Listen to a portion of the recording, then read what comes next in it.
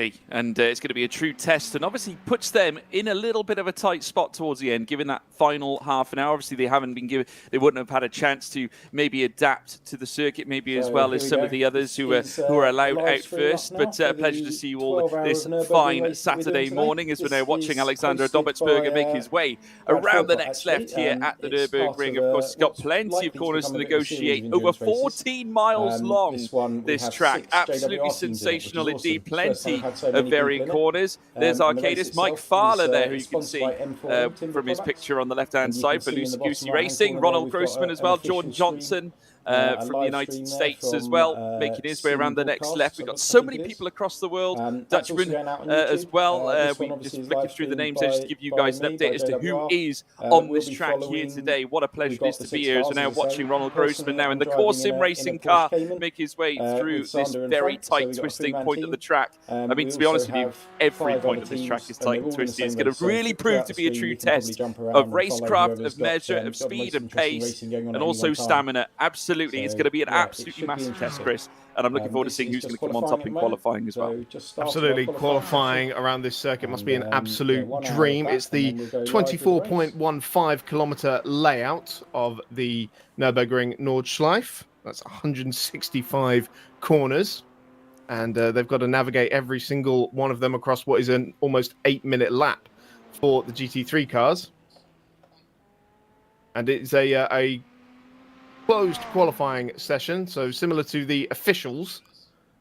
So all the cars will be out on track by themselves, not sharing the track with any potential traffic issues or slipstreaming down the Dottinger Her.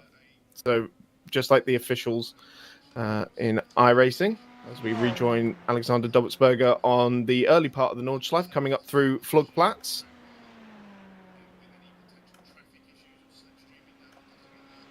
Yeah, very smooth indeed from Dobbetsberger, and just keeping the car in between, just keeping it on the grey stuff, which is exactly what you need to do as he now makes his way through the next roller coaster section, shall we say, and it certainly is fun at this point of the track. Now deep diving into this next right, and he's got a little bit of a straight to take then before he then reaches the next real tight right-hander, which will be coming up very shortly through this next twisting snake section.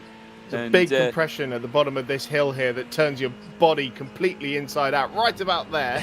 And even in a 308 that Brad Philpott took me around in a few years ago, it still absolutely tears you apart, but not a problem for these guys today.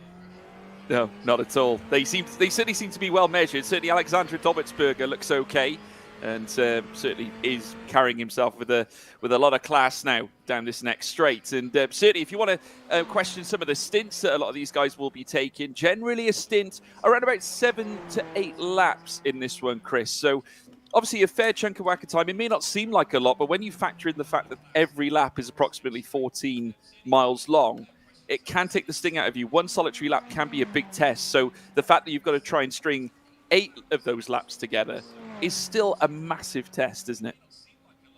Absolutely. We're still looking at a 1-hour stint time. We are joined shortly by Martin from M4EM, who is the sponsor of this event. And we are joined by Martin now on the live stream. Martin, thank you so much for taking the time to come and chat to us. The big day is finally here. It's the M4EM Nurburgring 12 hours. We are joined shortly. Martin, you with us? Can you hear me? Martin, unmute, Chris, on Discord. Who is the sponsor? Okay, yeah, Martin's there. You're on Discord. We are joined by Martin now on the live stream.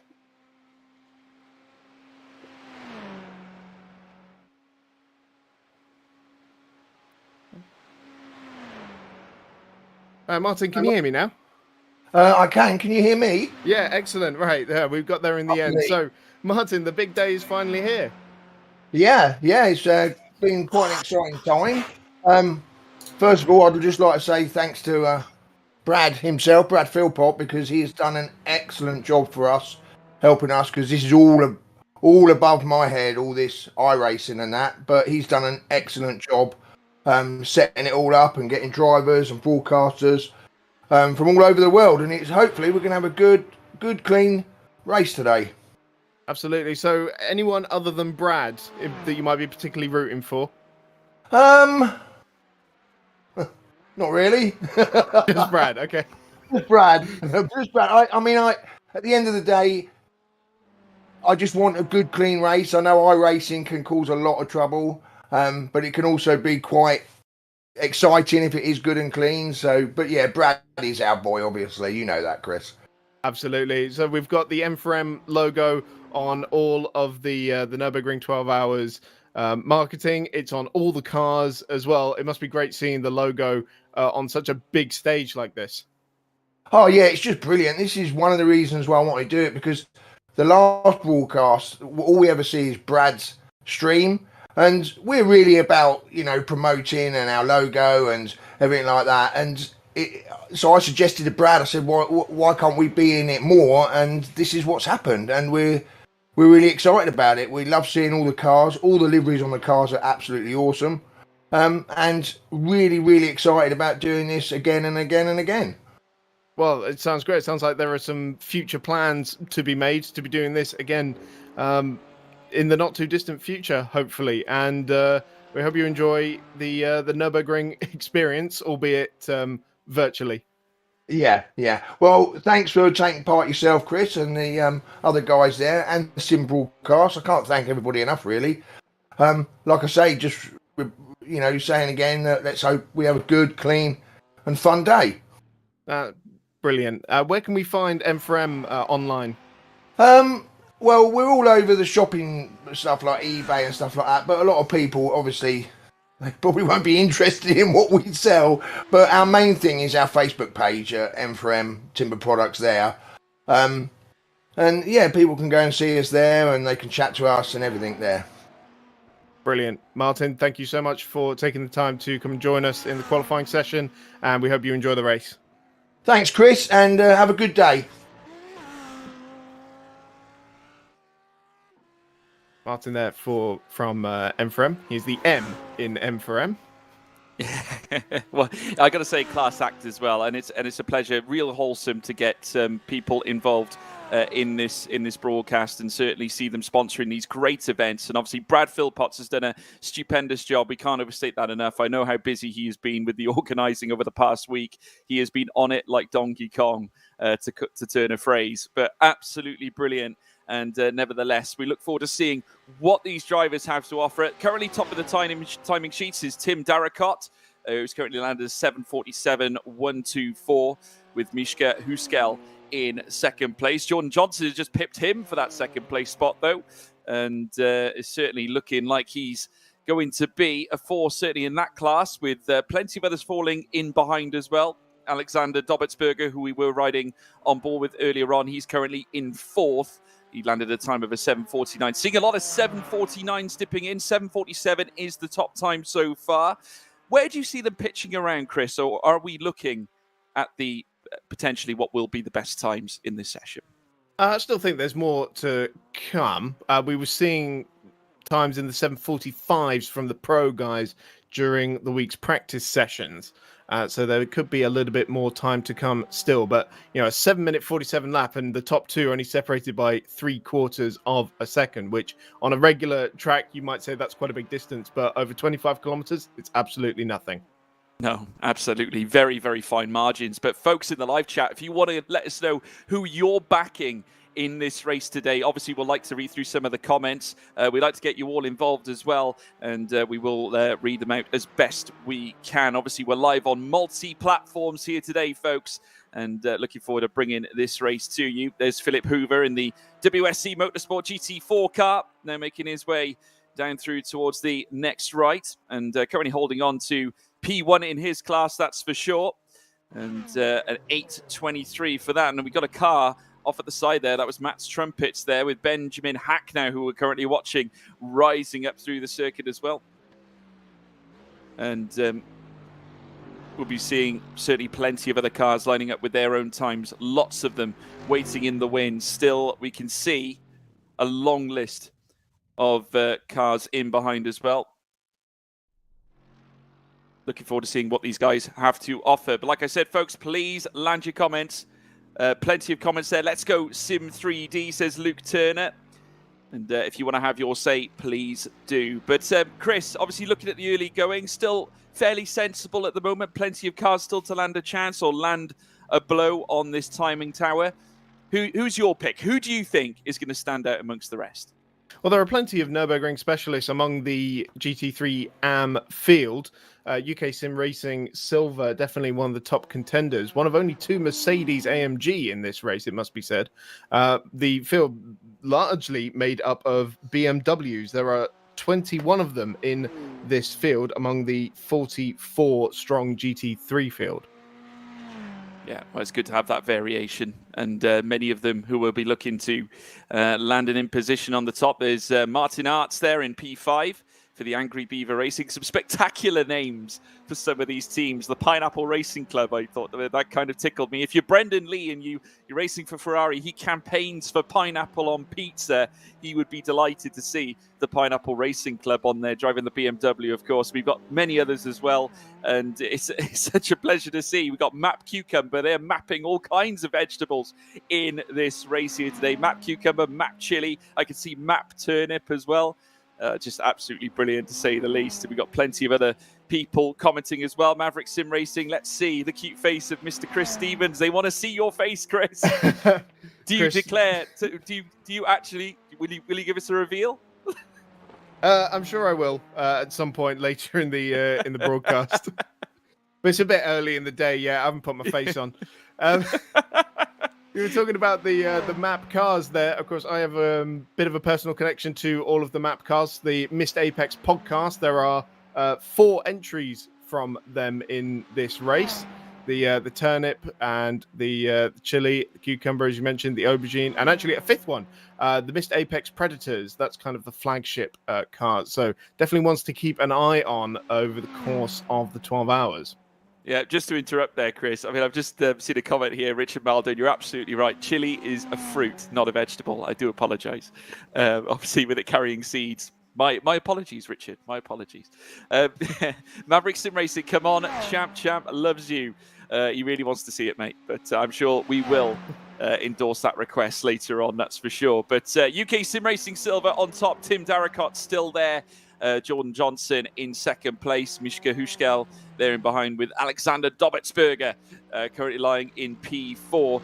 There's Tim Darracott now, the man who's on top of the timing sheet, swinging the car through this very, very tricky circuit of the Nurburgring.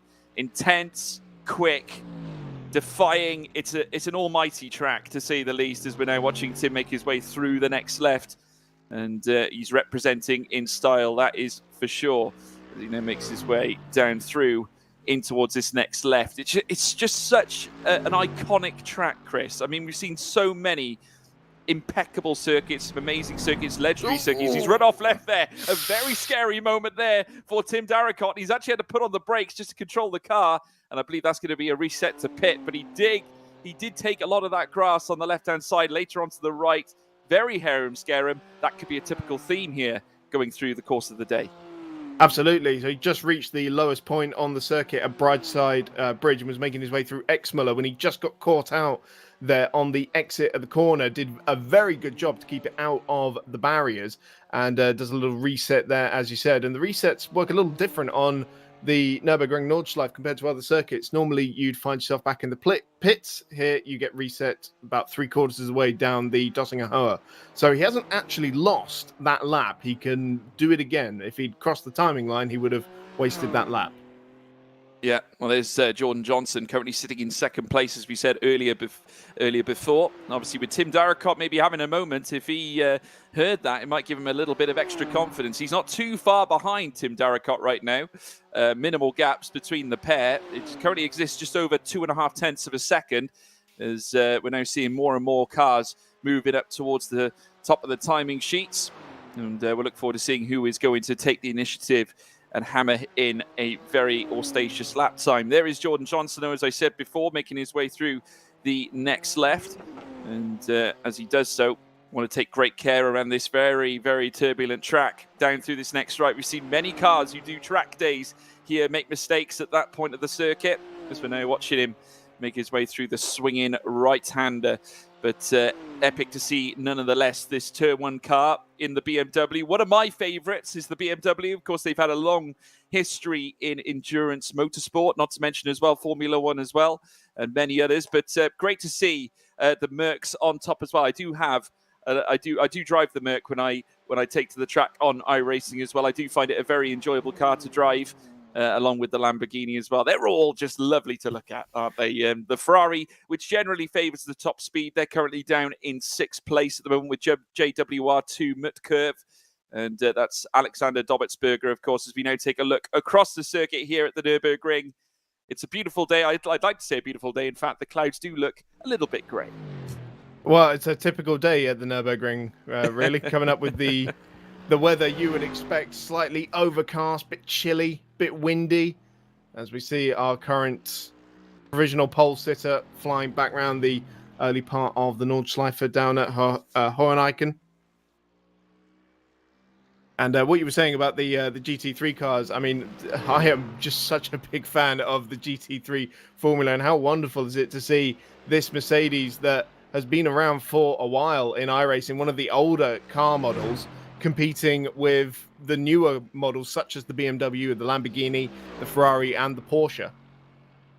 Yeah, all of them tremendous cars indeed, and we've seen so many of them over the years. Obviously, as you say, the M4EM GT3 car, a long-standing favourite of many, has been around for quite some time and under the Yokohama banner, and we're now seeing this Turn 1 car. There's Jordan Johnson in the BMW. And in through the next right, still holding on to that P2 spot. The gap still remains at 2.5 tenths of a second. There's Alexander Dobbetsberger. We're riding back with this man.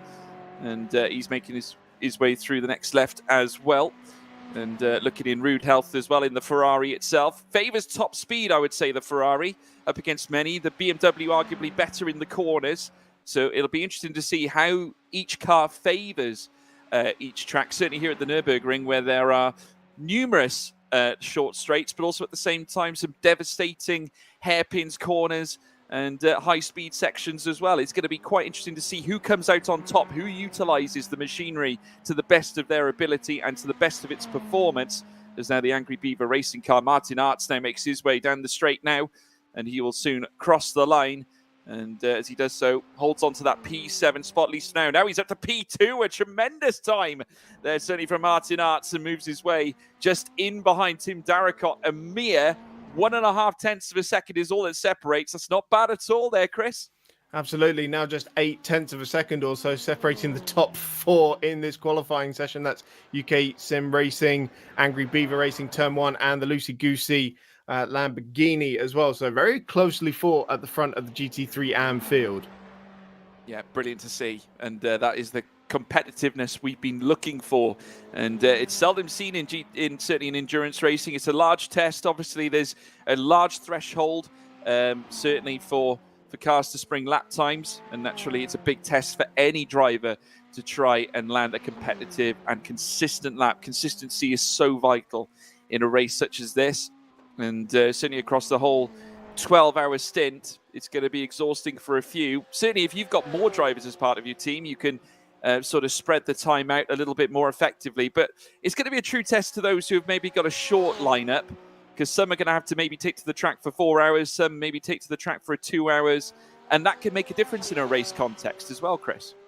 It certainly can, although the more drivers you add into the mix, then More I always stops. find there is more potential for drama along the way as well. On that note, actually, there is the ruling in this event that the driver who qualifies the car must start the race as well. So the drivers that you see in this qualifying session will take the first stint of the race as well.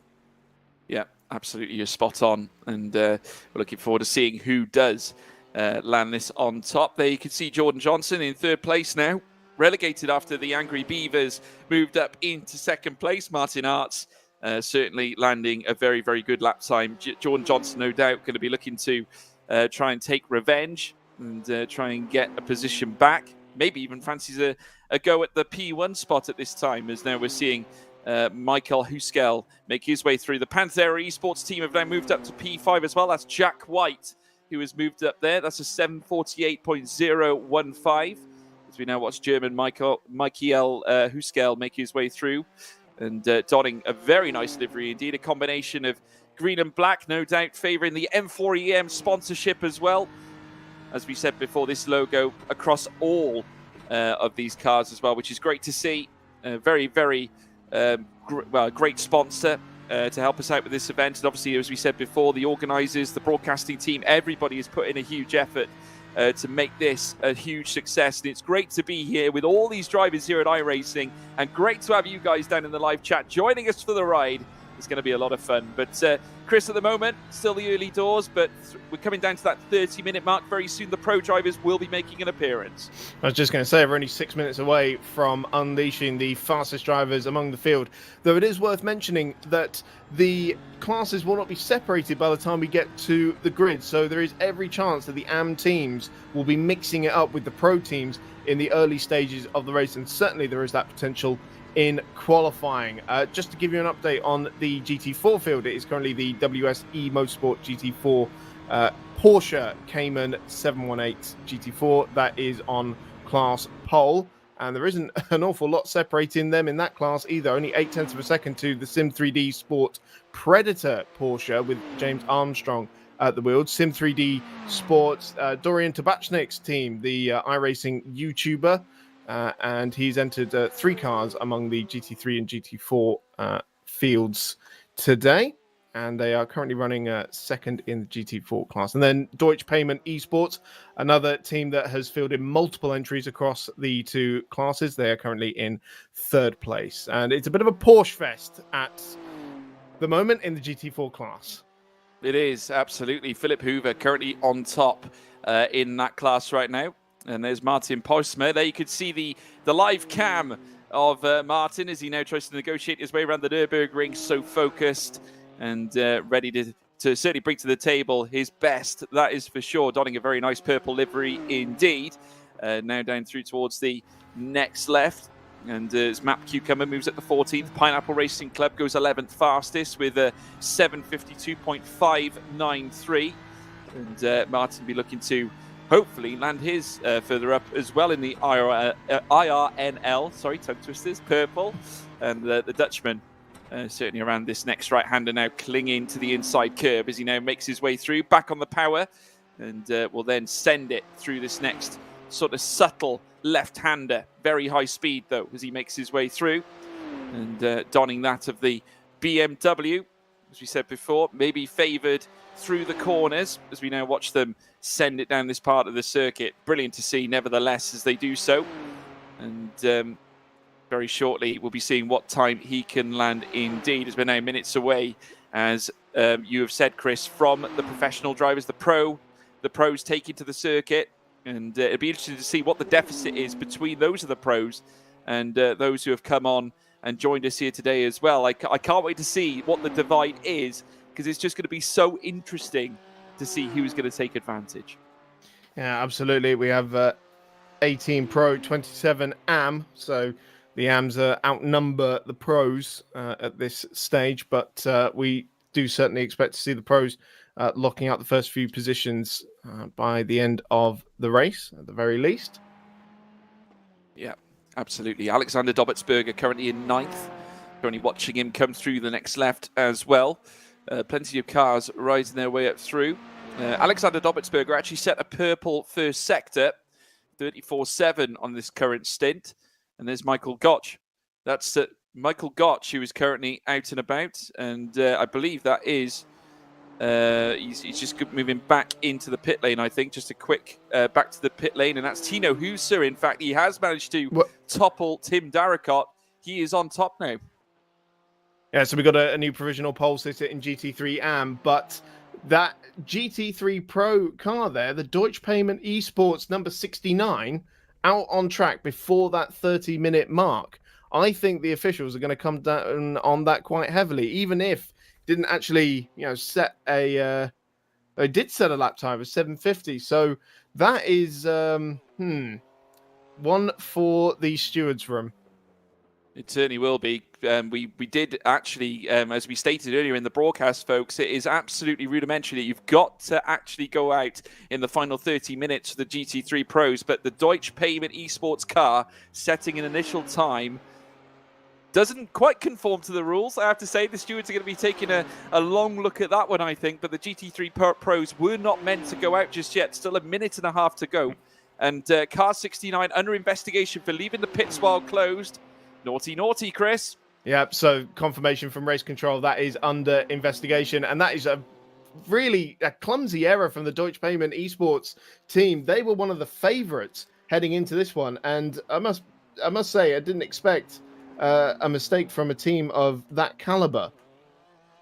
No, well, it's certainly something they're going to rue the error on, that's for sure. And we're going to be seeing more and more cars line up. Map Aubergine just setting a time, currently sitting in 17th place, but nothing can unseat the Lion GP Esports team right now. And just to say, the gap between them and Tim Darracott in second place, obviously representing UK Sim Racing Silver, currently stands at approximately 2 seconds, which is unbelievable. Wow.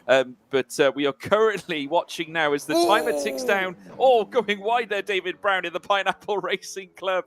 And certainly that's going to send him out wide. I would imagine he's going to certainly head back to the pits after that one. May have had a little bit of damage to the car, but there's Mohammed Al-Huessen, currently down in P10 for JB Motorsport. We're now ticking away. 20 seconds remain, Chris. The pros are nearly out. Yeah, absolutely. So one time on the board already for the pro guys, but we expect that to be eradicated. The punishment, as far as I can remember, was that you'll be excluded from qualifying for leaving the pits when you're not supposed to. So the current benchmark, 7:43.886. That is a very rapid time from Tino Huysser in the Lion GP esports car, and that is quite a benchmark for the pro guys to have to lay down, as the pro guys are now out on track. There is Brad Philpott in the M4EM Timber Products Ferrari making his way down the Dottinger to start his first flying lap. There are plenty of top guys to have to keep an eye on in this session, as we can see Philpott working away at the wheel with the webcam in the corner.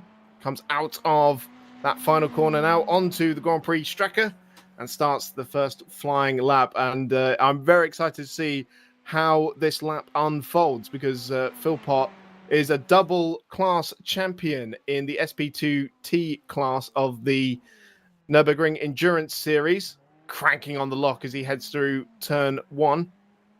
And the Grand Prix Strecker here, including the Mercedes-Benz Arena on this NLS layout.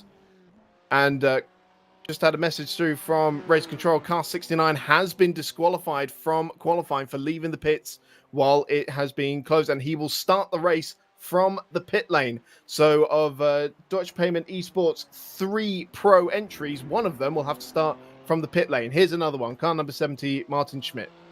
Yeah, and they're going to have to represent the team now pretty much, and not good at all. But early drama here in this broadcast, and that is going to put a huge amount of pressure on them, that's for sure. But very interesting to see now who comes out on top. Still plenty of time left in this session.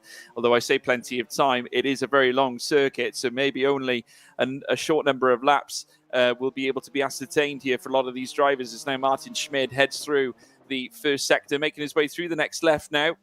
And it's going to be a huge, huge bout of pressure for this man, because obviously he's going to have to sustain some of the pressure from the sister car that has now been disqualified and starting for the pit lane. So the Deutsche Payment Esports car now down through this next straight. This dogged right-hander, nigh on a hairpin, that's for sure, comes through the next straight and in through the next left now. Very steady bend, just a flick of the brake pedal as he now makes his way through the next right. Car control so important at a circuit like the Nurburgring. So testing, aggravating, pressurizing. I remember witnessing certainly Esteban Ocon performing at his best here at this track here in Formula One as they make their way up towards the chicane at this point of the track. Obviously, we're racing the combined circuit here today as he makes his way through said chicane, now through towards the next left-hander. And this is where he'll join the alternative part of the circuit now. And the almighty Nordschleife part of the track that we're so used to seeing, of course, in sim racing, and many fear it. Chris, do you fear it as well? When I'm driving it, absolutely. In the sim, 100%. Yes, you need to. You have to respect this place, otherwise it will bite you. I've been to 2 NLS races over the last few years, and I can tell you, even just making the start of the race is an achievement in itself, because it means you haven't destroyed the car in practice or qualifying. So even making the end of the race, that's an even bigger achievement. If you happen to get a good result, then you're over the moon. As we see some more of the pro guys heading out. This is the Sim Racing Center BMW. That is the Sim Racing Center in Germany, if I remember correctly. All of the drivers in that car are either operating out of that center today or will be using equipment supplied by that center. And going on to this back straight, this is just a part of the track where you can sort of relax a little bit. It's relatively easy, but if you end up making a mistake on the Grand Prix tracker, it kind of hurts a little bit more when you've had the full Nordschleife to deal with as well. Yeah, certainly a huge bout of pressure. I mean, where you compare tracks to tracks, I mean, if we're talking the fear factor, what would you say is the most dangerous? Obviously, you've got Nurbugring, this combined circuit, but then you also have tracks like Bathurst as well. How do you compare the two? I love Bathurst. I really do. The 12-hour there and the Nurburgring 24 hours are two of my favorite events in the entire motorsport calendar. But for me, there is nothing that quite beats the Nordschleife in terms of its sheer challenge and the unforgiving nature of this circuit. I mean, Bathurst has its own challenges and, is no kinder to incidents than a lot of other racetracks. Over the last few years, we've certainly seen some fairly nasty crashes in the 12-hour, but there's just something about the Nordschleife that is a bit more historic, and I think the place it's in as well speaks volumes about it as well. It's an eerie place. It's often cold, overcast, bit dreary. You're in the middle of the Eiffel Mountains. There's a lot of mist everywhere. It has an intense atmosphere, an atmosphere that feels like it could bite you at any moment. Yeah, it certainly is. The famous carousel turn, obviously, is certainly known across motorsport. And then not only that, we're talking the long straight at Dottinger, which is one of the highlights, certainly at this track. But it's like you quite rightly say, in the Eiffel Mountains, it has been labelled as gruesome. Many have said that it's a very gruesome circuit, a very testing track. There's Brad Philpott in the M4EM Timber Products car in through the next left now from this professional. And Brad Philpott, the organizer of this event, just look how composed he is as he whittles his way through this very, very tight, aggressive circuit. And it may not seem tight because the circuit is reasonably standard in terms of width, but then when you factor in the types of bends that you've got to take, it is certainly a huge, huge test. And certainly as he wheels his way through the chicanes, totally in his stride right now, which is brilliant to see as he now comes through the next left part of the circuit. And again, just feathering the throttle slightly now as he flicks the rear, comes through the next right. Again, just playing with the steering slightly. Currently in third, he'll then pop it up into, in fact, leaves it in third at this point of the track. No surprises, actually, seeing as it is a bit of a delicate part of the track now through the next left. He's hanging onto the car at this moment in time. No upshifts at the moment. I'm not sure whether that's an error on our screens at the moment. No, he does spring it up to fourth. And he's now going to unleash the beast now in towards this next right-hander. Big opportunity for Brad Philpott to cause a stir in the live timings. Still on top is Tino Husser, currently with a 7:43.886. And currently in that AM class, that's a 2-second gap between him and Tim Darricott, which is huge. Certainly massive in the context of so many drivers in this race. But I'm sure that the pros will have no problem notching their best times on this field. No, absolutely. This is what they do best. Philpott just coming through what I find to be the scariest part of the lap as they go out of Flansgarten and into Sprunghugel, where the car gets very, very light, even leaves the ground as they go through Flansgarten, the little jump there. And now down the Dottinger, a chance to relax and take a breather, take a sip of drink if you need one. Talk to your team as you've got plenty of time to think about the race down this mammoth circuit that runs alongside the main road. And the castle often in view as well from the driver's seat. This will be the first flying lap time from Philpott, and I believe one of the first among the pro field to put a time on the board. Just under 22 minutes remaining in the session, so not a lot of time for these guys to get their 4 laps in as he heads down into Tiergarten. And that barrier that juts out on the left-hand side there always catches your eye as you break through. So JWR, the first team to put a time on the board, goes fastest with 7:43.2. Where does Philpott go in relation to that? Faster by just 89 thousandths of a second. That is superb, absolutely superb. He went purple in Sector 4, Sector 8, and Sector 12. But in behind, we've obviously got Luca Harrison in behind too, who went fastest in Sector 7. We've just seen Jakob Vedkar as well move up into first place as well. So incredible there from him. So Jakob Vedkar now in front. And he actually put together an amazing final part of the stint with purple in Sector 10 and 11. In fact, he went purple in Sector 5 and 6 as well. So what a performance from him. Martin Schmid, who we're currently watching come across the line as well. What can this man bring to the table? Can he go quicker than anybody here? Not just yet, I don't believe. He, in fact, just stays. I couldn't quite catch where he finished, but Jakob Vedkar in P1, Brad Philpott in second place with Luca Harrison in P3. Extraordinary lap times as now Phil Morton comes across the line. Yep, another one of Dory's clan, and he goes 5th fastest in class. That's 6th overall as the Lion GP Esports car, still sitting there in 4th overall on GT3 AM pole. And the first lap time from the ESR crew, only good for 11th at the moment. The ESR crew organising plenty of esports leagues in the Netherlands. And now we'll see what another top Nurburgring specialist team can do. Project Dynamic Grello, Nikolai Hoffman at the wheel of that number 25 Porsche. Blinking into Schwedenkreuz and Arenberg. This is one of my favourite parts of the circuit as well.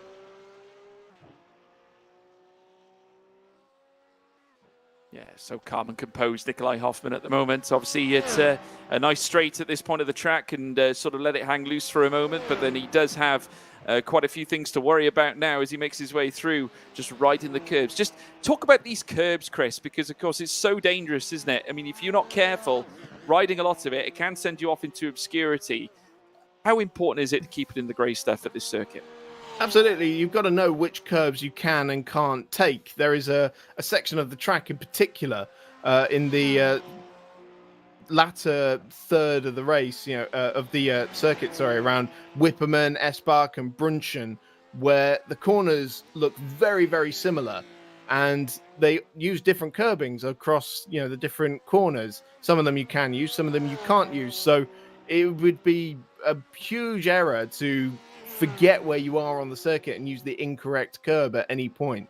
So it's really important to just map out every detail in your head. And that's where part of the challenge of learning this circuit comes in. It's not just a matter of which direction it goes in. It's where you've got to place the car and the little, the smaller details of how to drive a lap here. As Nicholas Schaefer in the Deutsche Payment Esports number 87 BMW is coming through that section of track I was just talking about, where there are various different curbs to use here. You'll see he'll use the curb on the right-hand side here, over the crest of the hill, but then throughout the rest of the lap, he won't touch them, especially through this Flansgarten section, where it is super, super tight. It's very tight indeed, but Dorian Tabachnik moving up into second place as well. And his deficit is only minimal. 1/10 of a second is all that separates him and Jakob Vedkar. So that's incredible. Certainly Jakob Vedkar still holding on to P1, but Dorian Tabachnik right behind him. Brad Philpott then with a gap in behind that pairing as well. But amazing how close it is at the top. Very seldom see maybe live timings being as close as 1/10 of a second. I think it's extraordinary, Chris. Absolutely extraordinary. Yeah, around a 7-minute 40 lap. Yeah, absolutely not. That is brilliant. Sim 3D Sport really taking the fight to the Protocharge Sim Sport car at the moment. Worth noting, the Sim 3D Sport they've got 3 cars all named after 80s movies. They've got RoboCop, Predator, and Ghostbusters. I love it. I love it. Big fan of some of these names, honestly, Chris. We've got fruit, we've got movies, we've got it all, certainly here. And we've got timber products as well. So if you ever fancy some timber products, you know where to go. M4EM is the place to be. But there's Florian Kruger in the Proto-Charged Sim Sport, making his way around the next right. The German, obviously looking in rude health as well. 7th place, 3.5 seconds off the top time set by the Proto-Charged Sim Sport car of Wacker Verdke. And plenty of time still left to go. 16.5 minutes still remain in this session. And I'm sure plenty of upsets at the top still waiting to be found as we now watch him take through towards the next left. In fact, we've seen a change at the top. Nicholas Schaefer makes his way to the top of the timing screens. A 7:39, the first man to break into the 7:30 zone. 7:39.891. And that is over a second quicker than that of Jakob Verdke.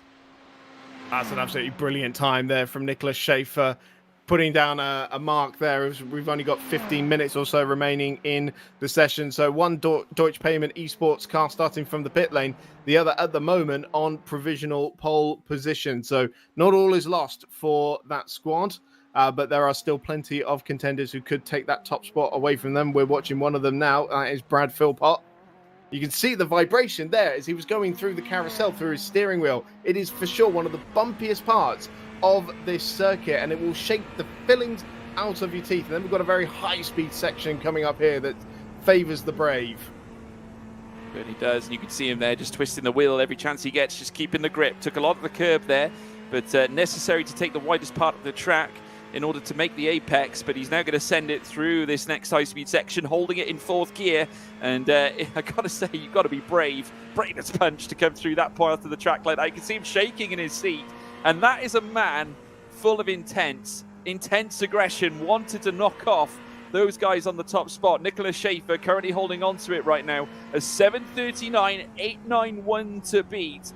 And I have to say, Brad Philpott, not one to stay in behind. He's going to want to try and tip the scale in his favour as he rounds the next left. The Brit, Brad Philpott, of course, who has taken part in touring car events as well. No stranger to competitive racing in real life or in the virtual world as well. Takes to the next right now, swings it through the next left. This very testing Nurburgring combined circuit.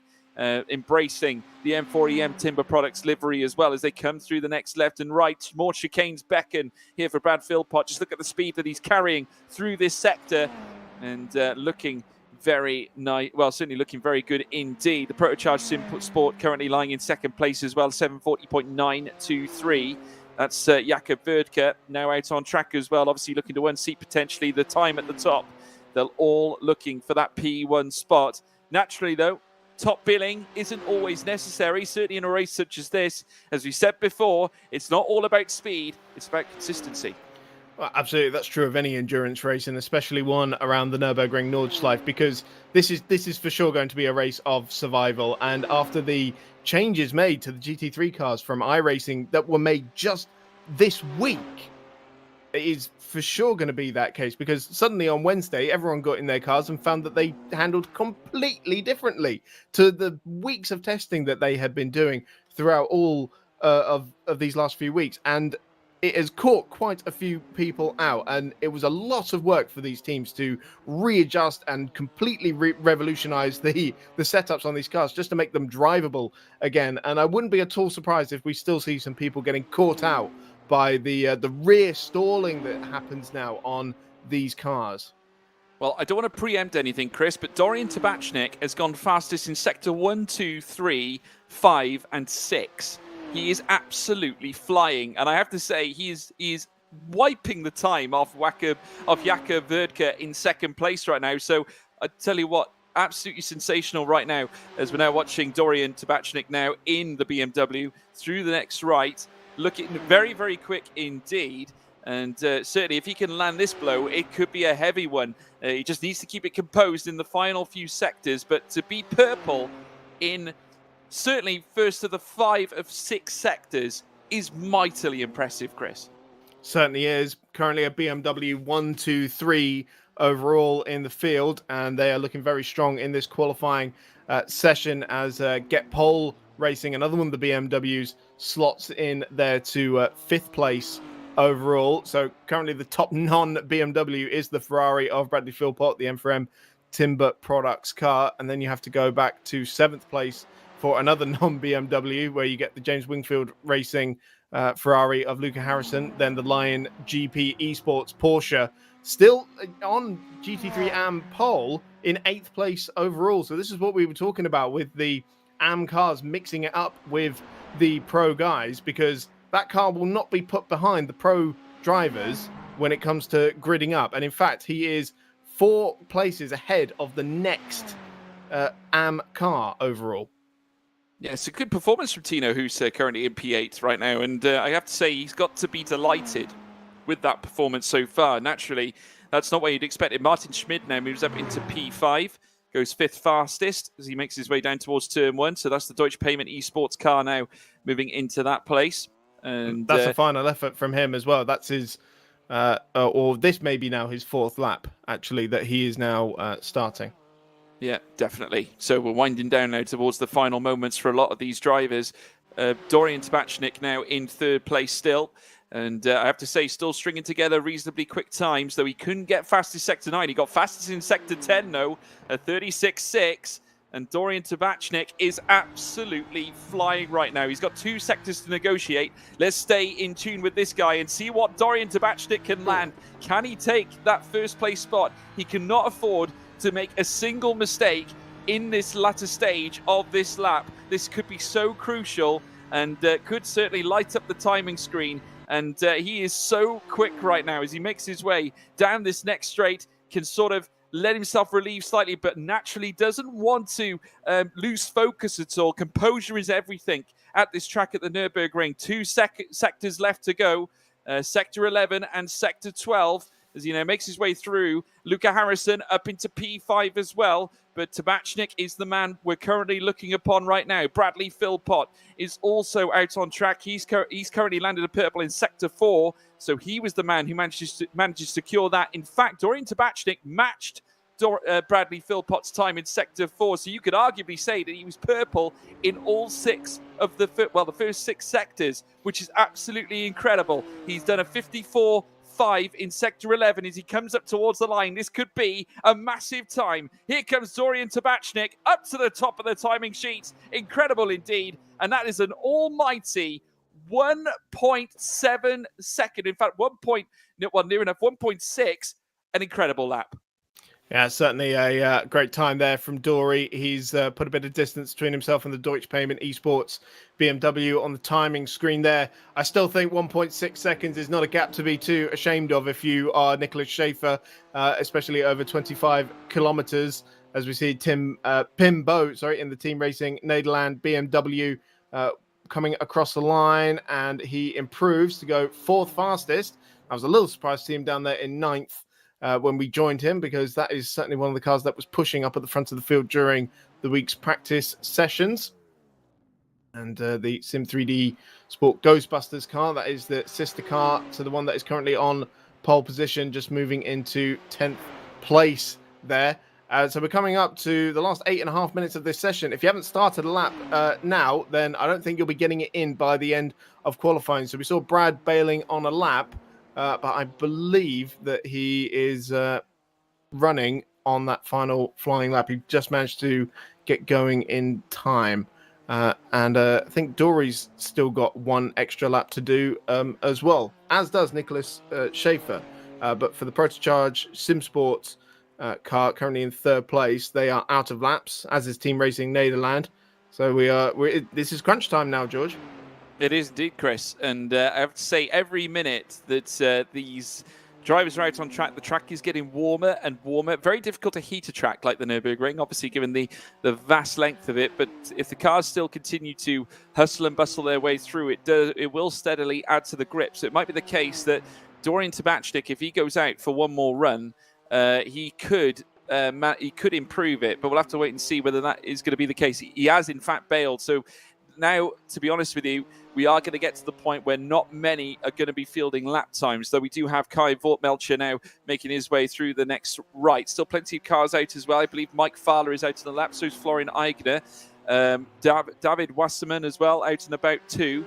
So we've got plenty of cars still in the midst, potentially looking to upset the apple cart here. Just to say, we've got pro drivers through the top 9. Tino Husa, impressively, still holding on to that P10, splitting a couple of the pros as well, keeping Philip Morton in behind him and Ruben Piotrowski in P12. And then further down, we've got Tim Darricott, another AM, with Kai Vormelcher and Jordan Johnson, another AM in behind him too. So I tell you what, the amateurs, they're not making a bad account for themselves. The AM's doing mightily well against the face of some of these pros.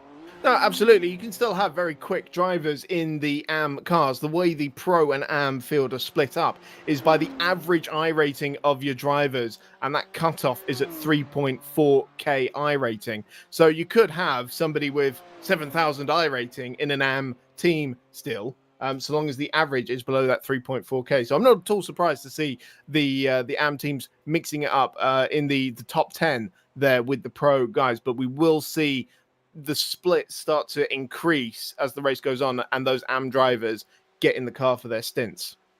Absolutely. There's Kai Vormelcher now and heading down the straight. This is where he can sort of relax steadily, but obviously not too much. Doesn't want to give too much away as he makes his way into the final few moments of his lap, and needs to keep it together, but looking okay right now as he makes his way through the next right and now into the next left. Very turbulent part of the track. This need to make sure you unleash a decent final sector. You'll come up towards the line now, and still looking okay as he crosses the line. What will that give Kai Vormelcher as he now makes his way through?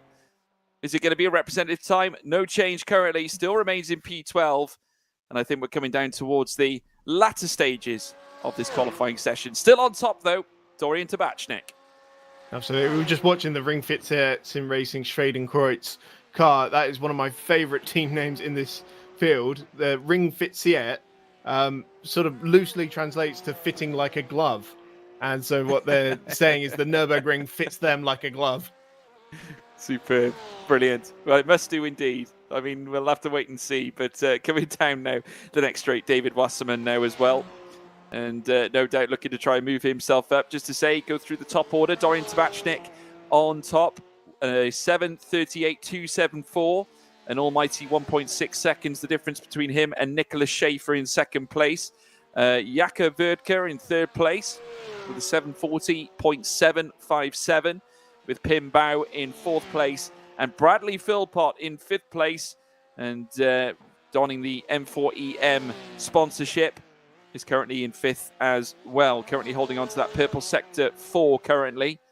And has done so very well indeed. But I just can't get over Dorian Tabachnik's lap at all, Chris. Purple in sector 1, 2, 3, 5, 6. You can argue 4 as well, because he leveled it with Brad Philpott, as well as sector 10 as well. That is an absolutely stonking lap. I mean, we've seen purple sectors in bits, in places, but for sheer consistency, that's a very good sign, certainly if you're a Sim 3D Sport RoboCop fan. Yeah, absolutely. It speaks volumes of the balance of the car as well, because there are such a variety of corners across those sectors and, of course, across the entire lap. The fact that he's performing well in all of them bodes very, very well indeed for that car. It's going to be a question now of how well can they etch out the fuel and how well can they look after the tyres.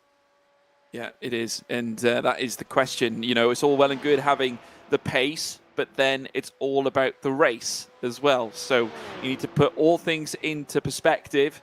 And the Sim 3D Sport RoboCop car, though, getting off to a good start. Remember, they will have to make driver changes. So whereas you might have Dorian Tabachnik giving his all in this session, then it's up to another driver in their team in order to do the same, as we're now watching David Wasserman make his way through right now as well. And what can this man do? Certainly making his way through the next left to the IBAC Sim Racing team, and donning the red colours. Of course, you usually see with teams like Ferrari. He's driving a Porsche this time, and in through the next right indeed. And 7:52.301 is their current time. You'd firmly expect them to go quicker than that, wouldn't you, Chris? I was expecting a little bit more from iBack. Yes, they're running 3 different entries in this, 2 Porsche and 1 Audi. iBack, of course, the suspension company based not too far from this circuit. And yeah, I was expecting a little bit more from them because it's not just the pros that they're sort of lacking behind. It's some of the AMs as well. Although I would suspect they have put a lot more of their preparation into the race itself. Because really, starting inside the top 20, you still have a chance of victory in this race. So certainly not all will be lost if they qualify towards the rear of their class. Yeah, you're absolutely spot on. Anyone can still win it. It's everything is possible, certainly in endurance racing. But interesting to note that the top 4 are BMWs right now, with 2 Ferraris in behind as well. So you've got a distinct contrast there, because obviously where Ferrari probably favours greater straight line speed, the BMW itself better in the corners, as I alluded to before. Does that mean to say that a more stable car perhaps is better in these circumstances? Stability is what they've all been looking for, especially since the update on Wednesday, because it introduced just an incredible amount of rear instability to the cars, particularly these sections of the track that we've been looking at that are just little kinks and you think of as just part of the straight. Suddenly the rear was breaking away from them. So there's been huge adjustments there, and stability is most definitely going to be the name of the game. Making sure that you're comfortable inside the car to be able to push it. If you're on the edge for the entire 12 hours, you will bin it at some point. Yeah, well, David Wasserman now down this long straight. He's going to look to try and turn up the heat. And he's looking okay and very good indeed. Green in most sectors.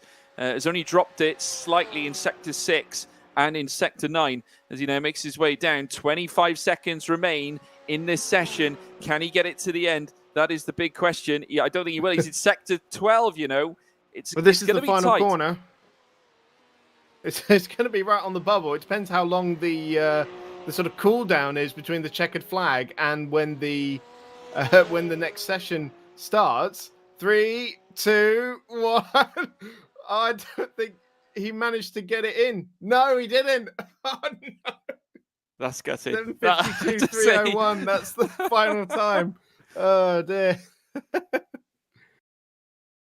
Well, that was certainly a very exciting qualifying session, and it will be Sim 3D Sport with Dori Tabachnik on pole position for this for the race in GT3 pole, and Lion GP on pole in GT3 AM. We've got a 10-minute warm-up session here before the race, just to make sure that there are no issues between qualifying and the race. And so we'll be back in just a moment.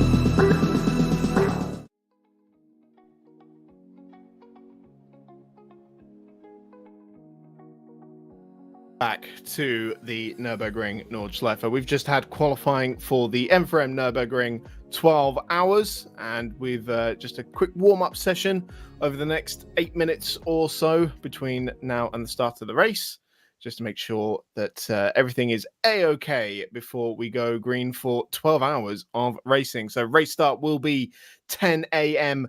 GMT, or UTC if you prefer. In sim time, actually, will be 7:30, I believe. Currently 7:11, but I believe that session time will progress.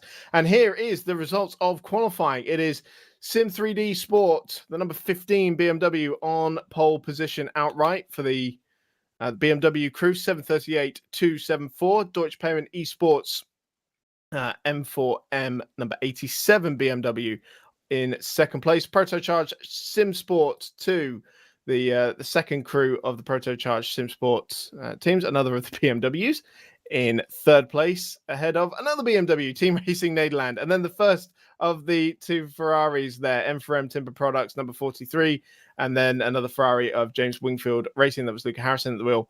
The second Deutsche Payment Esports BMW there, number 70, that is in seventh place, ahead of Get Pole Racing, number 66. Protocharge Sim Sport, number 53 in ninth, and then the second Sim 3D Sport, the Ghostbusters crew in 10th place. This is the GT3 Pro order, by the way, not the overall. Sim Racing Center, GT3 and Ringfitzer Sim Racing Schwedenkreuz ahead of the Sol Pro ESR Ferrari with Dennis Meisner at the wheel in the number 00 car. The IBAC 54, that it was in 14th, the lead of the three IBAC cars. Then the third Deutsche Payment Esports car, number 69, that was 15th, but has been excluded from qualifying for leaving the pits while the pits was closed. So that promotes Project Dynamic Grello, IBAC Sim Racing 2, and IBAC Sim Racing team number 49.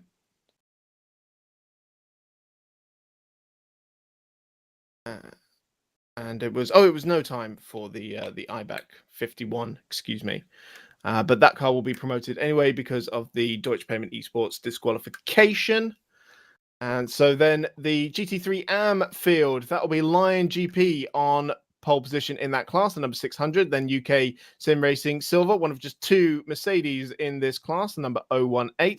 You can differentiate the pro cars from the AM cars by the 3-digit number, although it looks like some of the AM teams haven't conformed to that ruling. So I'll be getting a bit of a slap on the wrist there.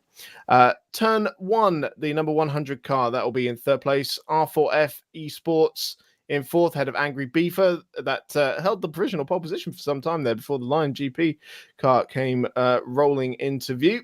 And then JB Motorsport, head of Lucy Goosey Racing, Pantera Esports, and then the top of the Mist Apex cars, the Mist Apex Predators in the 004 Porsche. Iron Skull Motorsport in 397 there in 10th place. Then two of the James Wingfield Racing cars, 013 ahead of 014. And then the second of the Mist Apex cars, Team Chile, that's number 404 in 13th, head of the Pineapple Racing Club. And then the third Mist Apex car, Aubergine, number 36 in 15th. NCR Italy, the Lamborghini there in 16th, ahead of the fourth and final Mist Apex car, the number 997. Ahead of the first of the two AM ESR crews, that is the Blue Whales, number 007 Ferrari in 18th place there. And then the rest of the GT3 AM field will be the two IRNL cars, the Purple 1, 530, ahead of Purple 2, 540. Team heat together, and as the name suggests, put together at the last minute. In 21st place, and then the fifth and final Mist Apex car 999 in 22nd. The third of the ESR crew, Black in 901, that is 23rd, and then Benjamin Huck in the second Mercedes, who's doing this race solo, by the way, in 24th place. And then finally, we'll move on to the GT4 field. It was WSE Motorsport that clinched the pole position there in the Cayman. The time of 8 minutes 22.141, just 8/10 of a second, ahead of the Sim 3D Sport Predator Cayman. Core Sim Racing in third place, ahead of the Deutsche Payment Esports Porsche. Green Delta Motorsport 996, ahead of Project Dynamic. James Wingfield Racing locking out positions 7 through 9, and Frontline Coffee, another of the solo entries with Danny Lee at the wheel of that 188 McLaren. No time in the session, so we'll start in 10th.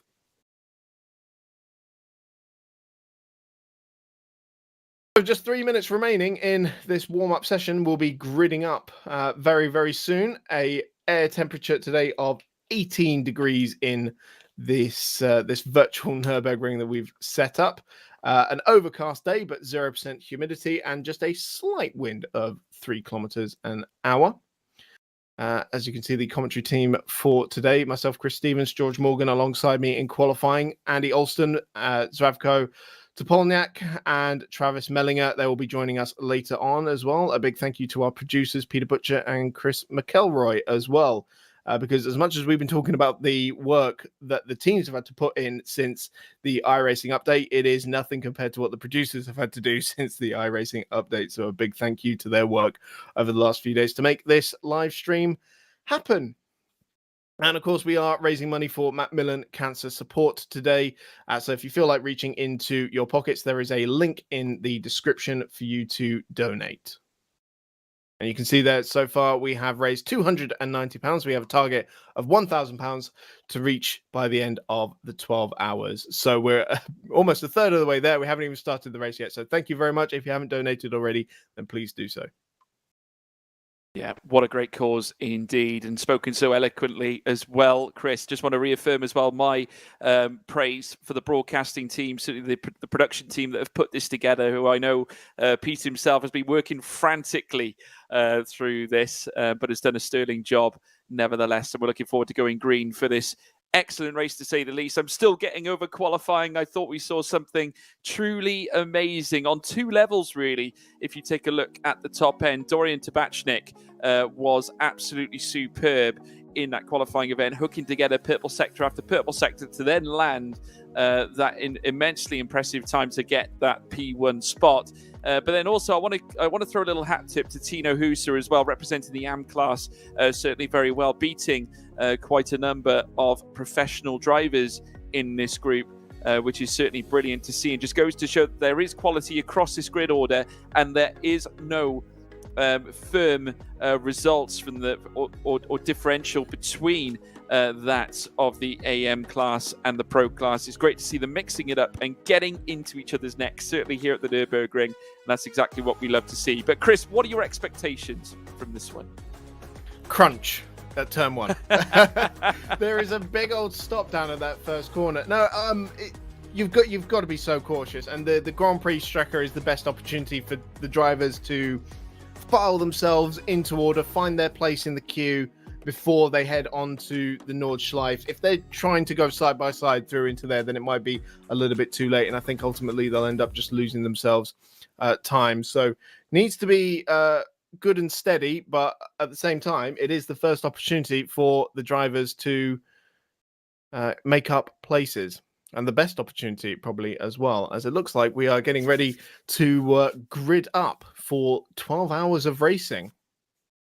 Why we tell you what, the calm before the storm, ladies and gentlemen. I hope you all in the live chat are looking forward to this one.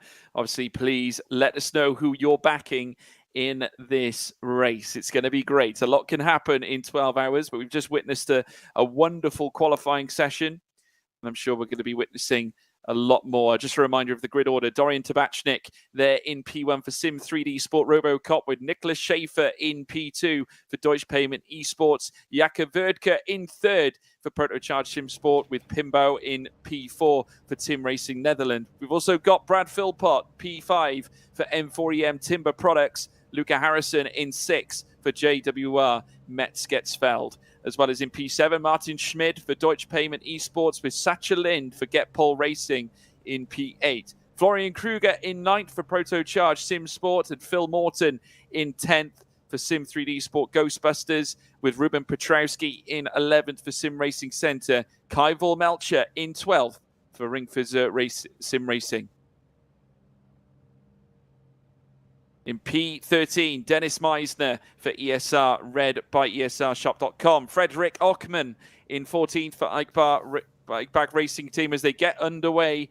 The safety car peeling off as they all grid up in behind. It is ready to go. We're all set here, Chris. Where's your money going, my friend?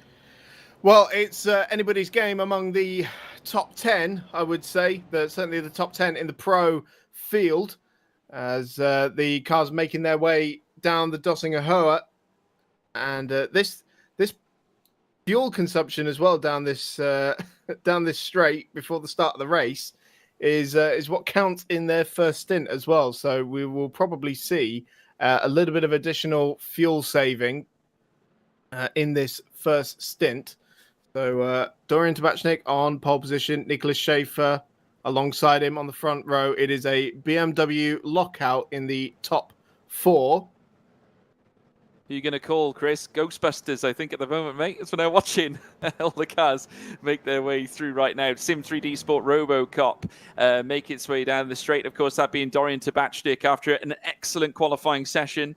We're about to go green for the commencement of this race. It's going to be a special one, folks. Brace yourself. We're going to be in for one hellacious ride. And, of course, in second place, you can see there the Deutsche Payment Esports car as well. As now Tabachnik makes his way down the next straight. The lights are bearing up. The GT3 AM class is Lion GP Esports leading the way as well, with the WSC Motorsport GT4 in that GT4 class. And in P3, Team Racing Netherlands currently waiting up as well. We're just watching them all side by side in through the next left. This is a common scene that we do expect to see, obviously, with these cars now bracing, just bearing the intensity before we go green for the start of this race. Keep your comments live, folks. Don't forget to leave a like and also subscribe, follow to all the channels as they come down this home straight now. The paddock on the right-hand side, they will be going green very, very soon as we're now watching the Sim 3D Sport car of... And they are green flag. It is pedal to the metal, and it is go, go, go, go, go. And certainly as they do so, Dorian Tabachnik leading them down towards turn one. In behind as well, the Deutsche Payment Esports car making their way through as they dive into turn one now. And still, it is going to be Dorian Tabachnik leading them through. Team Racing Netherlands in third place as they make their way in through the next left. Still in sector one, it is Tabachnik holding his own. They're all nicely strung together. No real incidents at the start here, Chris. Yep, James Wingfield Racing and M4EM Timber Products, the two Ferraris, they're going wheel to wheel behind them as well. But certainly still seeing a bit of the flickering. Hopefully that is sorted once the car starts spreading out a little bit. But great start for Dory. Did exactly what he needed to do. Nicholas Schaefer still behind him. And we still have a BMW 1, 2, 3, 4 up at the front of the field. Lion GP Esports hanging on to the lead in AM as well, but the Sim 3D Sport Predator GT4 has jumped the WS Motorsport GT4 Cayman as well, so a change of lead in the GT4 class as Dory heads his way into the Nordschleife for the first time. He certainly does, and as they do make their way through, still Dorian Tabachnik leads. In second place, Nicholas Schaefer, who has not left the rear, certainly, of his co-competitor. The Deutsche Payment Esports car currently sitting in P2. That's the M4EM 87.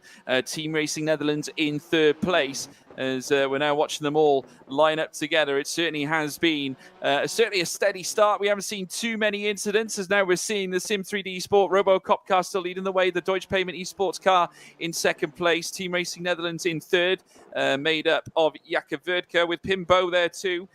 Solo, well, certainly Luca Harrison in sixth place as well, lining up. And I have to say, as we watch all the cars hightail through this sector of the track, with now the pressure being brought to that of Dorian Tabachnik, who in behind him has got Nicholas Schaefer certainly riding on the rear of that Sim 3D Sport car. And I tell you what, this is only going to amount the pressure here on Dorian Tabachnik at this moment in time, certainly as they try and make their way through this part of the circuit. It's going to be a question of who's bravest, I suppose, here, Chris. Yep, certainly will be. I mean, if Nicholas Schaefer is smart, he'll just sort of slot in behind Dory here and pick his moment down the dotting herd. No point taking any big risks in the early stages of this race. He's clearly got some pace over Dory at this stage of the race, and he can use that down the dotting herd with the slipstream as well to try and get past him. No point trying to make any moves elsewhere on the lap because it will just cost them time to the cars behind. Yeah, well, currently leading the way still Tabachnik, and it's just a question of, like I said, of just holding on, keeping the racecraft together, just managing the track as best appropriate. In behind as well, second place, Nicholas Schaefer with Pimbau now in third, Jakob Verdke in fourth as well, with Luca Harrison in sixth place, Brad Philpott currently lined up in fifth with Martin Schmid in behind him too. So it's all go at this moment in time. Obviously, Florian Kruger there in behind too with Satcha Lind. Tino Huser has actually, certainly held on to P10 and looking to manage his position well, of course, representing the AM class. and doing it exceptionally well as well. The Line GB Esports car with a nice buffer because he's got 2 pro cars in behind, that being Ruben Petrowski and, of course, Kai Vormelcher, as well as Jordan Johnson in behind him too. So, and that is the nearest amateur class to him, in fact, as we're now watching certainly the Sim 3D car. Dorian Tabachnik there with Nicholas Schaefer still there on his rear. Has not left the rear of that Sim 3D car right now and has remained very tight, very close in behind the Sim 3D Sport RoboCop car. Team Racing Netherlands in third, Protocharge Sim Sport 2 just lining up in behind. Not a lot of change in terms of the BMWs at the top 4, certainly still managing it very well. Yeah, apologies for the flickering on the stream here. The production guys are definitely working on a fix. We were talking about the monumental effort that there's been over the last couple of days to get this ready. Since the iRacing update, and it seems like there's just one more issue to iron out before we're running 1,000% smoothly. But this is one of the first fast runs up through the hill at Kessel-Shen that Schaefer's had to try and make his way through, and hasn't chosen that opportunity, or wasn't able to. And so we'll see what it's like when they get down to the Dotting Her at the end of this first lap. But so far, these top 2 not breaking formation. Not at all. They're still pretty much as they were. We can see now, right in behind, that certainly the Deutsche Payment Esports car of Nicholas Schaefer still giving Dorian Tabachnik something to think about. Obviously, the moves you make in the early goings can prove vital because, of course, as we said, it is a long race, but at the same time, you want that early advantage as well because, obviously, it puts the pressures on the cars behind. It makes them make mistakes. And that is certainly going to be in the mind's eye of Dorian Tabachnik and certainly Nicholas Schaefer as well. So I would expect these two maybe to work together here and just make it a 2-horse race, at least for the start. Anyway, a lot can happen, as we said, though, in 12 hours, folks, as we're now watching them nose to tail right now, heading through this Nurburgring circuit. What a pleasure it is to be bringing you this special event here today. If you haven't done so already, if you want to donate, please make sure you do. £290 raised here for this Macmillan Cancer Support Charity. And there you can see those are the details. Be sure to leave a like and subscribe and stay tuned for all the racing action. But incredible indeed. I believe we do have someone joining us indeed. Dravkar, I believe, has joined us for his stint, as I will be bailing out of the commentary box, and he'll be joining you, Chris Stevens. Absolutely. Thanks for taking us for the first hour. It's my pleasure. A privilege to be alongside you, Chris. Cheers, George. Thank you.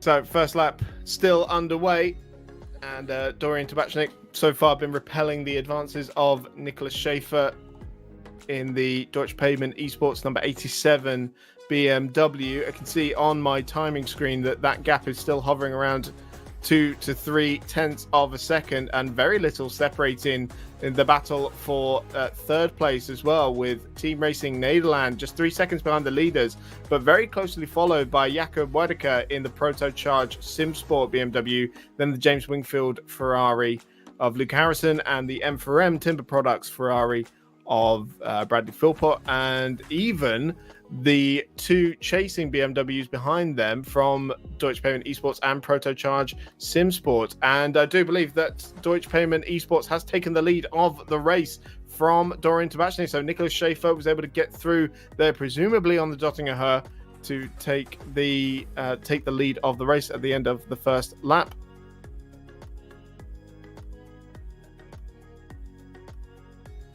So Zrab goes with us in the commentary box. Certainly been an entertaining opening lap to the race.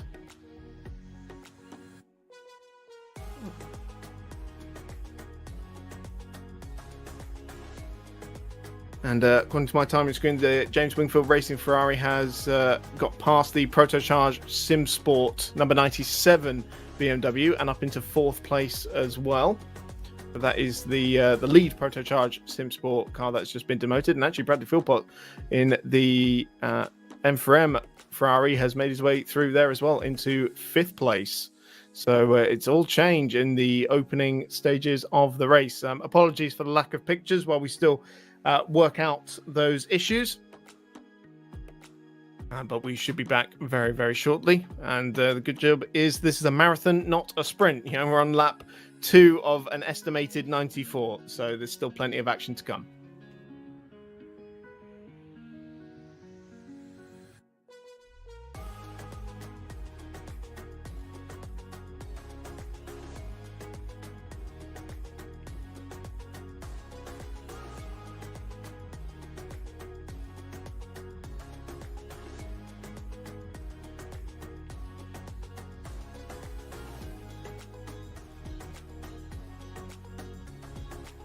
So Zavko's with us in the commentary box. What have you made of qualifying and the opening lap so far? Hello everyone. I sadly was not able to watch the qualifying because I was struggling with my, I would say, computer problems. So if you could fill me in and everybody else that has been joining recently and didn't watch it from the start, it would be great. Fair enough. Well, we did have Dorian Tabachnik in the Sim 3D Sport Robocop BMW on pole position overall, but it's just lost the lead to the Deutsche Payment Esports number 87 BMW of Nicholas Schaefer. A great performance in GT3 AM by the Lion GP Esports car, Tina Heusser, in 10th place overall still, and leading the AM class by quite some margin in the early stages. And then the GT4 class that had the Sim 3D Sport car leading, but WNS now leading in the GT4 class as well. Green Delta Motorsport not far behind them as well. So yeah, action up and down the field. Oh, that sounds great. This track is an awesome one to drive. Also very hard one. Yeah. Did anybody had big problems for now? We had a couple of spins in the qualifying session, but nothing too dramatic. There was a few incidents with people just brushing the barriers down at Brightside. It seemed to be the crunch point. We saw a car go into the barriers on the way into the corner, and a car hit the grass on the way out of the corner at X Muller. So there was a couple of incidents, but as far as we can see, a few incidents on the opening lap. Car 310 has been given a calm down warning for an avoidable collision on lap 1. And car 310, I'm trying to find out which one that is. It'll be one of the AM cars, maybe, or it's the Deutsche Payment Esports GT4 Cayman, actually.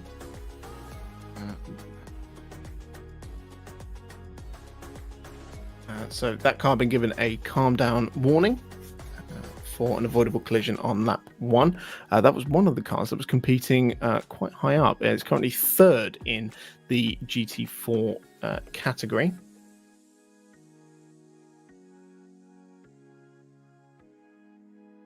With Ben Kelly Macaulay at the wheel of that one, but James T. Armstrong in the Sim 3D Sport Predator car leading that GT4 class, and actually has one of the GT3 AM cars between them and the second place car in that class. So plenty to keep occupied on. The best lap of the race coming in from Nicholas Schaefer there, as it looks like pictures have been restored. Wonderful. And we can see Nicholas Schaefer there in the Deutsche Payment Esports number 87 BMW. That is leading by 1.3 seconds to the Sim 3D Sport Robocop car of Dorian Tabachnik that was on pole position. And the battle for third place, we can see just in the background there, still very tight indeed, with Team Racing Nederland's Pim Bo at the wheel of the number 77 BMW. Currently leading James Wingfield Racing, M4EM Timber Products, the Protocharge Sim Sport cars, the number 97 ahead of the number 53.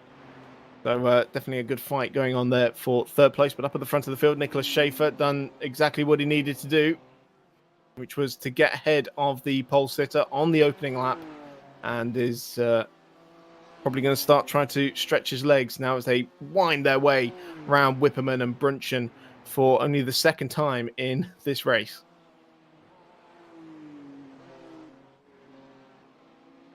And here is that battle for third place we were talking about.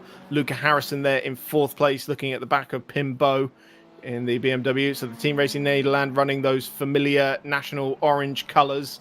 James Wingfield Racing, the red with the yellow stripe. You'll see plenty of cars with that livery there, flying the for James Wingfield colours. James Wingfield, a Caterham racer in real life, and is driving one of their GT4 entries in this race as well. Also an engineer for a very top Formula One team, and young Luca Harrison at the wheel of his number 23 Ferrari. Just 15 years old, if I remember correctly, and has been competing in the Missed Apex Formula 3 stables, and is not known for his holding back at any point. It's all on the line with Luca Harrison at any time, and very much a win it or bin it mentality, not the kind of mentality that you need in endurance racing. So we'll see how he adjusts. Stretching a bit of a gap to Brad Philpott in the M4EM Ferrari, about 2 seconds behind them now, and he's got a couple of cars of his own for close company as well, the 2 Protocharge SimSport BMWs that he will try and keep behind him on the Dottinger Hoa here. So we see Harrison and Bo battling over third, and Philpott, Weidecker and Florian Kruger doing their own battle. And here we can see the straight line speed of the Ferrari there working very nicely. It's keeping Philpott in front of those 2 BMWs, and it's drawing Harrison closer to the rear of the Team Racing Nederland BMW. I don't think there'll be a chance for him to pass, though, on the way into Tiergarten. Indeed, there is not. Matt Harrison now right up on the rear of that number 77 BMW, and as they come onto the Grand Prix Strecke, it's a great opportunity for him to try and make his way past and into the podium placings as we ride on board with Luca Harrison, right in that slipstream, building up to 270 kilometers an hour down the front straight, and Pimbo goes defensive there, parks it right on the apex, and Harrison has to just back out of that for a second as they round this long turn 2. Of course, not the N24 layout where they turn left at turn 1 and emerge at this part of the track. Right about here is the VLN layout where they use the Mercedes-Benz Arena, and then they will swing right here at the cutting. And so Harrison so far not able to take advantage of his pace over Pimbo in this Grand Prix section of the lap, and may have to wait a whole nother lap before he can do anything about it. Yeah, it does look like the Ferrari has the legs over on the straights, but so many corners here. Hard to make something of it, and you really need to be very close to even attack. It's a dangerous track, tight. Absolutely, and if they continue battling, then it won't be long before this man arrives on the scene as well, dragging those 2 Protocharged SimSport BMWs with him as well. As we can see, Philpott working at the wheel of that number 43 Ferrari. And a fantastic livery on that, I must say, as well, with the M4EM sponsorship as they wind their way onto the Nordschleife.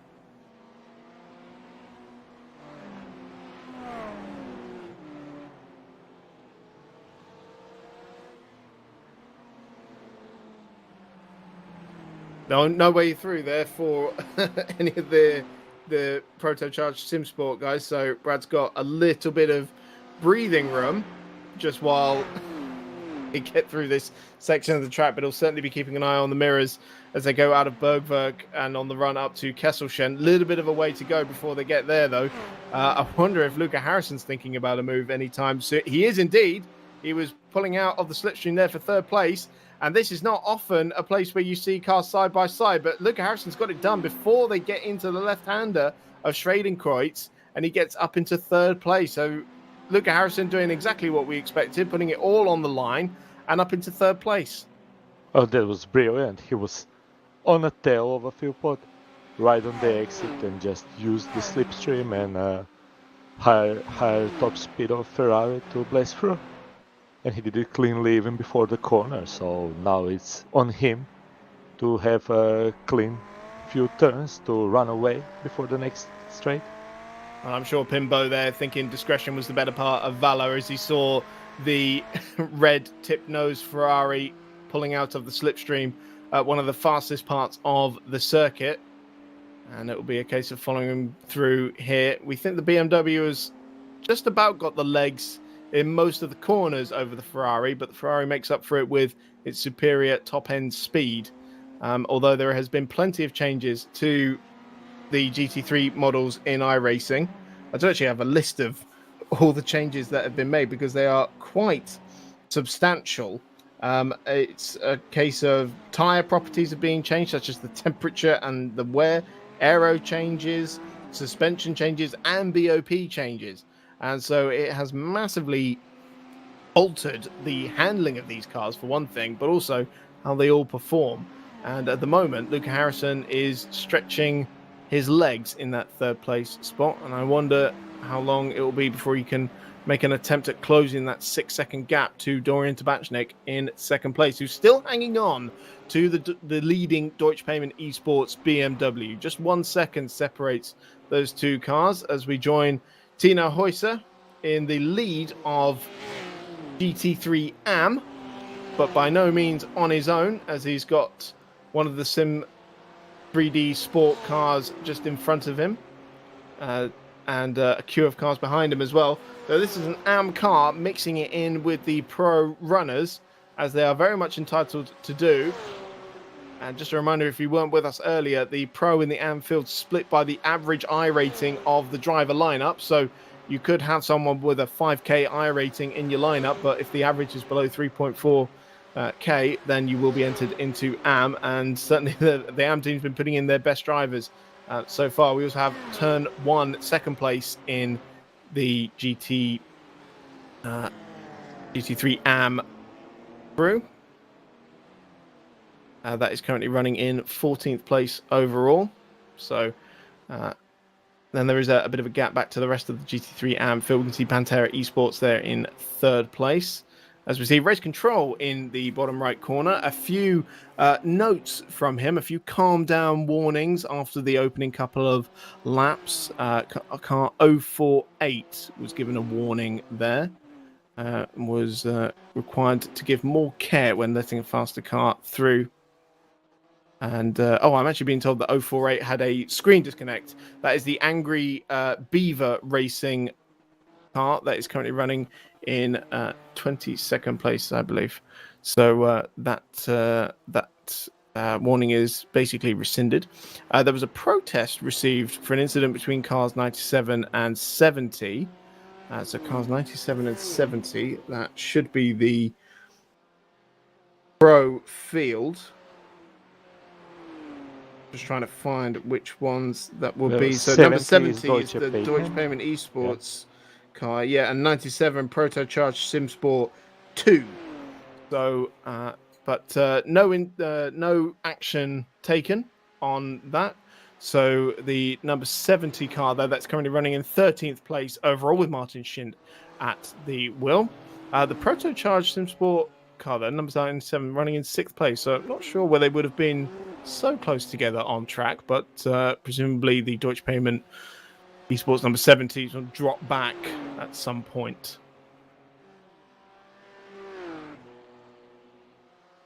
So what is interesting to see is that third place, Luca Harrison, is slightly gaining on first two, and he did manage to pull out a gap of few car lengths.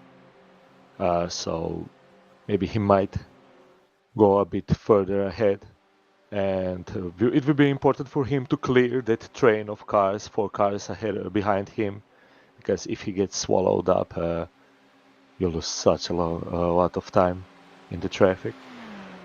This is very true, and Philpott doing everything he can to keep those 2 proto-charged SimSport BMWs at bay as well. Wonder if there might be some team tactics here, because I'm sure they're both arguing that I'm the faster one. But so far, it is still number 97 that leads number 53 in 6th and 7th place overall there, as we're on board with Philpott and actually closing down the Team Racing Nederland BMW there, right in the wheel tracks of that number 77 car. Not close enough to attack on the Grand Prix Strecker, but Philpott now will certainly be thinking about what's in front of him rather than just what's behind him. Well, he already saw how Harrison did it, so I guess the key for Ferraris is stay on the tail of BMW in the twisty bits. Hope for a maybe slight mistake from BMW that will diminish its exit speed out of a turn, and then just bounce on the straight.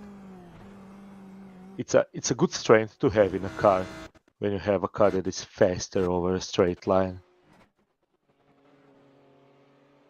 Certainly is, and this battle looks like it is going to be fought between BMW and Ferrari for the overall win. By far and away the most represented cars in this field. We have 21 BMW and 11 Ferrari in this field, and they currently make up all bar one of the top 10 places. As, oh dear, that is the Get Pole Racing car that has had a collision here with one of the Sim 3D spots. That's the Lion GP car, the AM leader. And, just getting a little bit greedy on the inside there was the Get Pole car, I would say. And it has taken both of them out on the Grand Prix Strecker. So not an incident you would have needed only 25 minutes into a 12-hour race. Yeah, that was a misjudgment.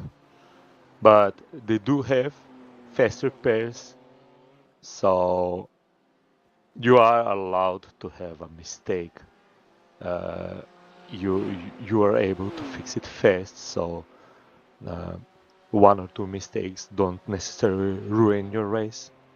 No, that's very true. They have 3 fast repairs to use throughout the course of the 12 hours.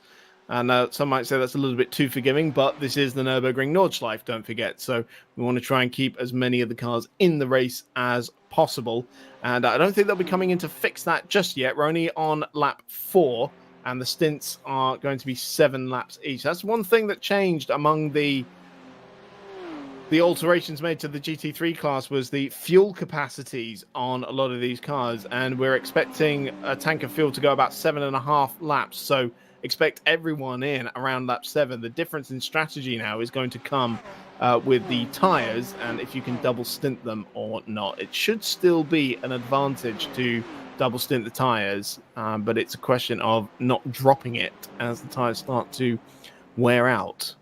Yeah, well, I think that the big part of advantage comes by not losing track position.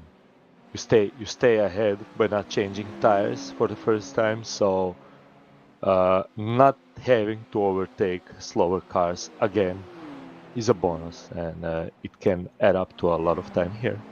That's absolutely true. But of course, one thing that these guys won't have to contend with quite as much as the drivers in the real N24 would have to is as much traffic. For one thing, we have 60 cars in this field, not 160. So already there's fewer cars to have to go through. And of course, the cars are only GT3 and GT4, so we don't have any TCR cars or just lightly modified production vehicles. No Dacia, for example, that they'll be lapping every 10 minutes as well. So in a sense, they have it a bit easier, but definitely trying to get through the slower traffic is going to make or break your race. As we can see, the Missed Apex Predators Porsche, number 004, Kyle Power at the wheel of that car. And we've got a slow-moving Jack White in the Pantera Esports Ferrari. Now, what has gone on there? Has he hit the wall at some point? He's resetting. So a drama there for the Pantera Esports early in the race as well. I was saying that pack was bunching up just a little bit, but a problem for the Pantera Esports, and hopefully something that can be rectified pretty sharpish.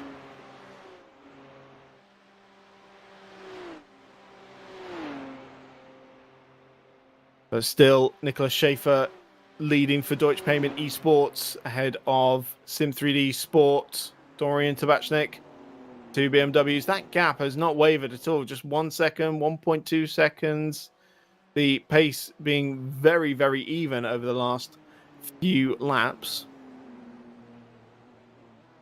It does look like Tabachnik is holding station. I mean, there is no point in being too aggressive and attacking at this point of the race.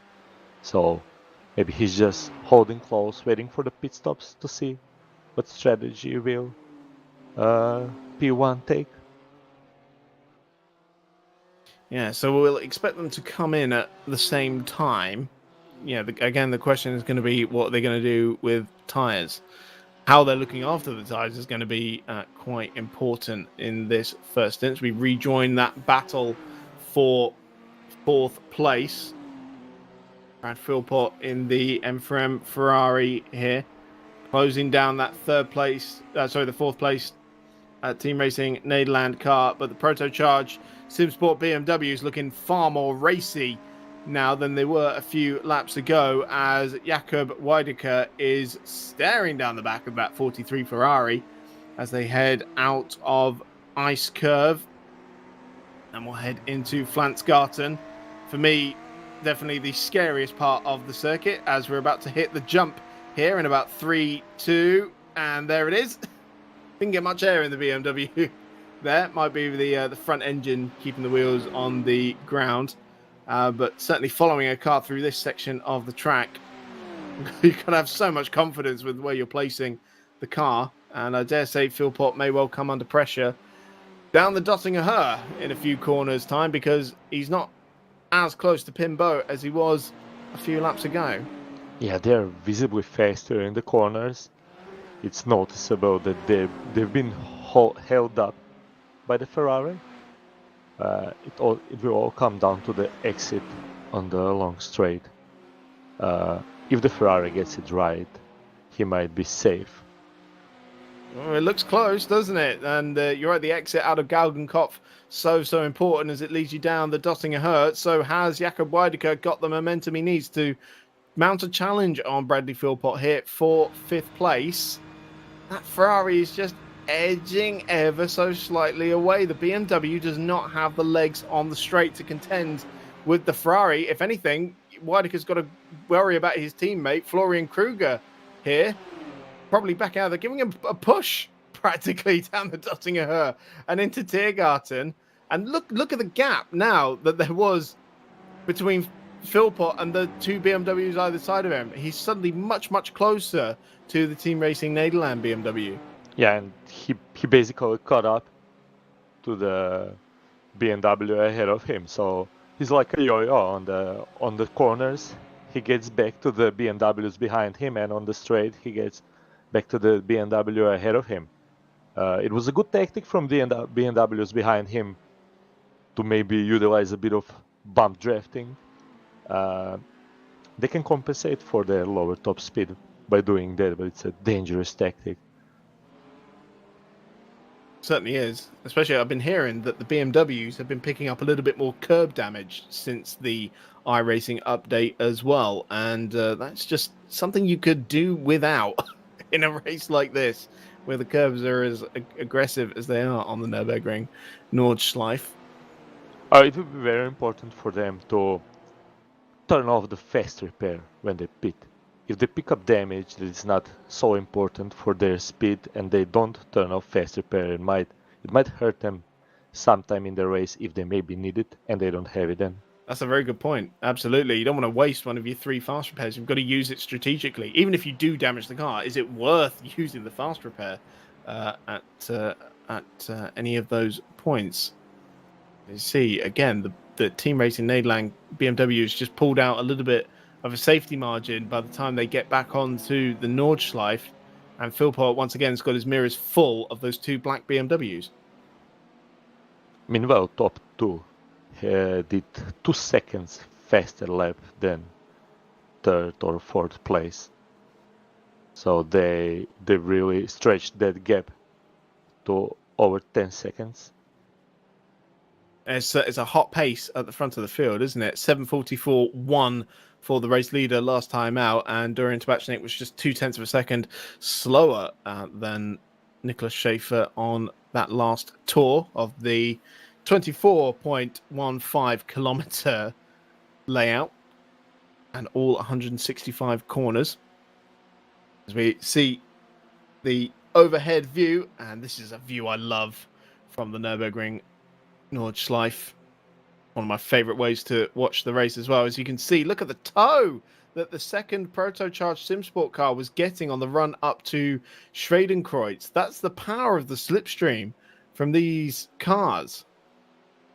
Yeah, that's amazing. It was also visible how much they gained on the brakes to Ferrari. Well, we'll certainly see it here as we head towards one of the much more technical sections of the lap down at Adenauer Forst. If you watch a compilation of purist foreign drivers getting it wrong, it's usually from this section of track.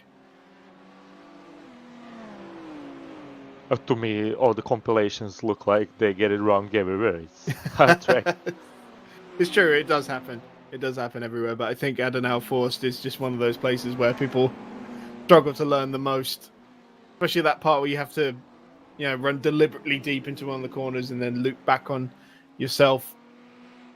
Yeah, it goes against the learned knowledge of racing, right? Exactly. Well, certainly this is some super tense action for fourth place at the moment.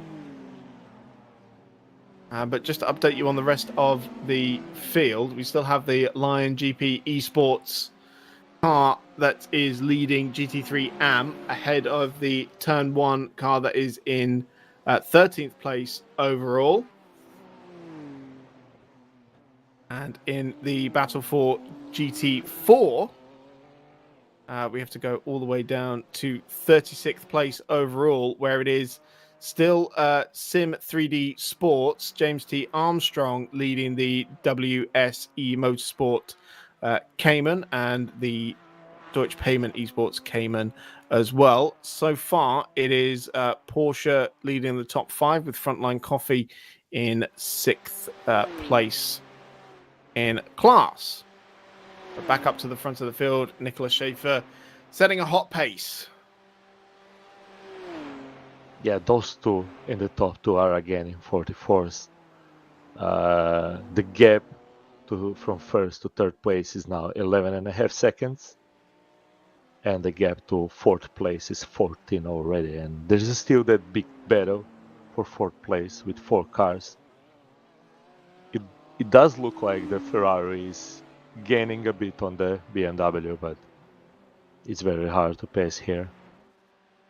Absolutely. So perhaps Luca Harrison's more aggressive style has actually done him a few favors here, because he was able to get the job done early and is able to set his own pace now, whereas Bradley Philpott is just yo-yoing between those two BMWs, where he's just able to keep in front of one, but not quite able to get ahead of the other. Might be relying on a mistake from Pimbeau, or we'll have to do it in the pit stop phase. But it must be said, look, Harrison's only, a couple of seconds up the road there. It's not like he's running away. Yeah, but it's enough to have a bit of a peace of mind. If he does one little mistake, it will not cost him a position. And that's not what the cars behind him can say. So well, it's a lot less stressful, I guess. Is there such a thing as a small mistake on the Nordschleife? It has to be a very small mistake, not to be too costly. Speaking of small mistakes there, I think Pimbeau just made one, but Philpott not close enough to actually take advantage of it. Pimbeau just looked a little wide on the way out of the ice curve, and he's certainly got enough room there, enough advantage to be safe down the Dottinger Hoa. And again, are we just going to see Philpott coming back towards the Team Racing Nederland car down the straight? Well, we'll find out in a few corners. But he's soaking up the pressure from those two proto-charged SimSport cars at the minute. Yeah, but they're not giving up. The first one is definitely not giving up. He has been following very close whole lap. I think they're just biting for a mistake or a wide apex a bit later on the brakes, and they will be on it. Well, somebody waiting for a mistake from Bradley Philpott is going to be waiting an awful long time.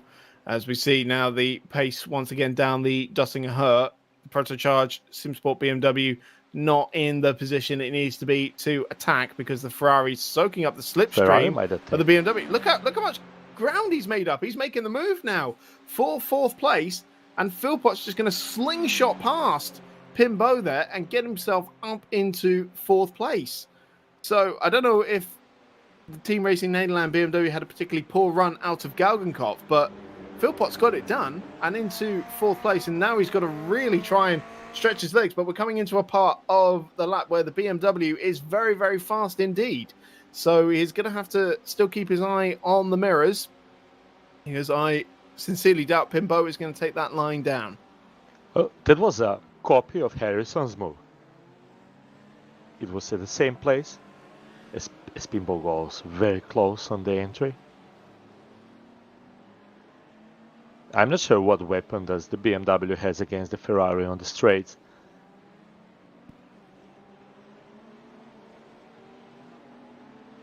Well, so far, Philpott able to keep his nose in front of the Team Racing Nederland car, and the battle for GT4 being led by James Armstrong in the Sim 3D Sport Predator. Sim 3D bringing 3 cars to this event, 2 in GT3 and 1 in GT4, and it's currently leading the class with WSE Motorsport Philip Hover there in the 888 Cayman, just keeping ahead of the Deutsche Payment Esports number 310 Cayman. The GT4 cars being dominated by the 718 Cayman GT4 Club Sport, with only a couple of McLaren 570S entries, the rest of them all the Cayman.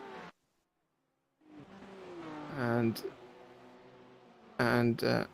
oh dear, now we've just had a crash in front of the leader's been tapped. We've had a crash right in front of the leader, and the Deutsche Payment Esports leading car has been tagged by the rear of Dorian Tabachnik in 2nd place there. Dory takes over the lead, and that, it was not in the script at all. No. Let's see what happened. Well, here's a replay of it. So it's one of the James Wingfield cars gets tangled up there, I think with the NCR Italy Lamborghini. And, well, Nicholas Schaefer rightly slows down to try and navigate the incident, and Dory just didn't get slowed down in time. My goodness me. So Dory now takes over at the front. He's got a rather healthy 7.5 second lead at the moment. Car 104 under investigation. I wonder if that was one of the cars involved in that incident. Just checking the entry list. Car 104 is the NCR Italy car. It is indeed. I couldn't make out which of the James Wingfield cars it was, because there are a couple of them.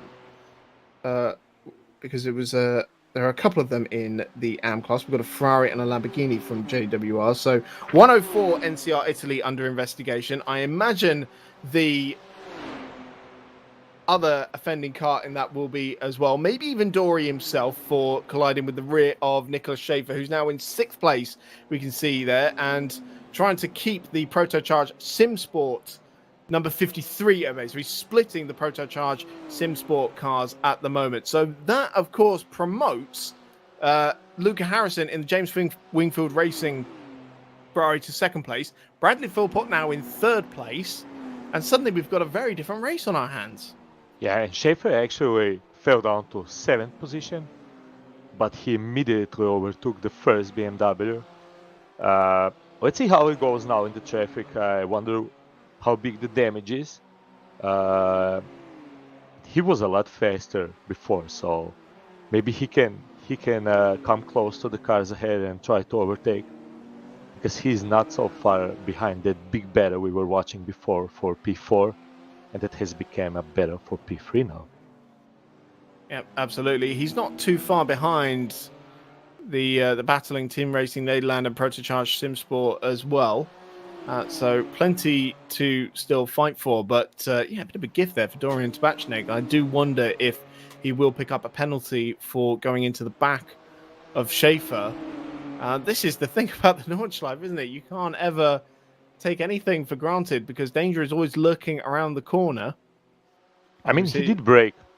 It's a blind turn, so he tried to slow down the car. It was not a big hit, I think. It was just unfortunate, I'd say. Absolutely. Now we just saw the Sim Racing Centre BMW there going a little wide onto the grass. An open door for the number 70 Deutsche Payment Esports BMW to just slingshot by and get himself into the top 10 overall.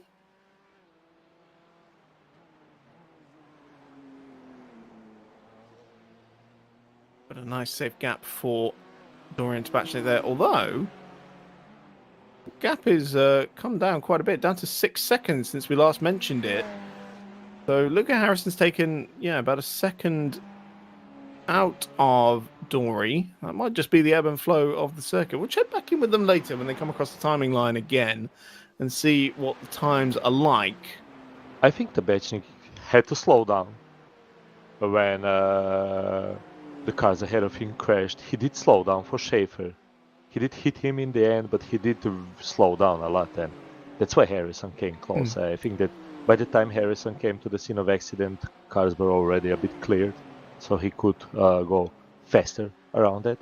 No, for sure. It was around 11 seconds back then, but since that incident, the gap has started to come down again, so we'll keep an eye on that over the next couple of laps. Of course, we're coming up to the pit stops not too long. In a lap's time, we're on lap 6, and the stint is 7 laps. So we will see the cars in next time around. We're only just over 45 minutes into the race.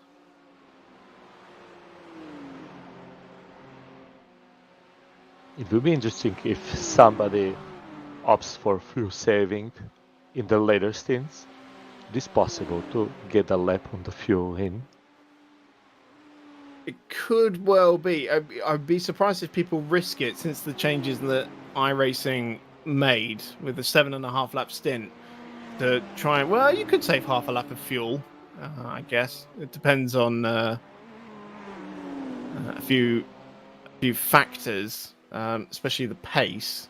At the moment, the pace is very, very good, and perhaps this is not the time to be doing the fuel saving. As we see this trio of BMWs surrounding Galgenkopf. It's the Deutsche Payment Esports car that's trying to make progress back up through the field. Number 87 that was leading the race and pulls out alongside the Protocharge Simsport car there, who's still got the slipstream from the Team Racing Nederland car, but it's the Deutsche Payment number 87 that gets through and now has his sights set on the number 77 in front of him. So the rear of his car is damaged, but it does look like he's still able to drive fast enough to fight with those cars, and that is a top five fight. Well, he's certainly not lacking any straight line speed at the moment, is he? Yeah, he's coming in early. Pits. Yeah, that is early. That is the end of lap 6.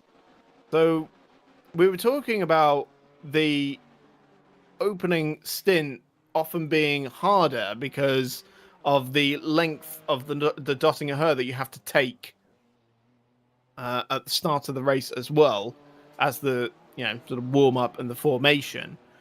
So maybe he's used just a little bit more fuel, but the number 87 Deutsche Payment Esports BMW of Nicholas Schaefer, the first of the leading contenders to come into the pits. Well, it could be just a thing of he has a fast repair, and maybe he just wanted to pit early to avoid being in a traffic another lap. He was 2 seconds per lap faster before, so if he does a fast lap now, he might jump the cars that were ahead of him. That does sound like a sound strategy to me. Better to be in clean air and just drive as fast as you can than be stuck in traffic. So we've got a penalty for the NCR Italy car, the number 104, 30 seconds stop and go, causing an avoidable collision. So that is the NCR Italy, and let's see which and according to Race Control, it was the NCR Italy that was trying to pass the JWR car, which was a GT4 car. So has made contact lapping a slower class car and involved the leaders in that as well. So a hefty penalty coming the way of NCR Italy. Yeah, I mean, blue flags are not forced here. So, but common sense is, and you shouldn't just dive into the slower car. Some patience needs to be had, especially in 12 hours race.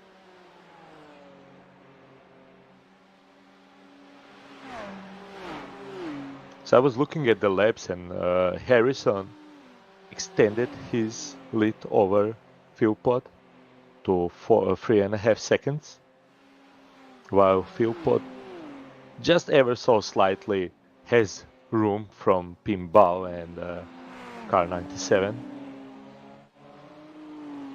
So he's edging away from the BMWs chasing him. Yeah, he'll be hoping that the two BMWs behind him will start to squabble and he can just put his foot down. But of course, we are coming up to the pit stop stage now. I must say the Proto Judge was looking very, very close to the back of the Team Racing Nederland car as they were heading through Adenauer Forst, practically pushing him through the apex.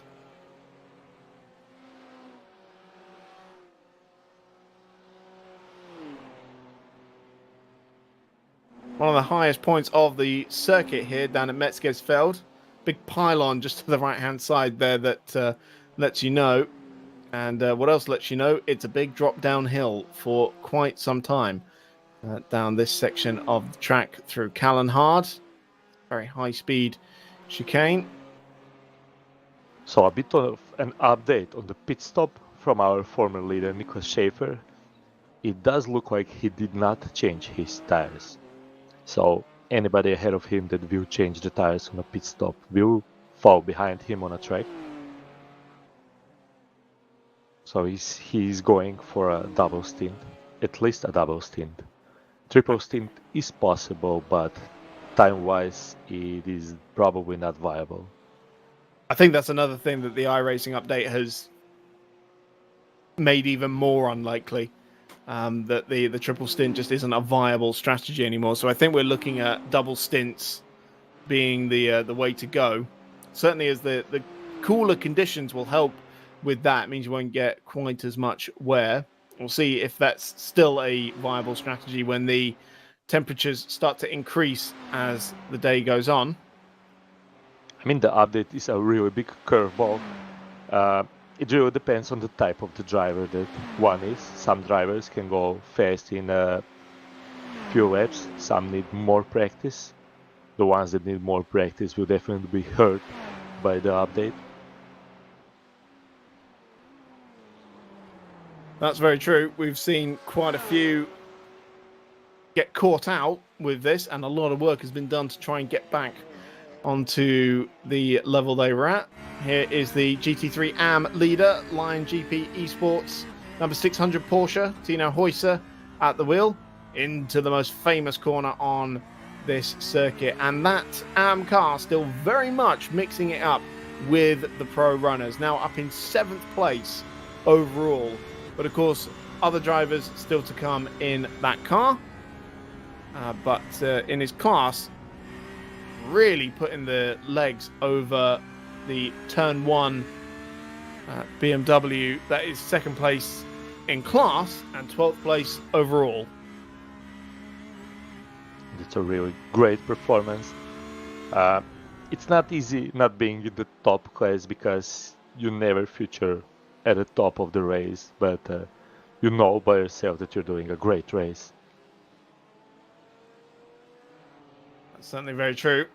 And the turn 1, the next 3 cars in the queue there, they are all full class position with UK Sim Racing's Mercedes. They're in 3rd place, just leading the JB Motorsport BMW. That is full class position. 3rd place overall being disputed there by Tim Draycott and the JB Motorsport 186, Mohammed Al Hussein.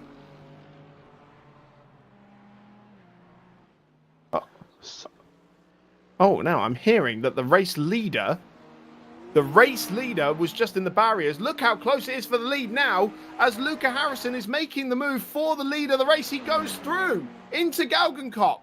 What happened to Dorian Tabachnik there? We've heard he's been in the barriers. Where has he been? Has he got damage to that BMW? By the looks of it, he has. This has really unfolded. Here's the replay of Dory. So he's coming into dry Rex there. The miss. Oh, he's on the grass. On the grass, on the way into Versiphon. That is a catastrophic error there from Dory to Matchnik. And it has cost him the lead of this race. Now, luckily, they're coming into the pits at the end of this lap anyway, we expect. So he's not going to have to carry that damage for too long. I dare say he'll use his fast repair as well. But a gift for Luca Harrison and James Wingfield Racing, who take up the lead of the race. That is a saving grace to being able to pit on this lap. And they go into pits. Yeah, they're all coming in. So in they but come they are down all so to close now. Down to just 60 kilometers an hour, having been blasting around this 25-kilometer circuit. And apologies for the flickering returning there. The Nurbugring, notoriously tough on PCs. But there is the race leader, Luca Harrison, pulling into his box. Now, one thing to keep an eye on is going to be the stationary times, because that will give us an indication of what their strategy is. If they I think that the car to watch on will be number 86, Nicolas Schaefer. Remember, he pitted a lap early, and with Tabachnik having problems on this lap, he might very well come out very close to the lead. Good well indeed. He's the GT4 race leader, by the way, still James Armstrong in the Sim 3D Sport Predator. So at least Sim 3D Sport have still got something to cheer about in this race, having just lost the lead to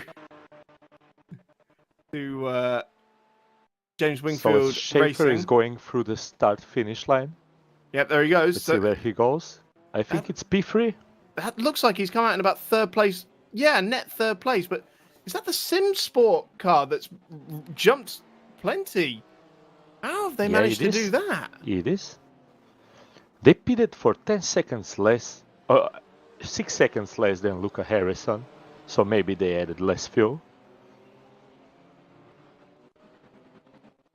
Well, I can see that Sim 3D Sport, the number 15 car that was in the lead that just had the incident, has used its fast repair and a much lengthier stop as well. Maybe they went for tyres as well, but that has cost them a little bit as well. So we have the James Wingfield Racing car still in the lead of the race. Proto-charged Sim Sport, though, the number 97, was the car making big gains in that set of stops. Just 1 second now behind the race leader, and the Deutsche Payment Esports number 87 car, the car that was leading in the early stages before that collision between the James Wingfield Racing GT4 car and the NCR Italy AM car, prompted Dory to rear-end the BMW. Is now back up into third place. So a nice bit of recovery there. But of course, they are now a lap behind on the strategy. Oh, it does look like BMWs were less time in the pits. The most important thing for 97 was to pass 77, as he was stuck behind Pim Bao for whole first stint.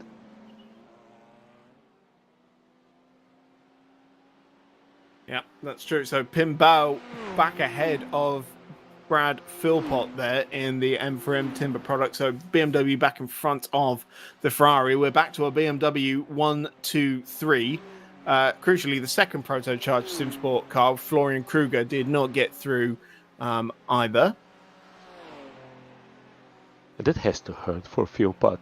He worked so hard to overtake those BMWs. Well, he's got it all to do again now. Try to work out where he lost the time, because the stationary times certainly very little between them. So it was 1 second, and they were not so far ahead on the road. So maybe that's it. Maybe that's all it was needed. Yeah, that's all you need, really, isn't it? So Philpott, well, he's still got a smile on his face there, still enjoying it, and taking up the slack.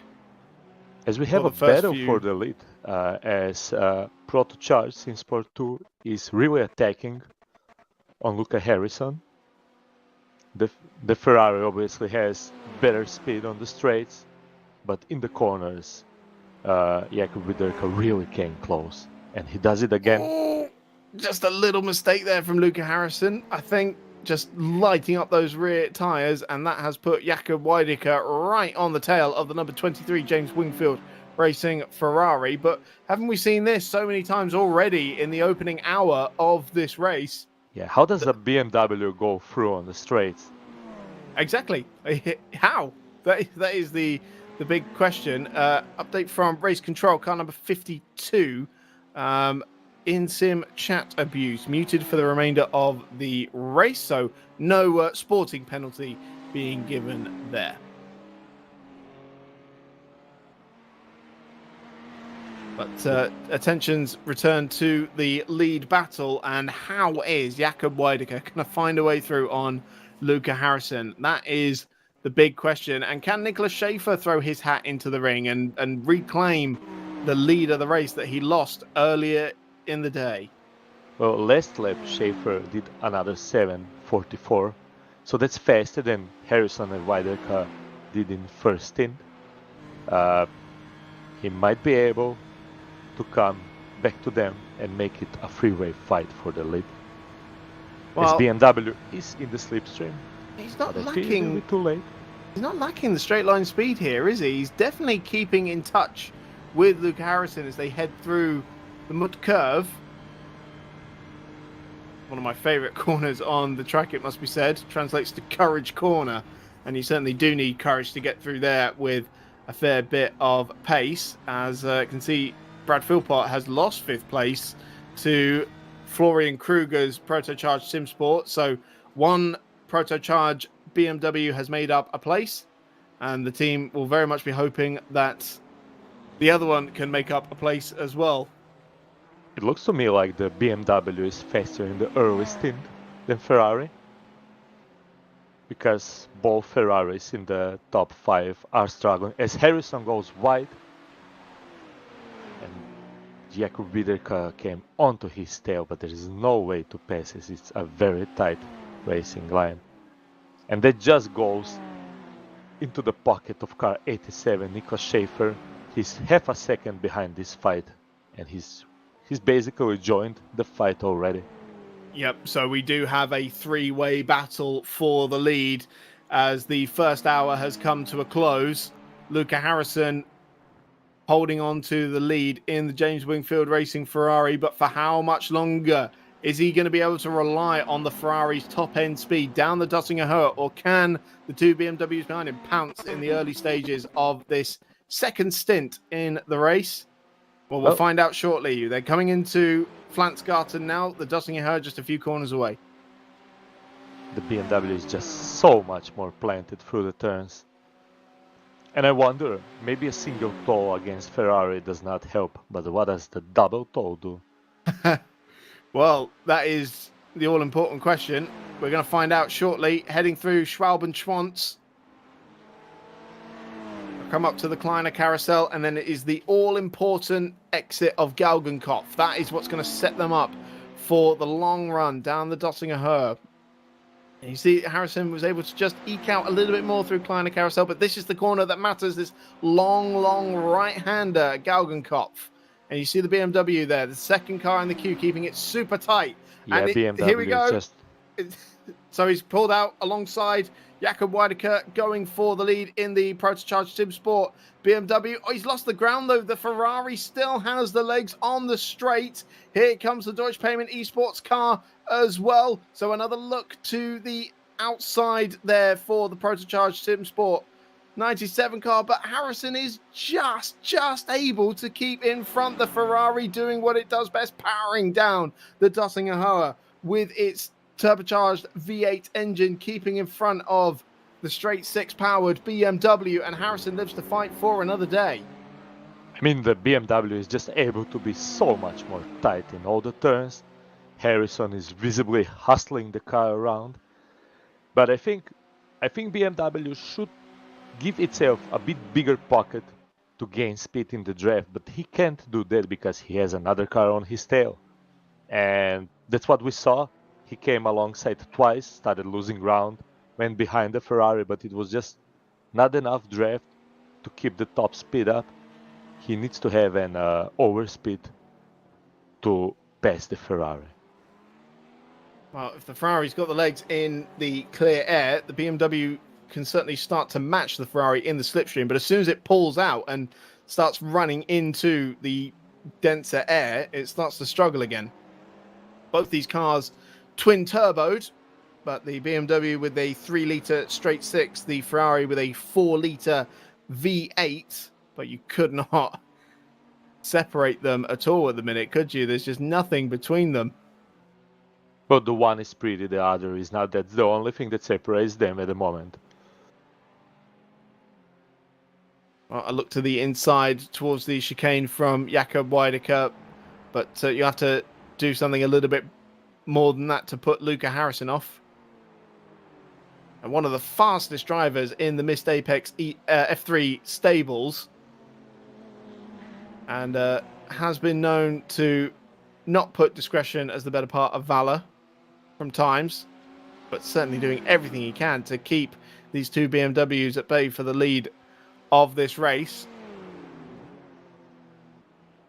Yeah, this is really testing Harrison's mind and resilience.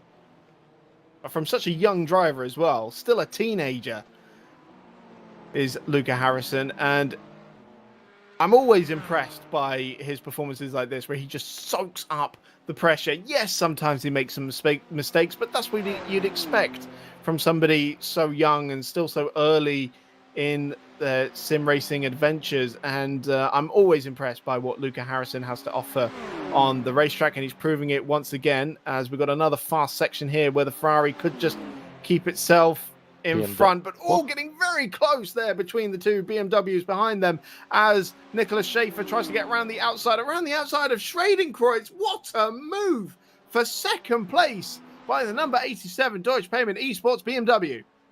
I'm sorry, I just stopped reading. That was awesome. That was utilizing the double toe to maximum effect. He just took the space that the Weidecker wanted to take and just put himself into the second toe of the Ferrari and into the second place. And he will be much more dangerous for Harrison. Yeah, absolutely. Now we got traffic, and I think there was just a little nudge there on the rear of the Ferrari from Nicholas Schaefer. But it was the sister James Wingfield car just in front of the leading JWR car. But now this is going to be really interesting. What is the Deutsche Payment setup on that BMW compared to the Protocharge one by the time they get down to the Dottinger? Has the number 87 got the legs on the straight to compete with the Ferrari? Well, we'll find out in a few minutes. And let's see if Weidecker can repeat the move that Schaefer did. If he can stay close to Schaefer and just utilize the double toe, it will help him. Certainly true, as we ride on board with the third place car down at Versifen, the slowest part of the circuit, as we head towards Breitscheid, and we'll get to the lowest point on the circuit. From here to the Grand Prix Strecke, it's a rise of 300 meters, and that just puts into perspective what a roller coaster this lap is. And we're certainly getting into another one of the fast stretches here, building up to over 200 kilometers an hour. They'll swing through the right-hander of Bergwerk here, and this is another crucial exit because as they climb back up the hill, they're flat out for a very, very long time indeed. And Weidecker has lost touch with the top two at the moment. So he's not able to hunt Harrison anymore. No, it's all about Nicholas Schaefer, and he's pulled out of the slipstream this time. And it is side by side for the lead of the race, and Luca Harrison wisely backs out of that maneuver from Nicholas Schaefer. So Schaefer re-hits the front for Deutsche Payment Esports. But will this be trouble for Harrison? Because they just put Weidecker on his tail. He saved himself, but yeah, lifting there made him vulnerable for a second. Well, we'll see if he can another day. And we'll see if he can stick with the back of that BMW for the rest of this lap and maybe mount a challenge towards the end of the lap. Certainly looked much more comfortable around the carousel than Nicholas Schaefer did just there. I think that Harrison, for 15-year-old, is a very smart man. There's no point losing time fighting Schaefer. Schaefer proved he's faster. So just let him go at the time where you lose the less amount of time and just try to follow him. Now we're going to talk about how these different teams are set up. The JWR car with Luca Harrison, he has one teammate, Chris Meelan, the former British F4 racer, who will be alongside him in that car. Whereas Nicholas Schaefer will have two drivers. Schaefer, the race leader, has gone off. Having just reclaimed the lead, Nicholas Schaefer throws it at the scenery again and is back down into third place. And all that hard work he's done to get back up to the front of the field, well, he's got to do it all over again. And suddenly it's back on for the lead of the race for the Protocharged SimSport car and James Wingfield Racing. Here's the replay. They're coming out of that middle section, just on the grass there, on the way into Brunschen. That has to hurt. I'm sure it will. Just a classic error then. And similar to what we saw Dory do earlier, where he's just dipping a wheel on the grass on the entry of the corner. And he just got overtaken by number 53. So that puts the second Protocharged SimSport car up onto the podium placings and demotes Schaefer down to third place. I wouldn't be surprised if he has more damage to that car and suddenly is not able to match the pace he was setting earlier. He was so much quicker than these guys. And we're going to have another change for the lead here because Jakob Weidecker might now finally have the run he needs to dispatch of Luca Harrison. They are neck and neck down the Dossinger Her. It will be Harrison with the inside line by the time they break down for Tiergarten. I don't think Weidecker's... No, he hasn't drawn the overlap. He's dropped back into the slipstream. And we'll have another attempt through the left-hander at Antonio's Bocca, but no way through once again for the Protocharged SimSport number 97. And this enthralling battle between Ferrari and BMW just keeps on giving. I mean, what does he have to do to get a pace there? And Harrison was not wanting to cooperate. Meanwhile, as we look at Schaefer losing even more time, that damage is big now. Just been done by Philpott and Pimbo and comes into the pits for repairs. And that is not what he needed at all. He's only done 3 laps in this stint. So that is going to hurt their strategy. They are going to be pretty offset by now. So, well, they've done it once. They might be able to do it again. But I think coming in slap bang in the middle of the stint is a little bit harder to come back from, as it is once again nose to tail for the lead of the race. And the battle for third, only 6 seconds behind these guys. Yeah, let's not forget Chris. Schaefer will use second fast repair out of 3. So that will be a big problem. Going 1 hour with 2 fast repairs and then another 11 hours with only 1 left. So it's no more mistakes for them. Did Schaefer definitely use the fast repair in the first stop? Yeah, he did. He did, okay. Yes, it's just updated on my timing screen. He's used 2 out of 3. So, very much under pressure to not make mistakes for the remaining 10 hours and 47 minutes of this race. Oh, a look from the inside for the race lead. That forced Harrison out wide, but no cigar for Jakob Weidecker. Well, he's getting inventive now. Well, he has to be. Because he won't be able to pass in a conventional way, I think. The Ferrari is just too strong on the straights. He will have to do something. I would say wild but not dangerous. Maybe try to dive on the outside just to starve the Ferrari of the exit room on the corner. Just to make him have a less speed on the exit. Well, I suppose the best he can hope for, really, is just keep mounting the pressure on Luca Harrison and hope to force some sort of error out of him. I mean, there's also one thing he can do. If he can stay this close for the whole stint, he can overtake through the pits, because last time around Yeah. he was 2 seconds faster in the pits than Harrison. So he just needs to be in a second and a half to Harrison when they pit. But it does not look like he wants to wait that long. It definitely does not look like that. He has a mighty run now. Let's see how it goes downhill. He had a bigger buffer, and now Ferrari still stays ahead.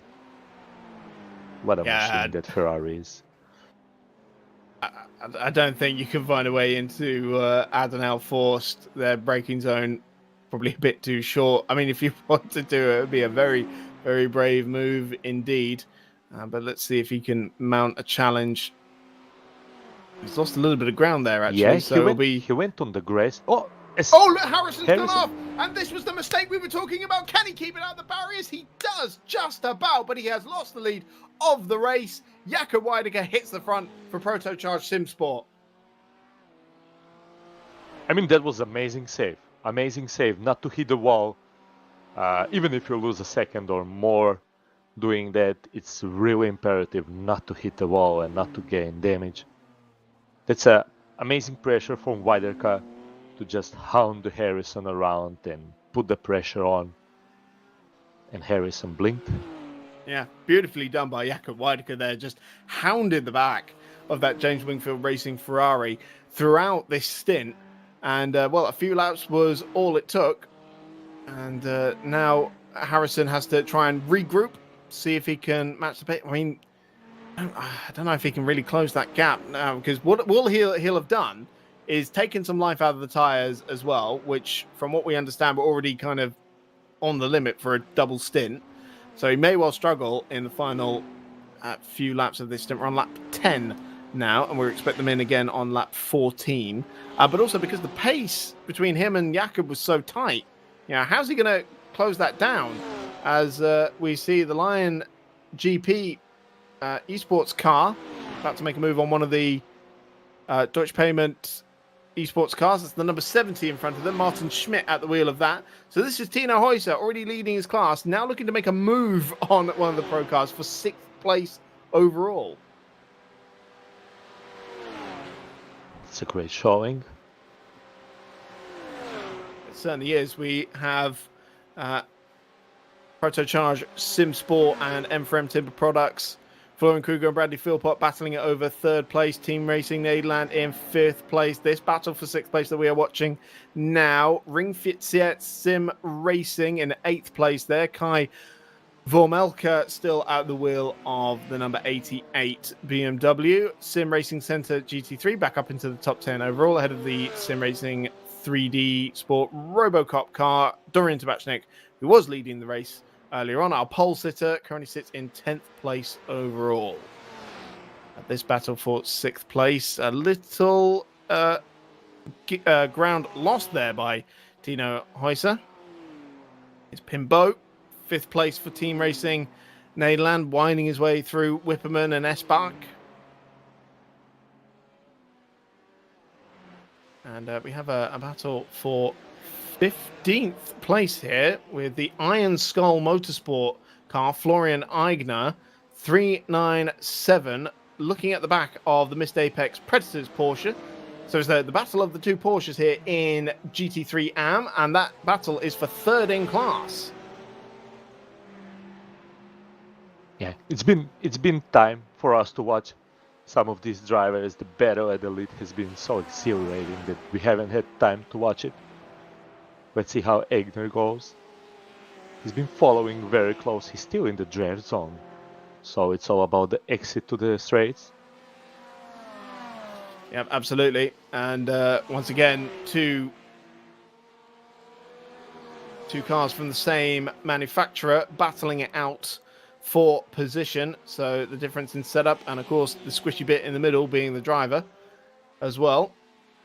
And Kyle Power, another from the Missed Apex stable, who has been very, very impressive in the F3 and the Formula Renault series. But Florian Kruger here looks like he's really ready to get past that 004 Porsche in front of him.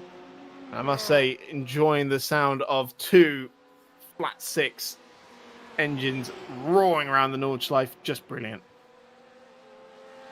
Yeah, it doesn't look like Florian is a bit better in the turns, but he loses all the ground on the straight. So there might be some setup differences here.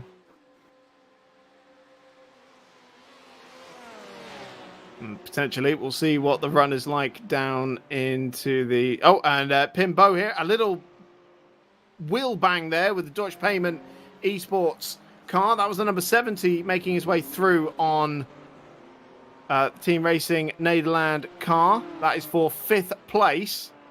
But coming back down the straight there was Pimbo. And but no way through at the moment. So getting very, very close there down the Dussingerher. Car 095, a 60-second stop and go penalty. That is a very harsh penalty indeed, but that is for an unsafe rejoin and where he's caused an avoidable collision. So 095, that would be Benjamin Haak. So that is the second Mercedes in this field, the solo runner, Ben Haak, who has... apparently reversed into another car, so not a great job done there. And that is Bradley Philpott up into 3rd place ahead of Florian Kruger there.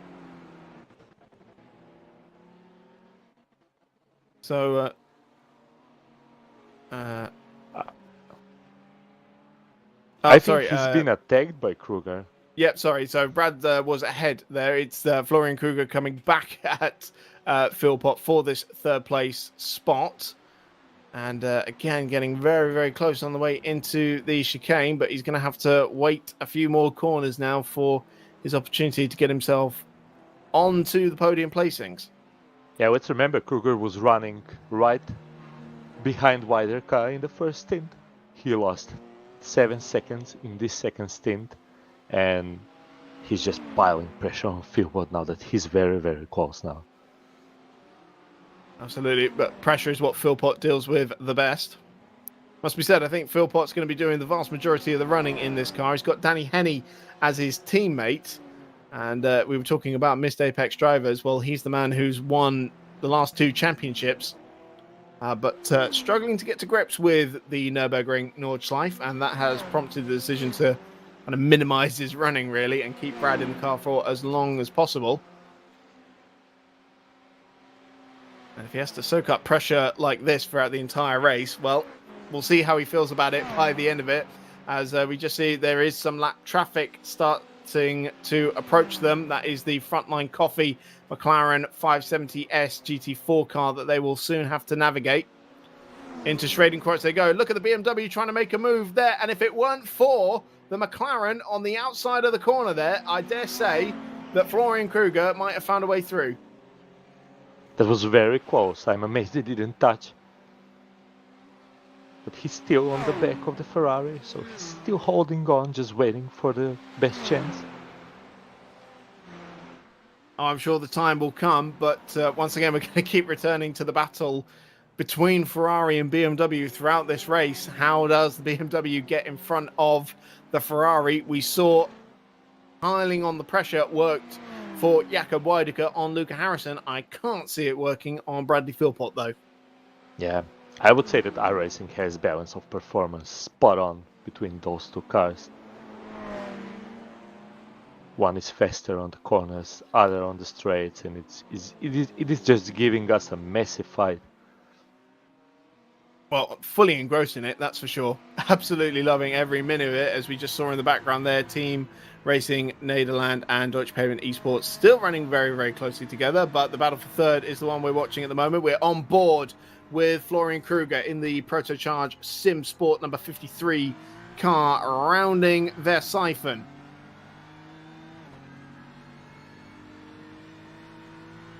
Down towards Brideside Bridge, going back over the main road. Great pizza place called Pinocchio's just over to the right-hand side there, where you'll find many a Nürburgring racer on a competitive weekend. Back up the hill we go, and the Ferrari just edging out ever so slightly there as the speed begins to build back up. But this is the really important exit out of Bergwerk. BMW does go a bit wide on the exit. That will hurt them a bit. he wanted to be on the tail of the Ferrari on the exit, but he did not manage that. So probably Ferrari will be safe for this straight. Was some side-by-side for 5th place just behind them. That is 77 Team Racing Nederland getting back ahead of the Deutsche Payment Esports number 70. So Pimbo fighting back against Martin Schmidt there and reclaiming that 5th place spot as they headed out of Bergwerk, that was. Both running it right up to the grass and then some at the exit of Muck Curve. So plenty of courage being taken there at Courage Corner.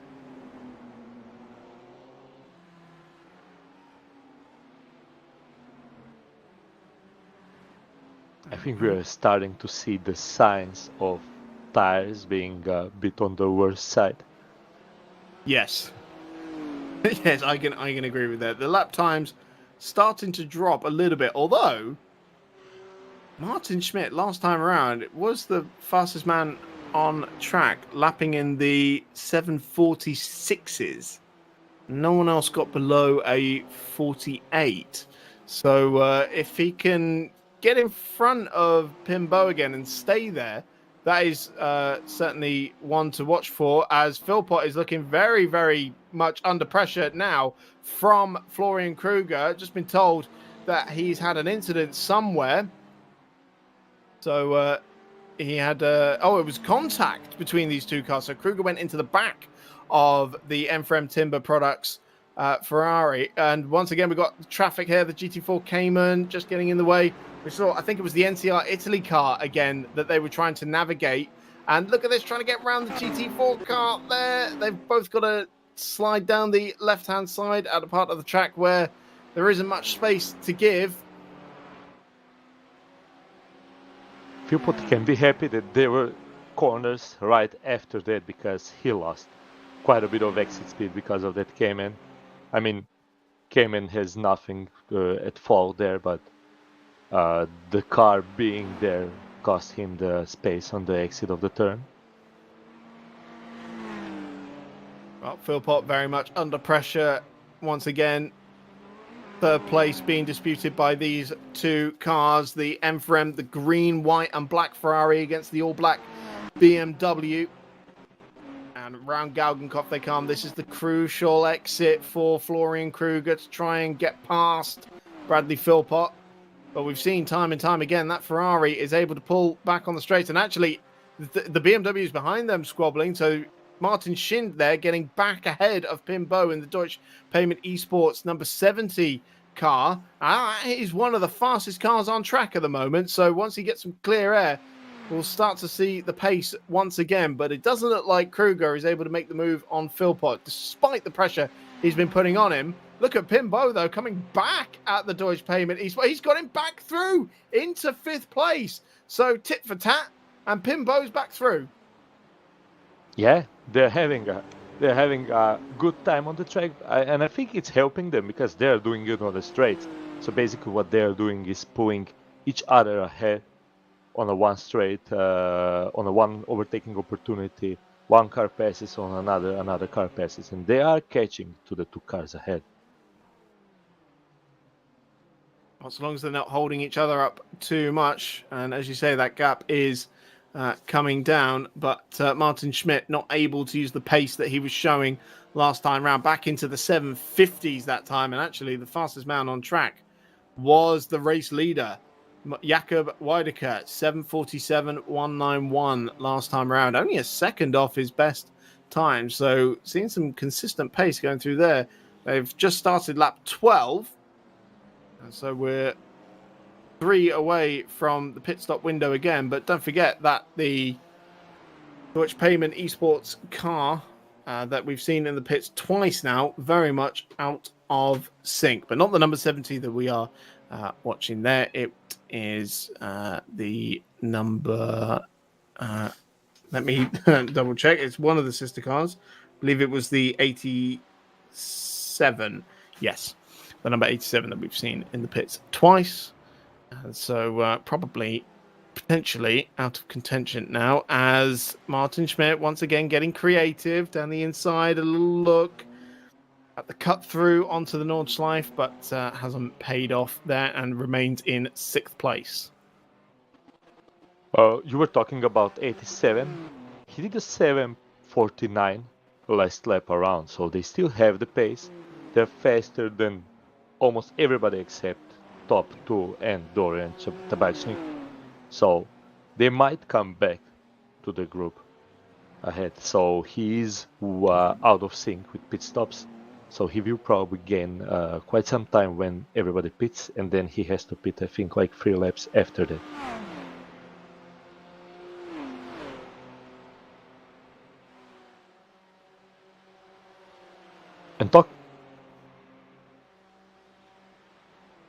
And as we're talking about 87, Nicholas Schaefer, he's attacking Phil Morton for 17th place. So that's 12 and 13 in their class. Yep, so that is the Sim 3D Sport Ghostbusters car. I doubt that car will do any favours to the Deutsche Payment Esports car, given who he was battling in the early stages of the race. One of the James Wingfield Racing Caymans having to be navigated there through Hatzenbach, but all safely navigated, and both able to continue the fight for what is a 12th place in class.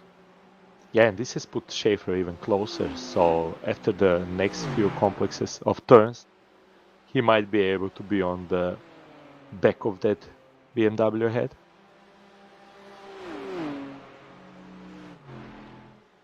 Could well be. Should have an easier time of it than trying to battle with the Ferraris, for example. And we know that this is one fast car. Oh, now, what has happened to Bradley Philpott here? He has fallen down into 5th place. Told that he's had a spin. We're about to see it for ourselves. So he's got Kruger behind him, and exactly what happened to Luca Harrison in another of the Ferraris, but Philpott that time wasn't able to keep it out of the barriers and very nearly collected the Team Racing Nederland BMW as well. That is a disaster though for Philpott. He has lost the podium places and is down into 5th place. The Ferrari does look like a handful to drive in second stint, as both Ferraris at the top had their problems. Harrison's was a mistake, but Philpott just the rear gave up. Yep, could well be the tyres not quite going the distance, or the balance of the car, the rear diffuser stalling potentially, but we've seen 2 mistakes into that corner, and both of them by the top 2 Ferraris, and that for me is enough to suggest a correlation. Yeah, they might be working their rear tires harder than BMWs. They do have to push them harder through the turns because the car is slower through corners than BMW, and if they want to stay ahead, they have to push it hard. Well, a little slap on the wrist there for Philpott as well, a warning for his rejoin. We mentioned it was very, very close with the Team Racing Nederland car, and but he gets away with just a warning. So that, of course, puts Florian Kruger up into 3rd place.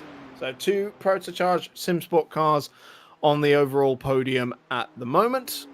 And Team Racing Nederland up in 4th place now. Still Pimbo at the wheel of that car. Potentially, we'll see some driver changes at the end of this second stint. But we are just gone past the half-hour mark on the hour, and we can update you on the rest of the classes. It is Lion GP Esports still leading the AM class ahead of JB Motorsport.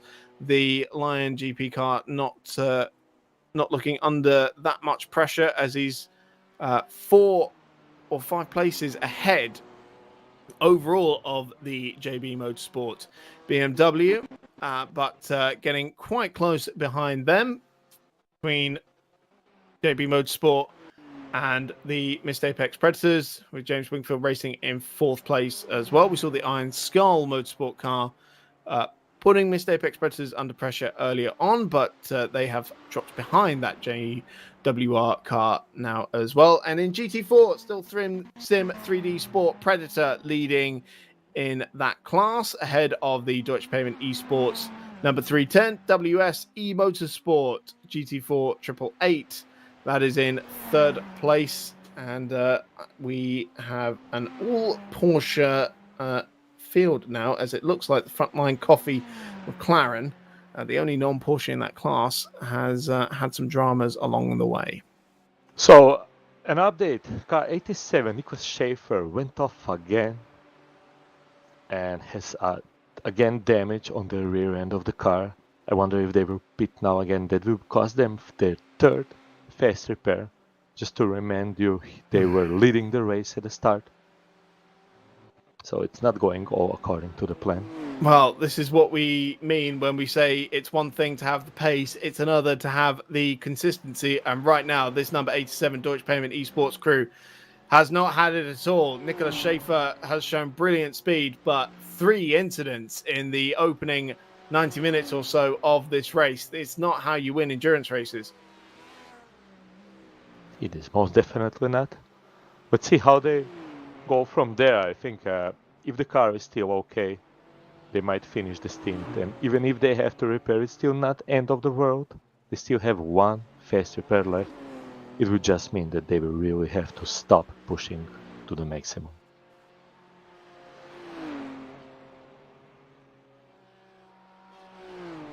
I mean, at this point, is it worth even hanging on to and just doing a slow repair? Because there's every chance that a bigger incident will come around the corner. Oh, my opinion on it is you shouldn't bet on having an incident in the race. Well, yeah. At all.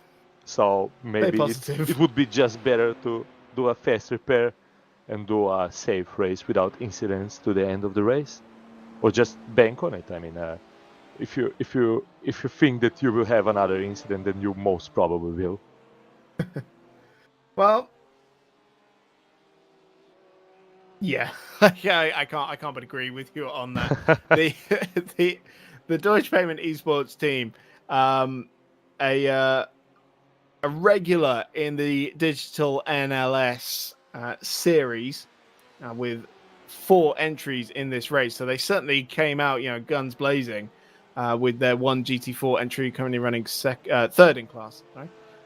Looks like WSE Motorsport has made up a couple of places there, but Deutsche Payment Esports with their 3 GT3 Pro entries in this race, and worth reminding you, the team boss Andreas Goulden is a bit of a specialist around here. He has raced in NLS in all sorts of different machinery, GT4, GT3, TCR, you name it, and is chief instructor of the Nurbugring Racing School. So not a man to be trifled with on this circuit. Actually, my favorite fact about him is that his iRacing name is Lord Schleifer. So when we see him out on track later on, he is driving the number 310 GT4 car later in this race. But at the moment, I'm sure his eyes are on the GT3 Pro cars that are still battling out up towards the front. Their lead car, the number 70, in 6th place at the moment. So the Deutsche Payment Esports did went to pits, used the fast repair, and they changed the tire, the driver. So Daniel Muth is at the wheel. And as we were watching all that and thinking about all that, our leader Jakub Weiderka opened the tabs and went 7.45 for the last lap. That is full 2.5 seconds faster than pit 2. That is some lap time. To have done that on the 2 stint old tires as well, towards the end of the stint. Yeah, that's amazing. That is very, very impressive stuff from Jakub Weiderka there. And, well, as you say, it has paid dividends because they are up by 8.3 seconds to the good on Luca Harrison. Now, as we see the battle in the GT4 class, this is the Deutsche Payment Esports 310 car that we were talking about that we'll see Andreas Gulda out in later. Staring at the back of the WSE Motorsport 888 Cayman. That has got up into second place. And some traffic coming through here. Here's the Team Racing Nederland BMW. And this is just the most frustrating thing, isn't it? When you come up behind a car and you can't get them on the inside and you have to wait for the exit. But traffic management, this is where this was another area where this race is most definitely going to be decided. Yeah, it really goes into your time over 12 hours, how you deal with traffic, how you work around it. You can lose so much more time. It doesn't matter if you have a second per lap faster, if you lose all the time and even more in traffic. And sometimes it's just a bit of luck where you catch the slower car and how cooperative the slower car is. Obviously, Philpott having to get through on the WS car. That may well have given Deutsche Payment Esports a run, but no way through at Mut Curve there. Another of the top guys to come through, Martin Schmidt. But certainly, whichever way you look, there is action aplenty and something to fight for. You know, for all of these guys, which is what we all want to see. Really, we're entering these races. You know, we want to fight for something. Yeah, I think we have been spoiled for this time in this race because there has been fighting all the time around. And I was just watching one thing when Philpott lost the rear of his cars 2 laps ago. That helped Florian Kruger to run away from Pinball, as Pinball got a bit blocked by Philpott rejoining the track. And he's the second fastest car on the track, and he gained 1 second to P2. So the two Protocharge Sim Sports cars are gunning for the top places in this race. Yeah, absolutely. We were distracted by the race leader's blinding lap time of 7:45 flat, but Florian Kruger, his teammate, running in the 7:46s, around a second quicker than Luca Harrison in second place there, and 3 seconds quicker than Pimbo behind them, although I think that may have had something to do with the spinning Bradley Philpott that he had to navigate. But nonetheless, the pace from the two Protocharged SimSport cars at this stage of the race looking very impressive indeed.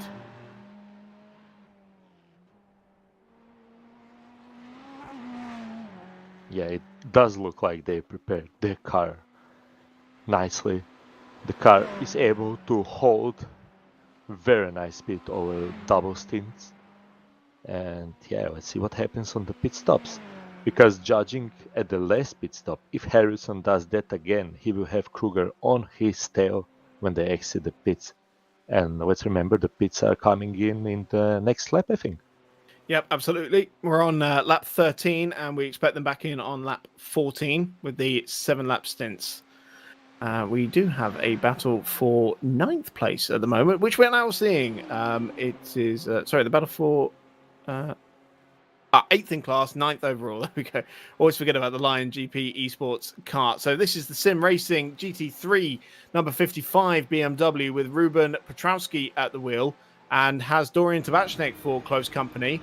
Dory still on the recovery from his incident earlier in the race. Looked like there was a bit of damage on the front of those cars, just judging from the onboards. But there goes Dory. And gets back up into 9th place overall. He came out in 10th place. And so far, this is the first bit of ground we've seen him make up. And it's taken almost the whole stint. Now, they did have a much longer stop, it must be said, than everyone else. They were stationary for well over a minute in the first pit stop. Everyone else around 40 seconds. So whether that's because they took tires or they needed to repair damage, we'll see later. But the recovery is very much on for Dory, and the pace still looking fairly strong. Yeah, and they have a big gap behind those two cars. It's a 32 seconds gap. So he was in the window of clean air, just catching the group ahead. He has much closer group now, so it will get busy for him. Yeah, you're right. He's not got far to go, has he? Between the Ring Fit Seat Sim Racing Schradenkreuz car. In fact, just up in front of them as they're lapping the number 12 Cayman. And it will be, Kai Vormelka. And actually, right on the back of the Ring Fit Seat Sim Racing Schradenkreuz car now, Dory may well have a look into the chicane for this 8th place overall. He does indeed. So that is 2 places made up in a rapid succession for Dory. This took less time than I expected. I was thinking maybe a lap until he comes to the next car. There is some big pace in this car. Maybe he wasn't able to show it because of the traffic, or maybe he was just saving the tires. I think they changed the tires on the last pit stop. Yeah, so should be able to push on them, really. Well, he's got 5 seconds up to the GT3 AM leader in 7th place overall now, Tino Huijsen. Although I dare say that won't come down by the end of the lap, and Dory May will hand the car over for the next stint. Yeah, we are expecting cars to come in this lap. So it will be interesting to see P2 and P3 overall. So Luca Harrison and Florian Kruger, because I think that if Kruger again makes that fast pit stop, he will really gain on Harrison.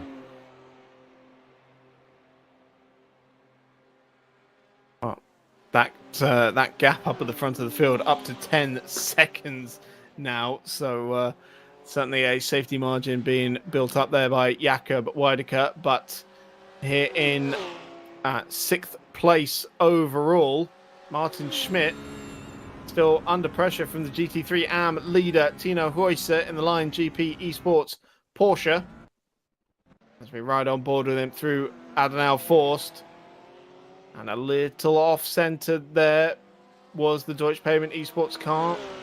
A potential opportunity for the Porsche. Switches one way, then the other. But not going to be making any moves into Metzgersfeld. Martin Schmidt, by the way, another of the cars doing this race solo in the number 70 car. And is currently the lead Deutsche Payment Esports entry, 6th place overall. So a lot of pressure on his shoulders now after the dramas for the sister cars. Martin Schmidt does have some damage on the car, so I'm wondering how much is it hindering him in the fight, because the Cayman should be slower car.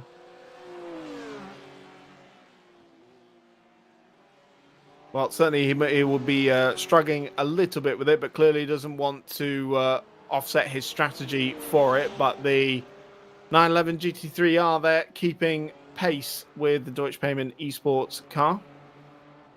And again, one of the newer models in iRacing is the 911, the 2019 model. And actually gets a run out of Bergwerk there. Pulls alongside. Now, we haven't compared the top speeds of the Porsche and the BMW. We've been talking a lot about the BMW versus the Ferrari. How does it hold up against the Porsche? Well, my goodness me, that was a brave maneuver to get up the inside of the left-hander there through Kesselchen, and I dare say he'll complete this move on the inside of Muck-Curve. And Tino Huijsen goes through into 6th place there. That was a great move. And if Schmidt is having some problems with the car and damage, he will not be happy to know that Dorian Tabachnik is the next car behind them. Oh, yes.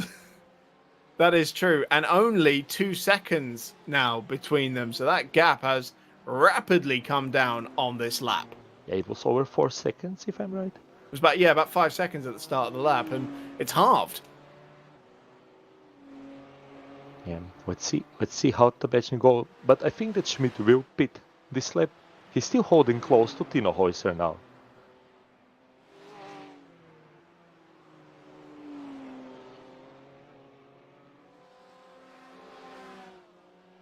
just seen from race control, there was an incident between the Missed Apex Predators 004 Porsche and the 397 car. That is the Iron Skull Motorsport car.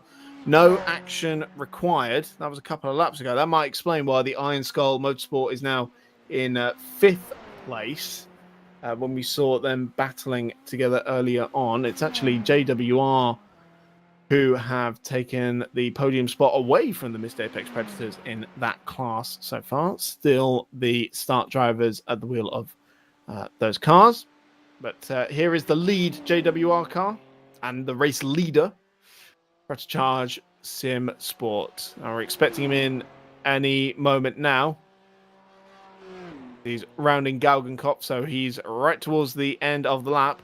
Another rapid lap time once again from the race leader. Last time round in the low 46s, still almost 2 seconds quicker than what anyone else around him can manage. The gap up to about 12 seconds now. And Martin Schmidt here is going to have to deal with Dorian Tabachnik much sooner than he would have liked, because the Sim 3D Sport car already on the back of the Deutsche Payment Esports BMW. Now, no disadvantage in top-end speed here. Now, that gap is going to come down fairly rapidly, I would have thought. We've seen the power of the slipstream.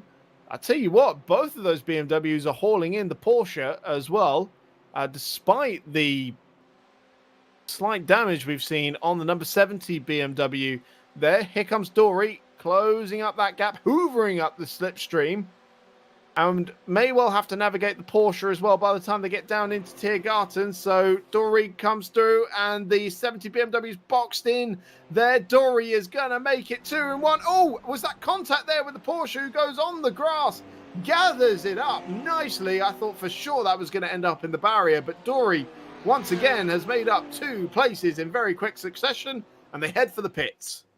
Oh my god, there was no contact as far as I saw, but I think Tino just got a bit scared. Dorian had it under control, so it all ended okay for them. It was an amazing double pace, I think. Well, the top guys making their second stop now after an hour and 50 minutes of running. So we will potentially see some driver changes here. Rob Sen getting into the 77 Team Racing Nederland BMW there. And a driver change for the Protocharge SimSport car as well, the leading car. So the work there is done, and handing over now to Neumann in the 97. So Dorian Tabachnik missed his pit box. That cost them, I think, probably cost him at least 10 seconds. So all the good work he has done at the end of that stint has been deleted. Well, if it doesn't rain, it pours, really. Yeah. So Arcadius Neumann joins the track at the front of the field, and James Wingfield racing there in second place. Chris Meelan now at the wheel of the number 23 Ferrari, the former British F4 racer, who will take over at the Ferrari. And worth mentioning, no fast repairs used for the top 2, although the third place Protocharge SimSport car has used 1 so far. So that has Pascal Thomas now at the wheel of that. Team Racing Nederland rejoining in 4th place there. Robin Sten in there. Bradley Philpott remains at the wheel of the M4EM Timber Products Ferrari, with Lion GP Esports now handing over to Dennis Bayer after a great opening stint there by Tino. Yeah, awesome work by him. I'm just looking at the JVR1 team. Gained 4 seconds on Protocharge SimSports during the pit stop phase. Yes. So that was a good pit stop by them. Certainly looked that way. with Chris Macmillan now at the wheel as well, and that's going to be a very rapid car, and we'll see what he has against Arcadius Neumann. But this is what's going to revitalize this battle, I think. A change of drivers, fresh tyres on both cars as well, as we're certainly not expecting anybody to be triple stinting these tyres. Worth mentioning Chris Macmillan as well, also raced at the real-life Nurbugring 24 Hours in the BMW Cup, and recently joined the Mist Apex F3 series as well, where he certainly wasn't afraid to get his elbows out amongst the veterans of the series.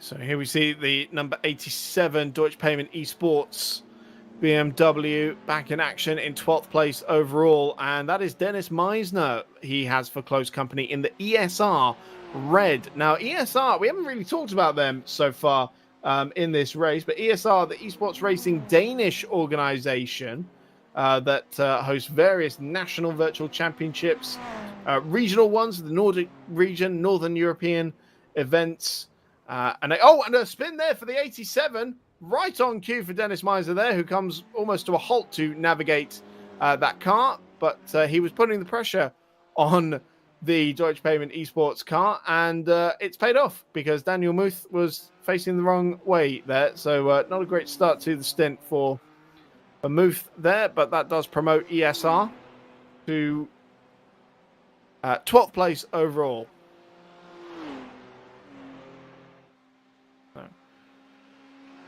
Dennis Meisner there, the man who does a lot of the setup work for the ESR teams, getting up a place there. The battle for 9th place overall with Ring Fit Siet, Sim Racing Schradenkreuz back in action. So having been passed by the Sim 3D Sport number 15 car just a lap ago, he's now got it back in his mirrors, this time with Roman Chacha at the wheel, with Dory handing over the car after an eventful opening stint, it must be said. Setting pole position, losing the lead to Deutsche Payment Esports, running into the back of the Deutsche Payment Esports car, and on the recovery since then. And we know this is a very rapid car, the number 15. Yeah, he's hanging on closely. I mean, we know that BMW on a BMW battle should be easier to pass. He has a great exit out of this turn. See how it goes. He opts for an outside. Well, he gets through. He's got the run. Oh, nicely done. Well, that is certainly some good power coming out of the number 15 BMW, both, of course, powered by the 3-litre twin-turbo straight 6 in the BMW M4.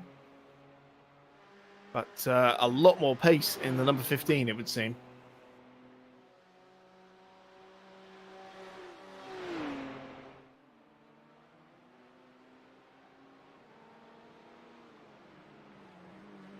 So there is something happening at the top. Pro Charge Sim Sports gained on the JVR through the pit stop phase and then started gaining on the pit exit laps.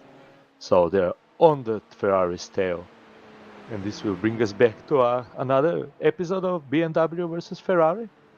Yeah, absolutely. It must be said as well that Arcadius Neumann in the race lead has picked up right where his teammate left off and started creating the gap to these two cars again.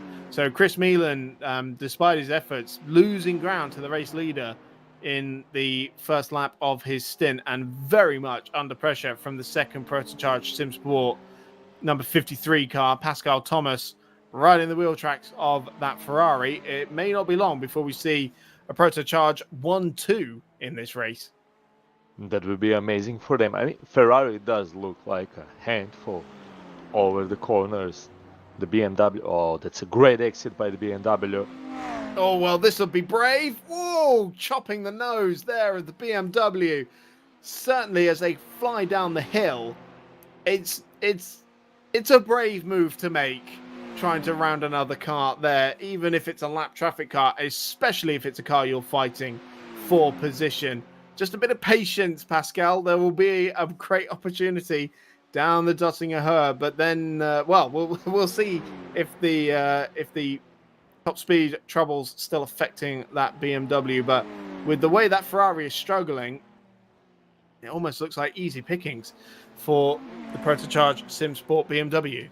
Yeah, BMW is so much stronger on the straight. It's basically dangerous at some turns if it's too close behind in the braking zone. Ferrari just has to brake so much sooner. Well, this And is the they're opportunity. playing dangerous game here. Well, Milan moves one way. He's going to keep weaving down this Dottinger Her until Pascal Thomas elects to pull out of the slipstream. He does indeed. So he just draws alongside. Look how close they were getting there before they finally put some distance between themselves. And this time, the BMW is keeping pace with the Ferrari. Maybe the Ferrari just edging out ever so slightly, but it's nowhere near as bad as it was earlier on. But this time, the BMW is going to have to tuck back into the slipstream of the Ferrari. And as they get down to Tiergarten, it is still Chris Milan in second place. I mean, that Ferrari is a missile over the straight. It's crazy how faster they are. Ooh. He was alongside. Well, he got a slow run onto the Grand Prix straight, and this is an opportunity for Pascal Thomas to try and get up the inside down into turn one. No way that the Ferrari can challenge this one as Pascal Thomas gets down the inside into the first corner and takes second place. We have a Protocharge Sim Sport 1-2. That was an epic move. You have to be aggressive with Ferraris, I guess, if you're driving a BMW. Well, I'm not sure if Milan just lit up the rear tyres out of Hohenrhein, the final corner on the Nordschleife, but the BMW got the run and didn't need a second invitation down the inside, did he? He certainly did not. So now the BMWs have first and second place, and JVR has lost some time to P4 during all this battle. So we will see what that means in the long run for them. Yeah, could well see the Team Racing Nederland car getting back up the order. Certainly very little separates them at the moment, only 3.5 seconds. And Brad Philpott in the M4EM Products Ferrari still in 5th place, only a couple of seconds behind them. So still looking at this top 5 for, you know, a potential victor here. It looks like, well, that being said, Martin Schmidt, I mean, he's doing fine now. I'm sure in the latter stages of the race, the fatigue is going to start to set in, and we will start to see that car maybe slip down the order. Same for the Lion GP Esports car, which is an AM entry, as delineated by the 3-digit car number. If you are just joining us, by the way, that is how you delineate between the GT3 AM and the GT3 Pro. GT3 AMs have a 3-digit car number. As we see a bit of damage there. That's the ESR Black car. Speaking of the AM cars, the ESR Black there seemed to have a little bit of damage and was going slowly, being lapped now by the class race leader, who is still putting the pressure on this Pro number 70 BMW. They're having a great race. They've been battling the pros all the time. And Dennis Bayer does not look to be any slower than their first driver.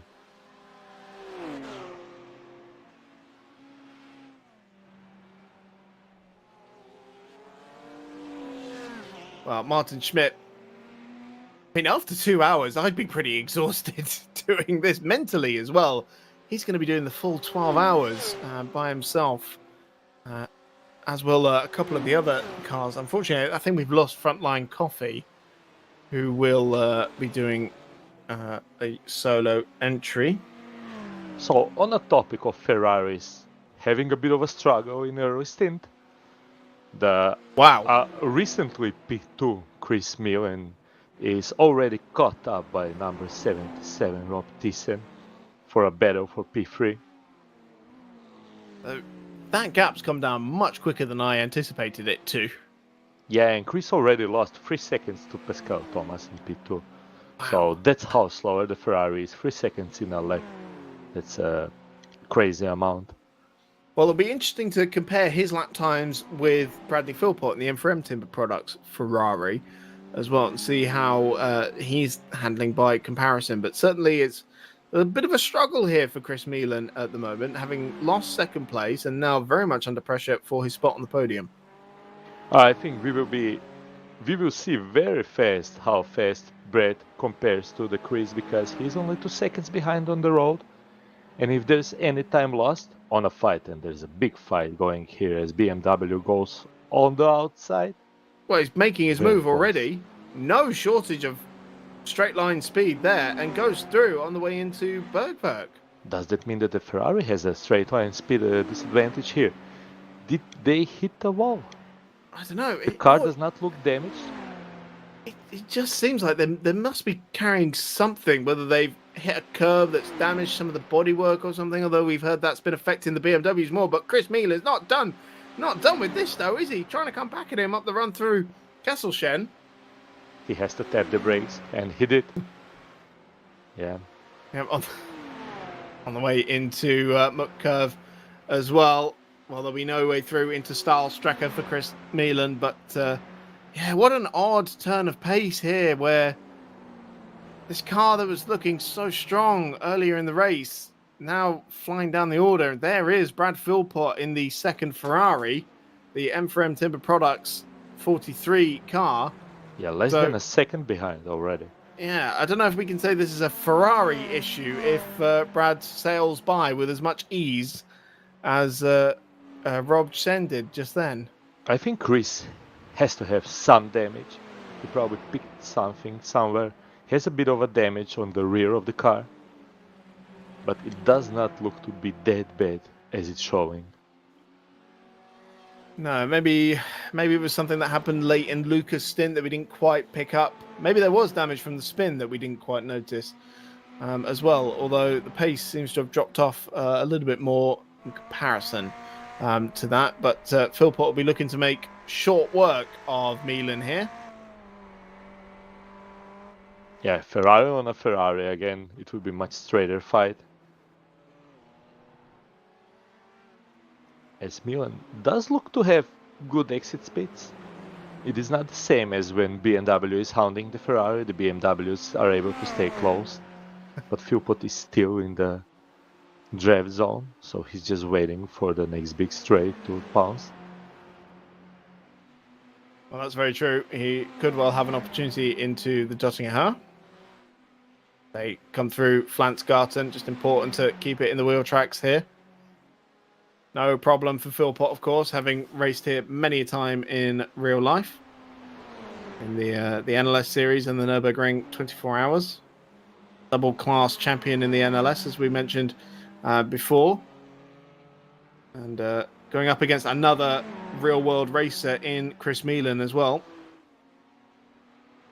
who has also raced in the N24. But both these guys, plenty of national experience in the homeland in Britain, and plenty of experience on this circuit in the real world as well. Down the Dottingham they go. Now we're going to see what the top end speed of that JWR Ferrari is like. It is not a match for the M4EM Ferrari at the moment.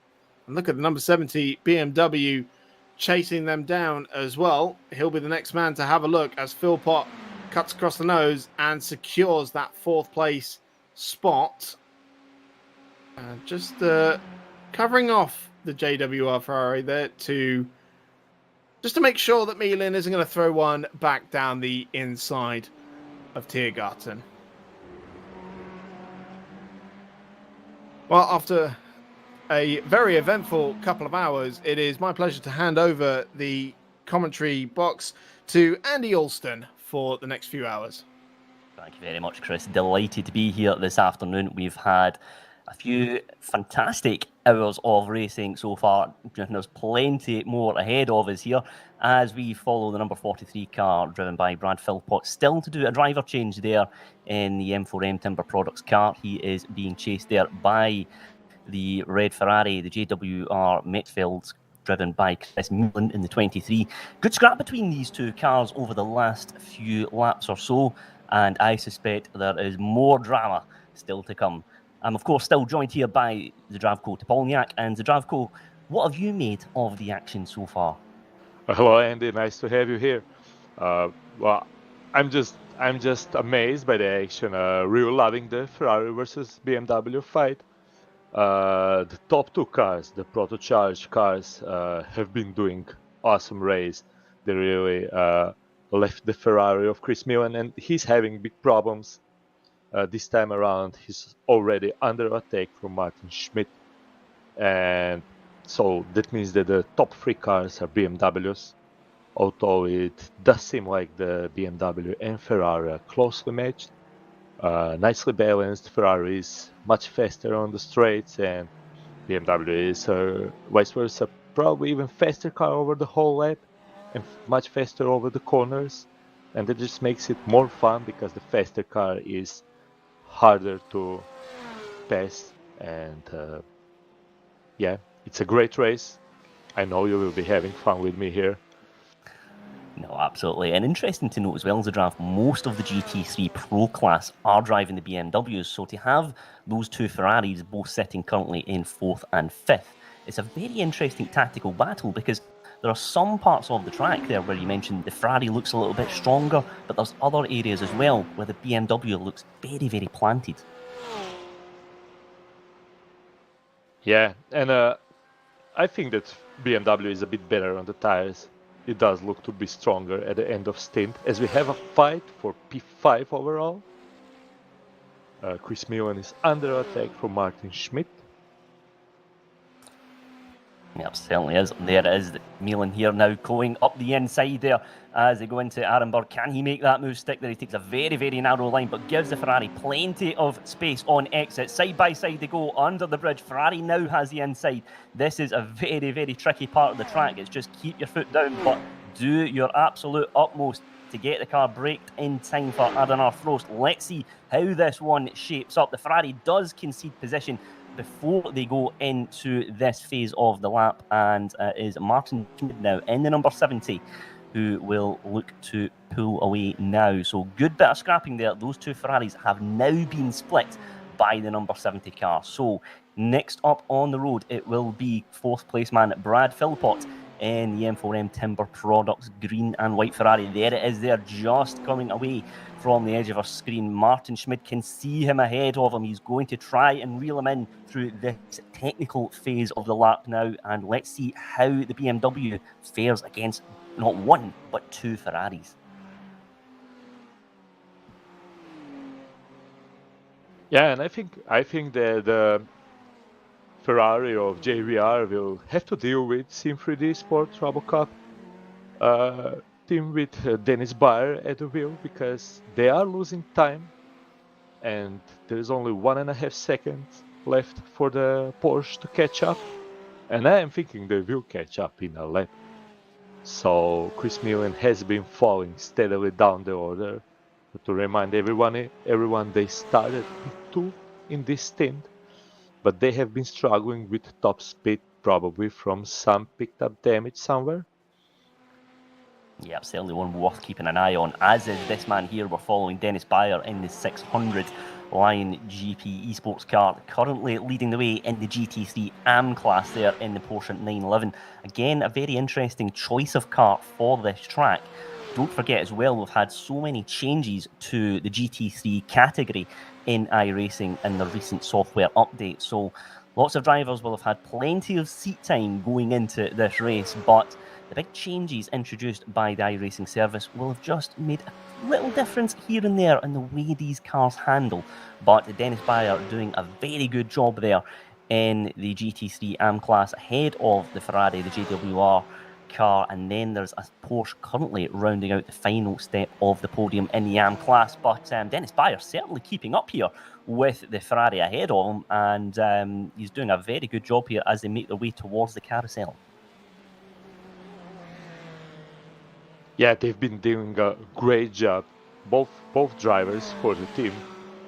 They've really been mixing it up with the pro teams, and yeah, they're really head and shoulders above the rest in AM. Yeah, certainly a very good start to their campaign here. Of course, plenty of time to go in this one, but Dennis Bayer certainly with lots of pace in that car. Almost thought he was going to pull that car side by side there for a moment, but just biding his time and perhaps doing a little bit of fuel saving here as well, I suspect. Just using the toe of the Ferrari to just eke out as much fuel as possible going into the pit stop phase, because every 10th of a second here makes a big difference. So Dennis Bayer in the 600 here, just being patient. There's no point in trying too much in this phase of the lap, and then it's perhaps when we go down the back straight, the Dottinger Hole, that's when he could perhaps throw that car side by side and make a move at that point. Of course, last time out, Dennis was significantly faster than the 23 of Chris Millen ahead of him, in fact, circa 7 seconds or so. So he's certainly got pace. I suspect fresh tyres as well will be contributing towards that, and let's see how he gets on here. This fight is close, but there's another close fight going for P4 with Brad Philpott and Martin Schmidt. So I wonder which one will materialize sooner. And there we are, they're back Martin into the GT3 Schmidt Pro. is already on the tail of Brad. So Absolutely, that's look at another that. tail. That's another tail of Ferrari versus BMW today. And how will this story pan out here as they make their way towards the back straight? Will Brad Philpott have to give up position here to the BMW with Martin Schmidt? Let's see if Martin gets a very good toe, gets a good exit as well into the bargain. They do have a little bit of traffic to contend with. That will give Philpott a little bit of a toe here. And he does indeed stick right close to eke as much of that toe as possible from the GT4 car. But interestingly, not making a move here. There's a little flash of the lights from the BMW. Side by side they go eventually.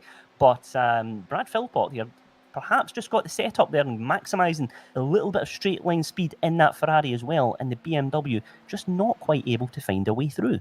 Yeah, Ferrari just pulls clear off when BMWs get side by side. Once BMW is behind, it's okay for them, they get a draft. But once they start getting a hit of air in the clear air, they get slowed down so much that the Ferrari is again quicker. So maybe a chance is here on the inside to outbrake the Ferrari. And he does that. Does he slow it down for the apex? He does it nicely, so that's a great pass from Martin Schmidt.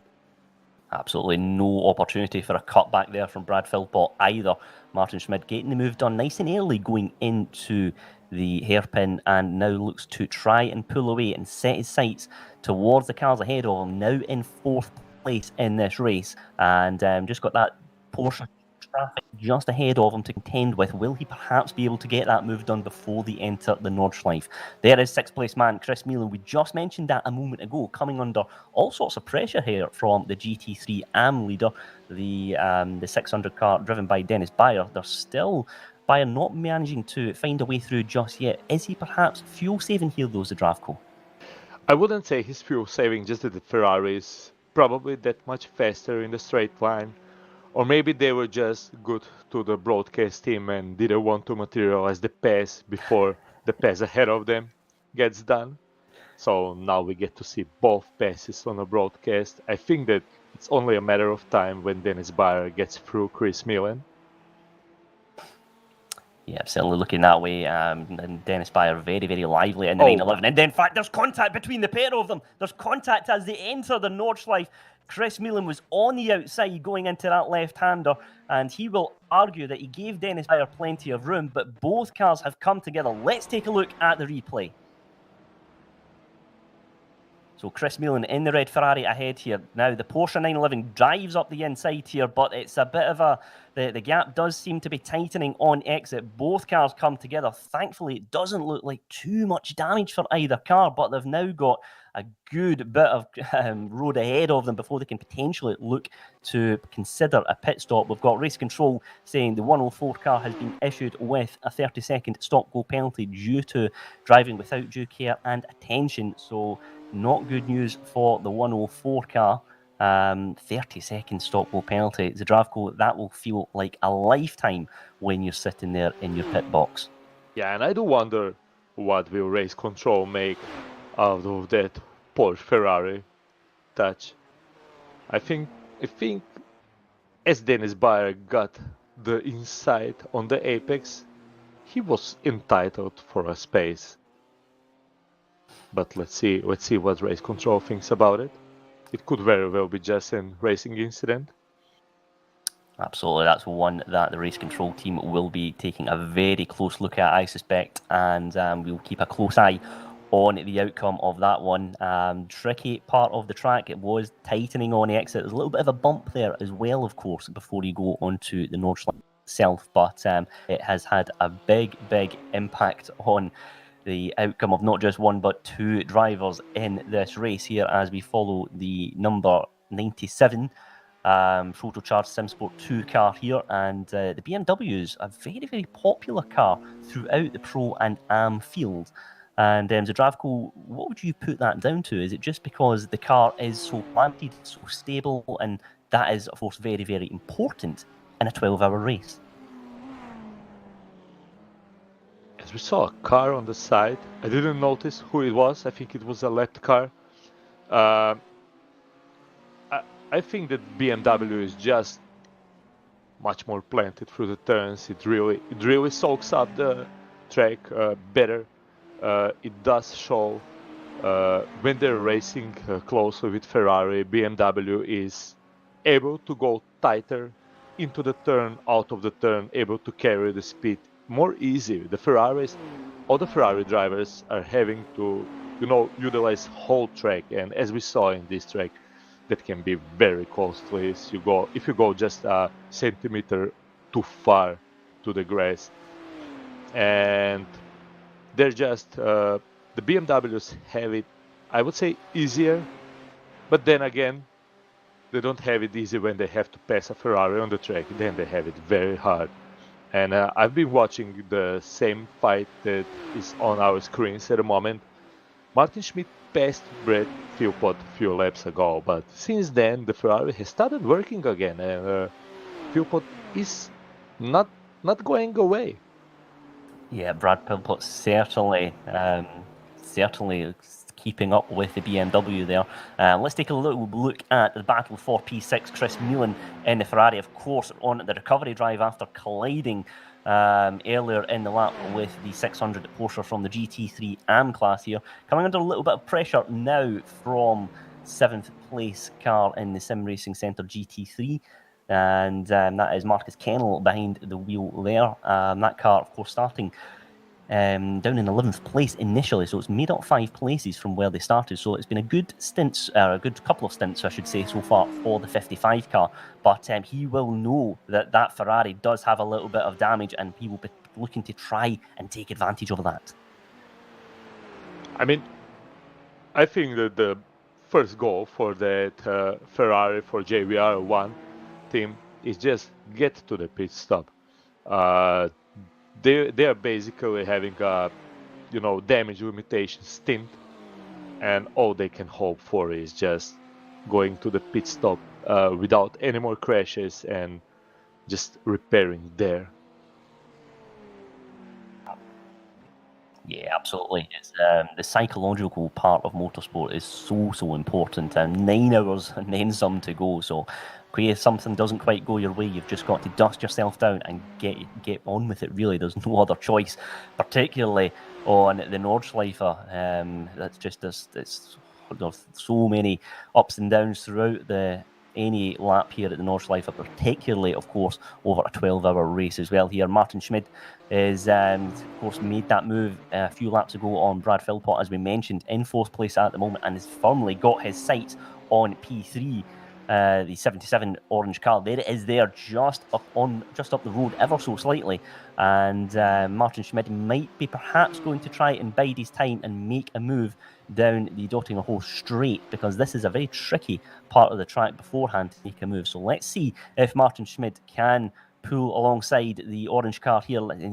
When there's a flash of the lights here, he's saying he's wanting through, but the P3 car is not having any of it. Brad Philpott just dropping back ever so slightly in the Ferrari. Side by side go the two cars here. The number 70, the white car on the outside, looks like it's got a very good run indeed, and moves up 1 place and into 3rd at the moment. But the orange car not quite done just yet. Of course, we're going through part of the Grand Prix layout in this one. So will we see the orange car throw the car up the inside and into the hairpin? But he's just dropped back ever so slightly. There's a Zdravko.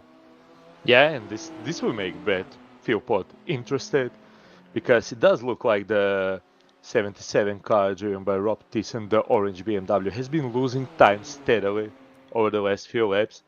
He will stay close.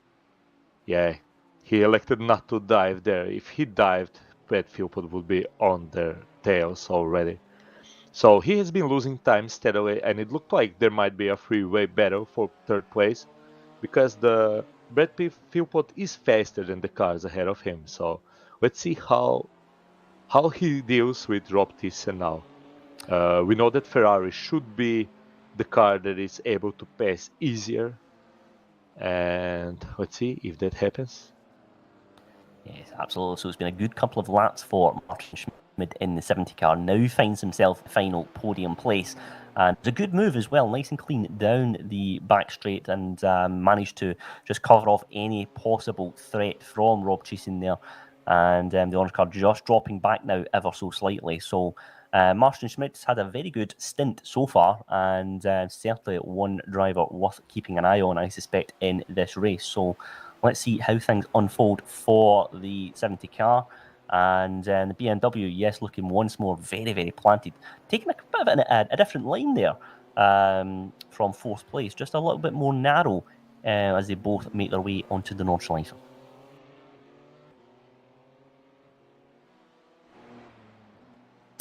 And let's take a look further back now, and it's a 97, the Protocharge SimSport 2 car. This is, of course, the leader in the class, so just making their way on the Nordsleife now, over Hiken and into Kudebacher Ho, and it's just one part of the track where it's just about getting a little bit of a breather, if nothing else, and just setting yourself up for the challenge that is the Nordsleife. So the 97 car has got a good bit of clean air, which is very, very important to the draft court as well, because it just allows you just to focus on apexes and exits, and you don't have to deal with any traffic or any threat from the opposition.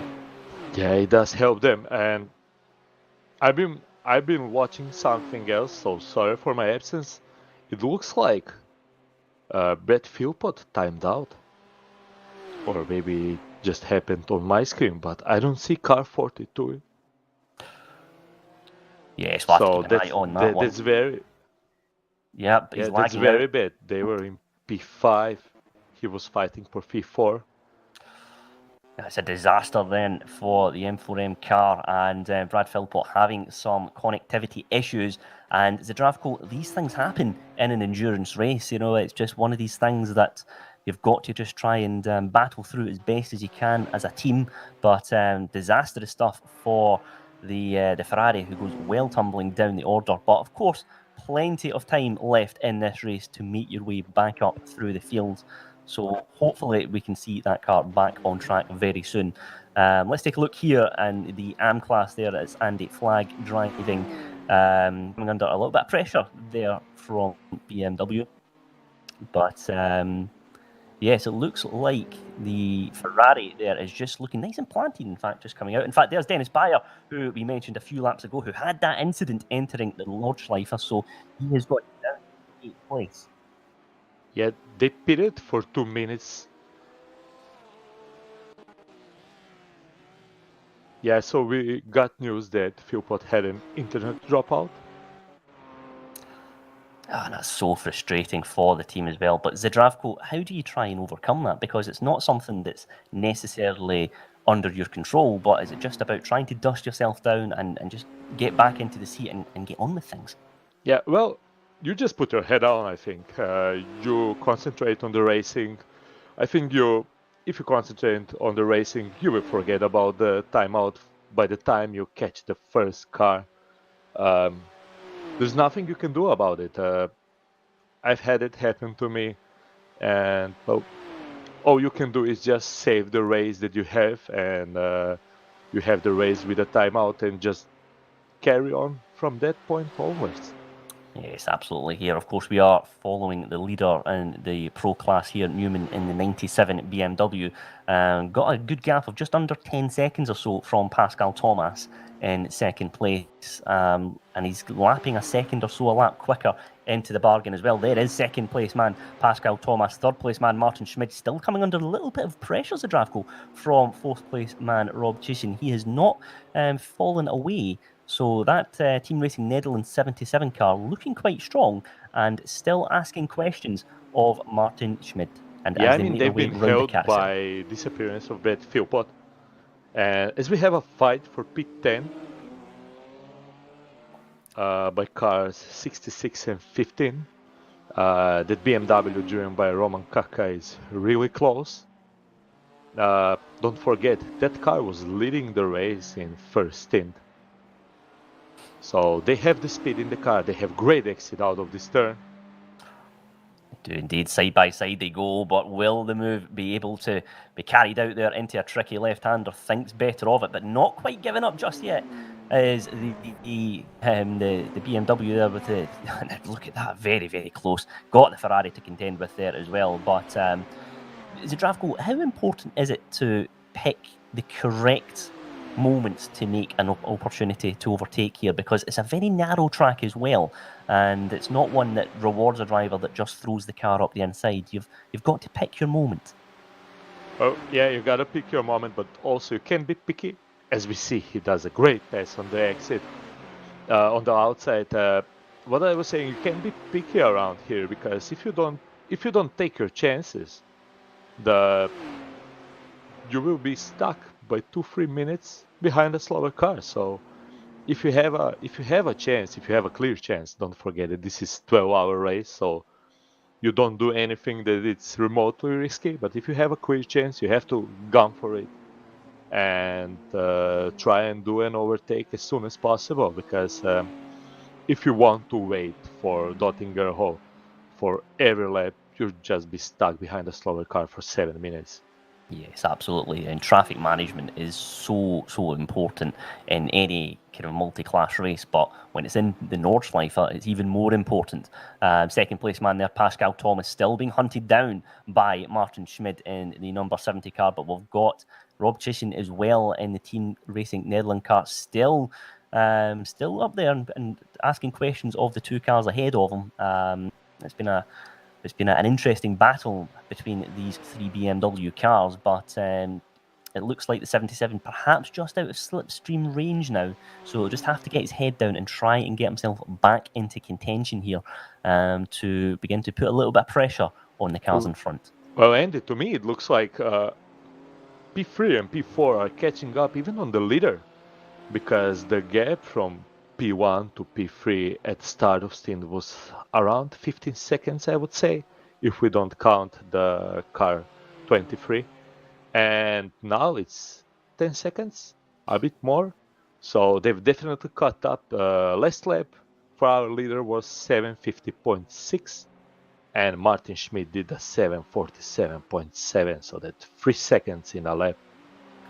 Yes, absolutely. Martin Schmid is certainly the fastest out of the front runners at the moment. Very, very impressive time to put on the board there as well. And taking a look here in the GT3 AM class there, led by Andy Flagg in the 013 Ferrari, just trying to navigate his way through a little bit of traffic here, but it looks like the AM class is being led by the Ferrari, and with a good gap into the bargain there as well.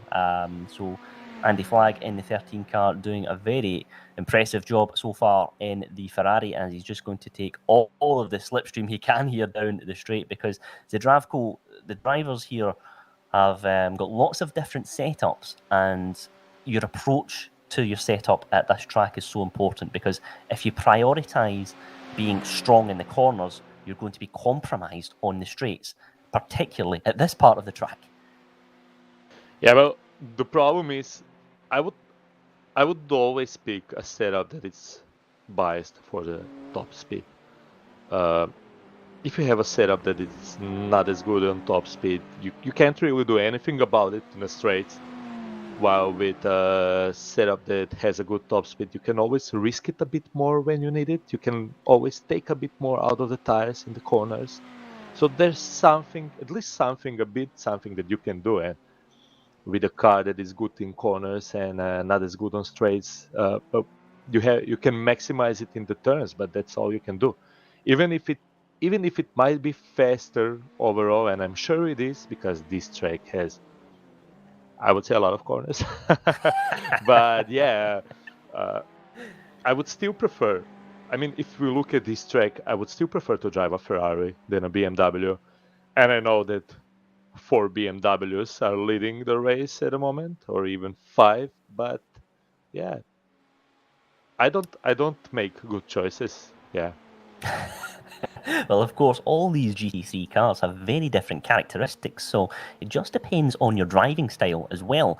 And we're following one Ferrari here in 9th place, currently driven by Dennis Meisner. And yeah, it's just some drivers prefer the Ferrari because it is quite lively, but sometimes there's a lot to be said in an endurance race for just driving a car that you know isn't going to bite, particularly when the tyres start to go off and the fuel burns out, the car's feeling a little bit tired, and it's just all about getting that car to the end of the lap and moving on from there.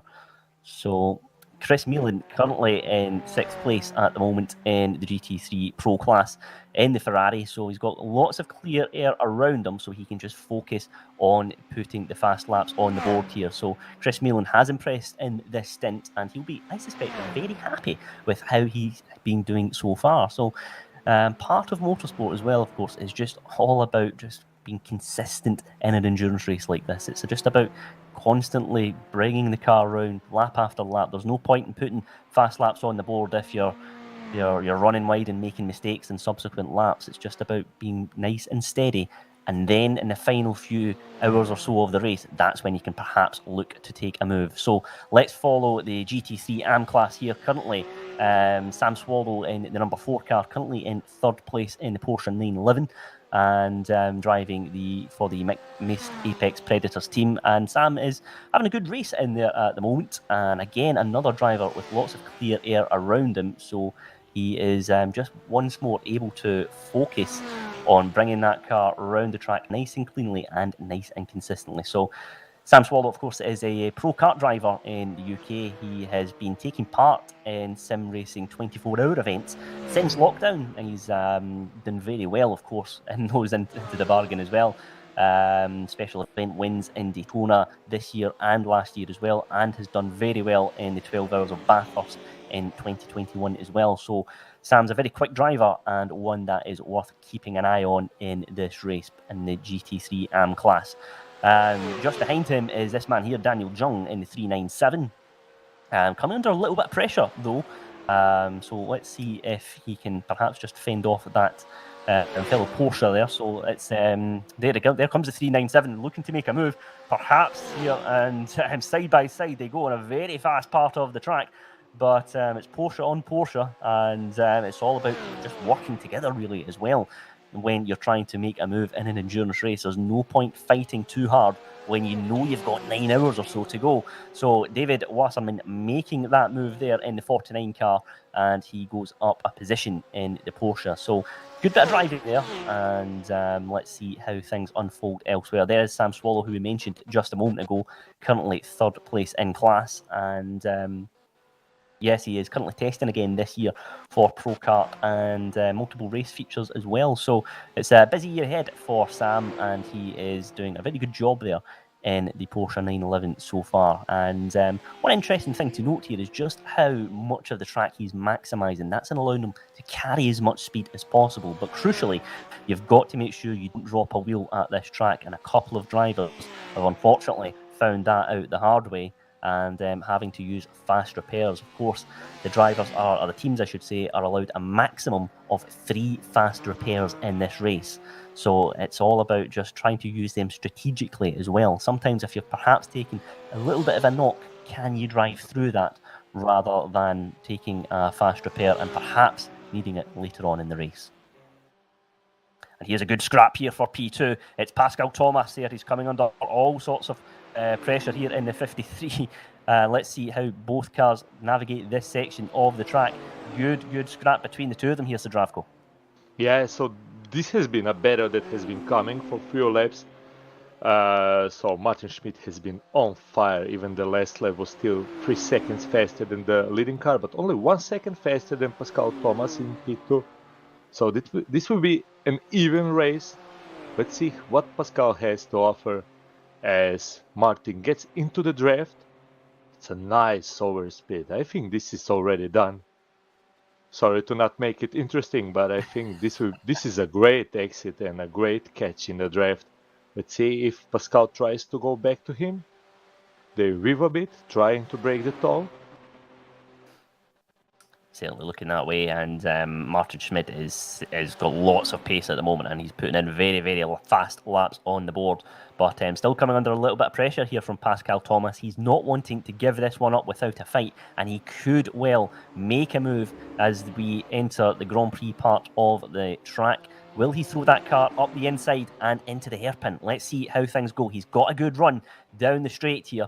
Pascal Thomas not opting to throw the car up the inside just yet. He's staying in the slipstream, trying to maximise speed. Will he opt to throw the car into the right-hander? He thinks better of it, and he stays in third place in this race.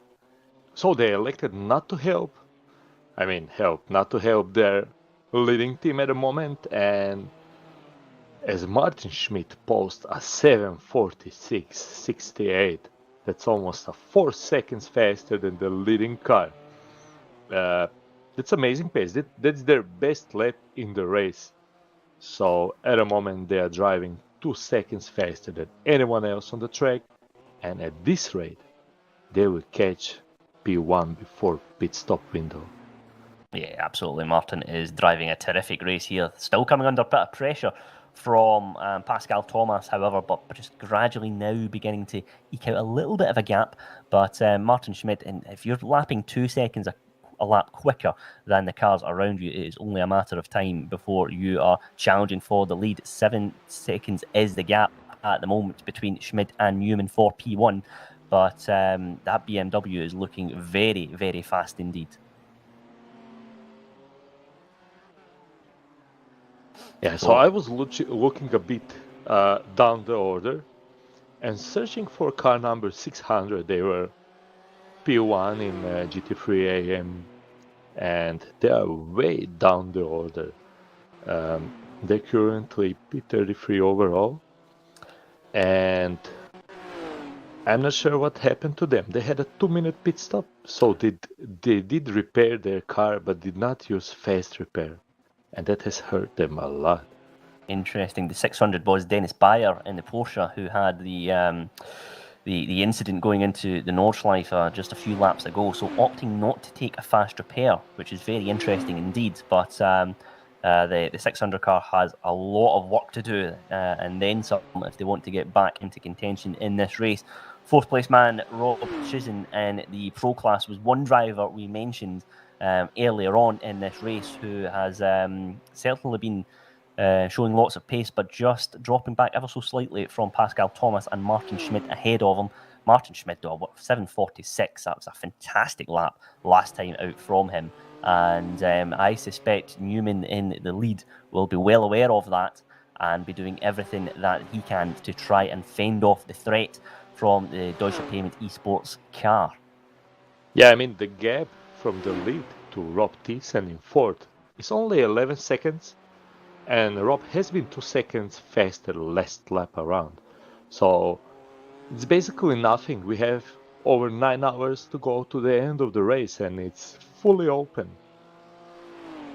No, it certainly is, and it's almost too difficult to call, really, isn't it? Because we're already a good few hours into this race, and as you mentioned, Zdravko, 11 seconds splitting the leaders in the GT3 Pro class. It just shows phenomenal pace throughout and very impressive consistency as well. But Rob Chisholm and the Team Racing Netherlands car, they are just looking to try and perhaps bide his time and just wait to see what happens between the two cars scrapping in front of him, and then he could be there just to pounce on any potential mistakes that happen ahead of him. So Rob Chisholm doing a good job there in the 77 car, and he'll be looking to try and build upon that in this stint.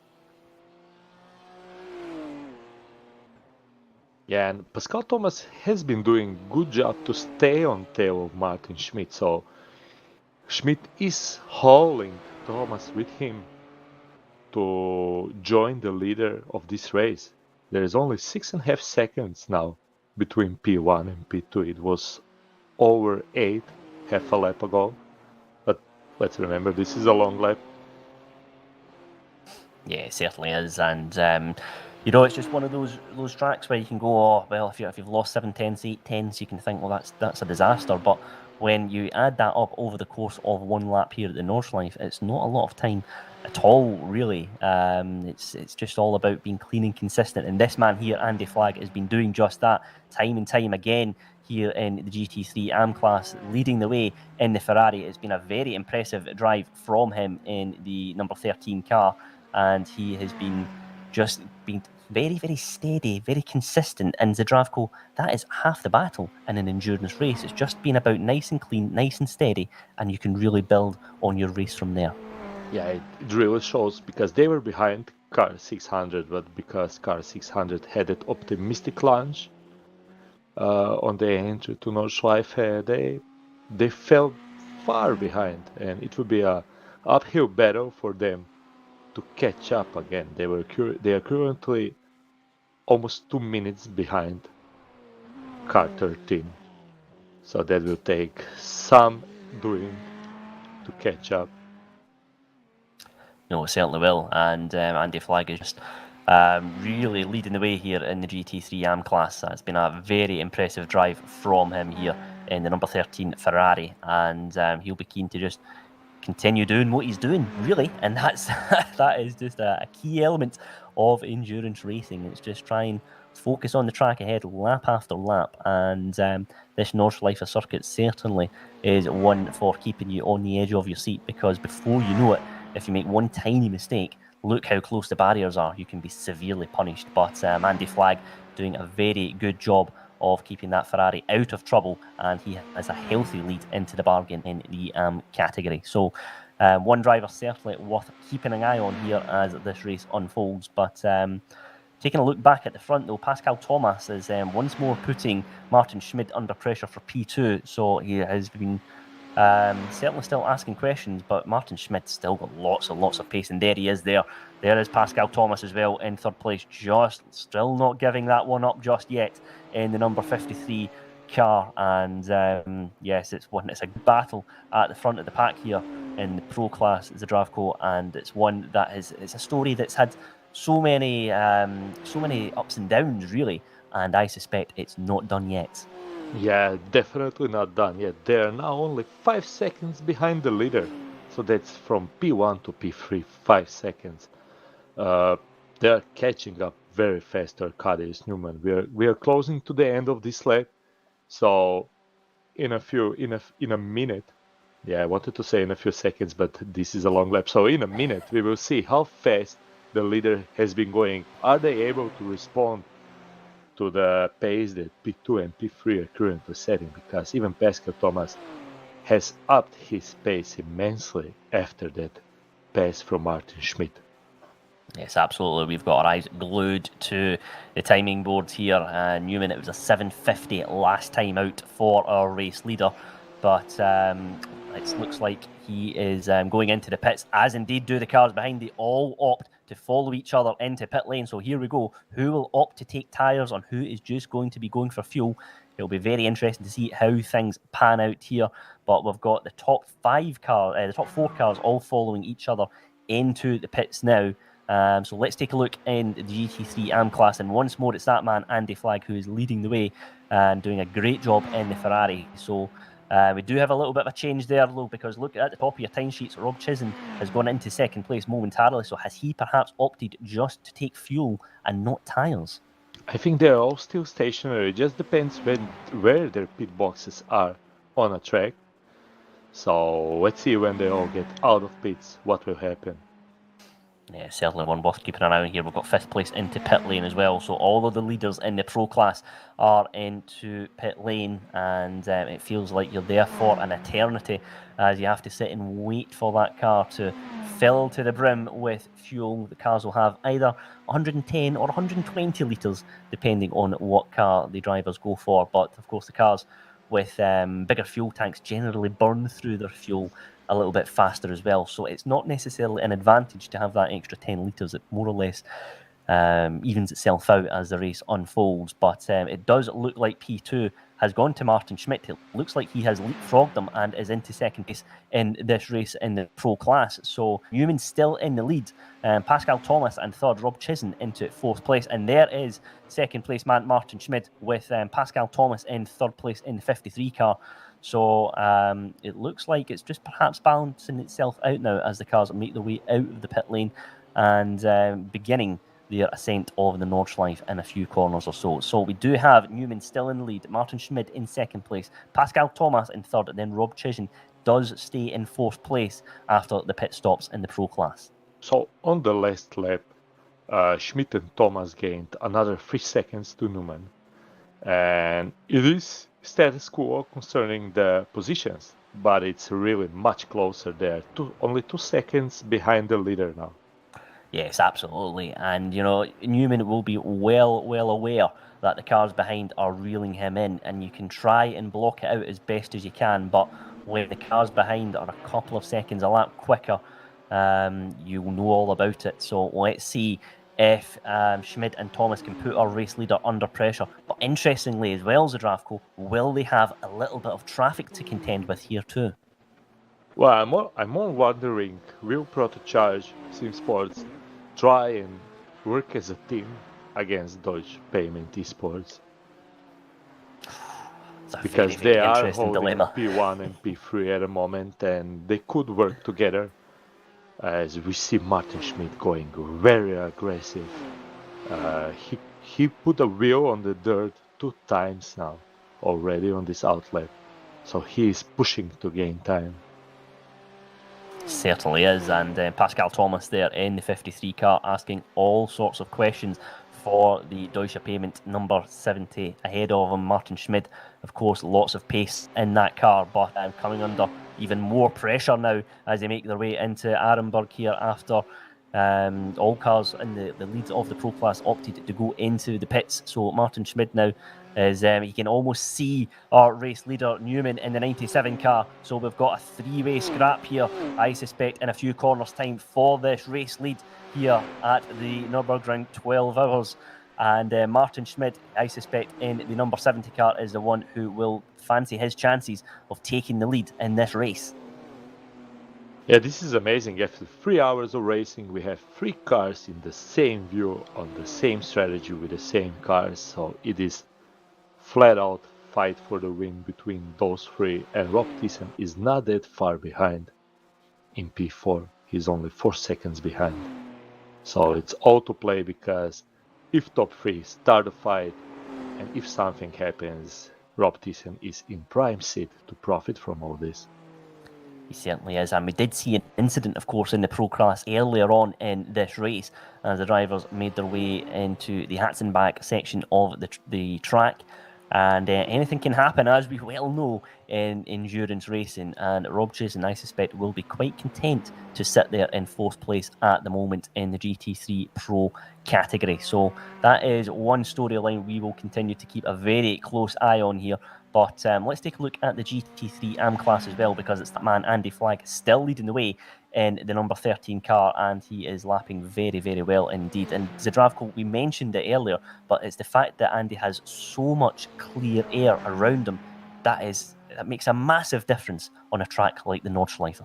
Yeah, and amazingly, Andy is in P7 ahead of many pro teams. He has 14 seconds up the road to Marcus Kennel, and another 13 seconds behind him for Chris Millen.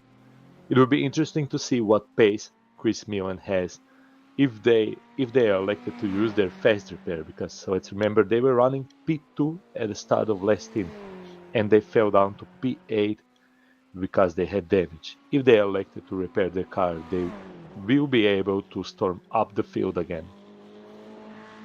It certainly will. It'll be very interesting to keep an eye on that. Both cars, of course, driving for the JWR team, and 2 very quick drivers into the bargain as well. So 7th place at the moment there in the Pro class is Chris Macmillan. Let's take a look back at the front though, because the front three are going into the carousel now. It is still Newman leading the way from Schmidt with Thomas in 3rd place. Pascal Thomas, the number 53 car, is just behind this, the white number 70 car, driven by Martin Schmidt. He's got to try and put pressure on the race leader, but he's also got to look at his rear view mirrors as well as the draft coat. And this is a very difficult situation. It's got even worse because Martin Schmidt is off. He has hit the barrier, and that allows Pascal Thomas to nip through into 2nd place in this race. Don't forget, we've got Rob Chisholm. There he is, the orange BMW car coming into the top of your screen, and he's going to put him under pressure as well. Martin Schmidt, here he is now, just drops a wheel there, takes a little bit too much of the curb as well, and the car hits the barriers, but thankfully manages to keep it pointing the right way. We've just gone through the carousel section of the track, so if he opts to pit, it won't cost him perhaps as much time as it would have done earlier on in the lap, but it is a gift for Pascal Thomas, who is now in 2nd place in this race. Yeah, that was heartbreaking, but I'm not sure if he will pit. He has few corners to see how the car is, because they just pitted, and that will effectively lose him almost a minute of his time. So maybe if the car is not that bad, it might make sense to try and drive whole stint with it. But let's remember that over 50 minutes of driving with a damaged car, and Rob Thiessen is already knocking on his door. Yes, here he is. Let's ride on board with Rob Thiessen there. Throws the car potentially up the inside there. Maybe it was just a little bit of a false move to get. And it looks like further contact ahead, further drama ahead there. Rob Thiessen and... that was Pascal Thomas. That was P2. It was Pascal Thomas. Let's get a look at the replay there. Pascal Thomas momentarily into P2, just loses the rear of the car, and that is a massive crash for the number 53 car. He'd gone from 3rd to 2nd, but he is now down in 4th place. So we've got 2 cars out of the leading 4 running with damage. They've both just come out of the pits, and this is going to be a very, very interesting dilemma for that man Martin Schmidt there. He's got Rob Thiessen is going for it, putting him under pressure. There we go, side by side, the orange car. Rob Chisholm has made the move, so Rob Chisholm has gone from 4th to 2nd in the space of a lap. Now, will Martin Schmidt keep that car out on track? We think if he stays out, of course he's going to lose a little bit of time, but if he opts to pit to Dravco, it's going to cost him even more time at the start of a stint. So can he perhaps drive around this issue? We know he's fast, and we know he's been lapping faster than the cars around him. So will that little bit of raw pace that he's got just try and minimise the effect of any damage that car has? And in fact, he does pit. In goes the current P3 man, Martin Schmidt. He opts to bring that BMW into pit lane for repairs. This has been a disastrous couple of laps. Pascal Thomas as well. So we've got the 2 damaged cars at the front are both into pit lane. This is music to the ears of Newman in the lead of this race, however, because he now has a considerable gap at the front of the pack in the GT3 Pro class. It is all kicking off here at the Nurbugring. There is our race leader Newman in the 97 car. He will be delighted with everything that has unfolded behind him, because he was coming under all sorts of pressure over the last few laps. But Newman now has an 8-second gap from Rob Chisholm in the orange BMW, so we won't perhaps pick up Rob just yet in our cameras, but Newman now in the lead of this race with a comfortable margin, all things considered, and it has been a disaster for a couple of cars behind him. There is 2nd place man Rob Chisholm there in the number 77 Team Racing Netherlands car, but Zdravko, that has been a dramatic couple of minutes here at the Nürburgring. This really turned the whole race upside down, as it was looking like Martin Schmidt and Pascal Thomas will catch up to Arkadiusz Newman. They had the pace to catch up, to fight for the lead, and just as they got to 1 second behind him, they both made a mistake in a space of couple of corners, and they were unforced mistakes. So maybe pushing too much, maybe wanting to take out of the car more than the car was willing to give. Probably they were still adjusting to the grip from the new tires, but yeah, it has cost them heavily. Absolutely. So absolutely. At a moment, they're basically a minute behind the lead now. And there's nothing worse in motorsport than an unforced error, particularly when you're fighting at the sharp end. And both drivers will be very, very disappointed. Pascal Thomas looks like he's back. He's going to be in 6th place in this race. Martin Schmid currently on our timesheets in P4, but disastrous stuff for them. And now we have a new man in P3 for the Sim 3D Sport Robocop team. It's the number 15 car. And this has been a dramatic turn of events here at the Nurbugring, and it's going to be more drama unfolding, I suspect. Rob Chisholm, he will be absolutely delighted. Zdravko, we mentioned this a few laps ago about Rob Chisholm and the fact that he was in 4th place, and was he going to be quite content just to sit there and bide his time and see what happens in front of him? And it's worked perfectly for him. He's now in 2nd place in this race. Yeah, and he's basically matching the leader for the pace, and 8 seconds is nothing of a gap. So he's been driving a great race, consistently, not avoiding mistakes, and it's been paying off. It's been paying off.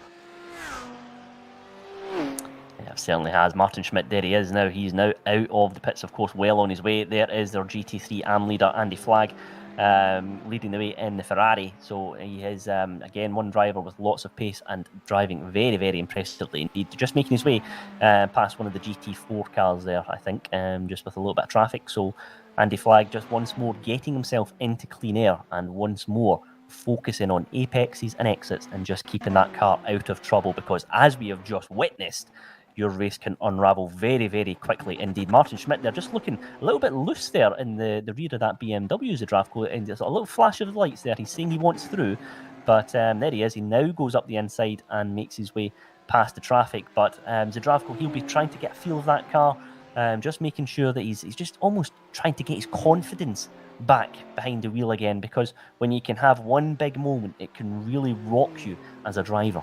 Yeah, this painted a picture of an angry racer. So I think he has to find inner peace and focus on the race. It's still not over. There are 9 hours left to go, and he doesn't want to over push and make another mistake, because mistakes are, as we see, costly here. Very much are, and Martin Schmidt has unfortunately found that out the hard way. He's now down in 4th place in this race, and Pascal Thomas down in 6th place. They are split by the 55 of Marcus Kennel. There is Pascal Thomas in the 53 BMW, and he's another driver that's just going to have to get his head down and get on with things here. He was fighting at the sharp end, but he's now got it all to do. And in fact, look at that. Zdravko, Martin Schmidt, he has spun that car. The number 70 has spun. Let's get a replay and find out what happened here. It's all gone wrong for Martin Schmidt. He's got lots of pace, but he's just not been able to maximise it. The car once more taking a little bit more of the curb, slams into the barrier, and it is going to be another trip to the pits, I suspect, for Martin Schmidt.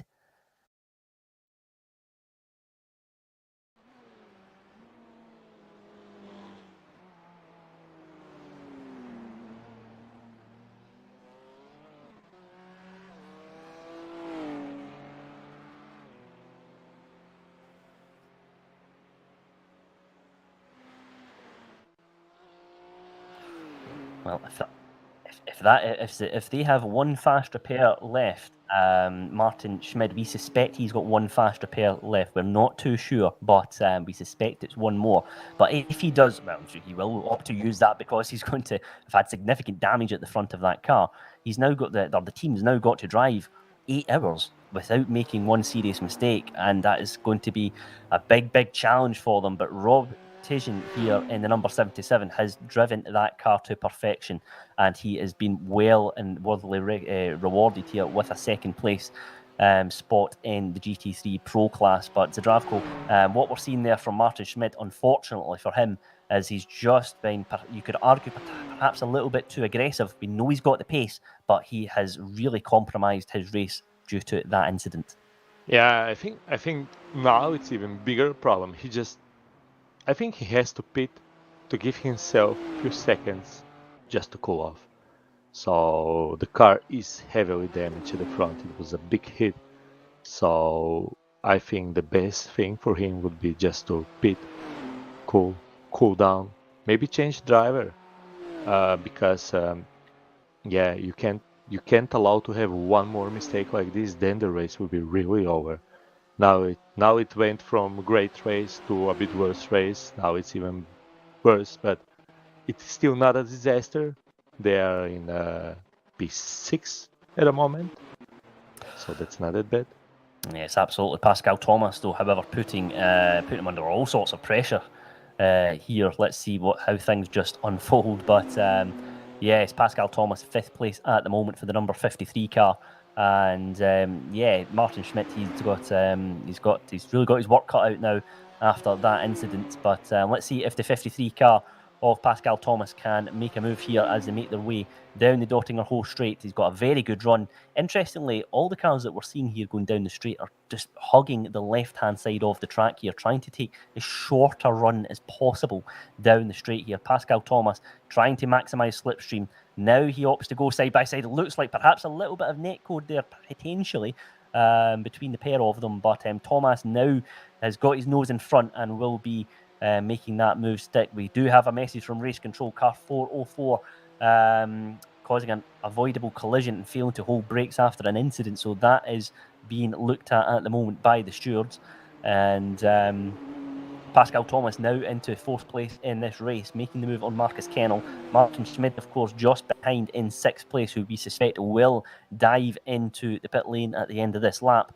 But it has just been an incredible few laps or so here at the Nürburgring. We know that this track produces drama, and it is doing just that here in this race. Pascal Thomas, however, will be looking to try and now just get his head down, just focus on getting to the end of his stint and handing that car over in good condition so that his team can just move on and try and ask questions of our race leaders.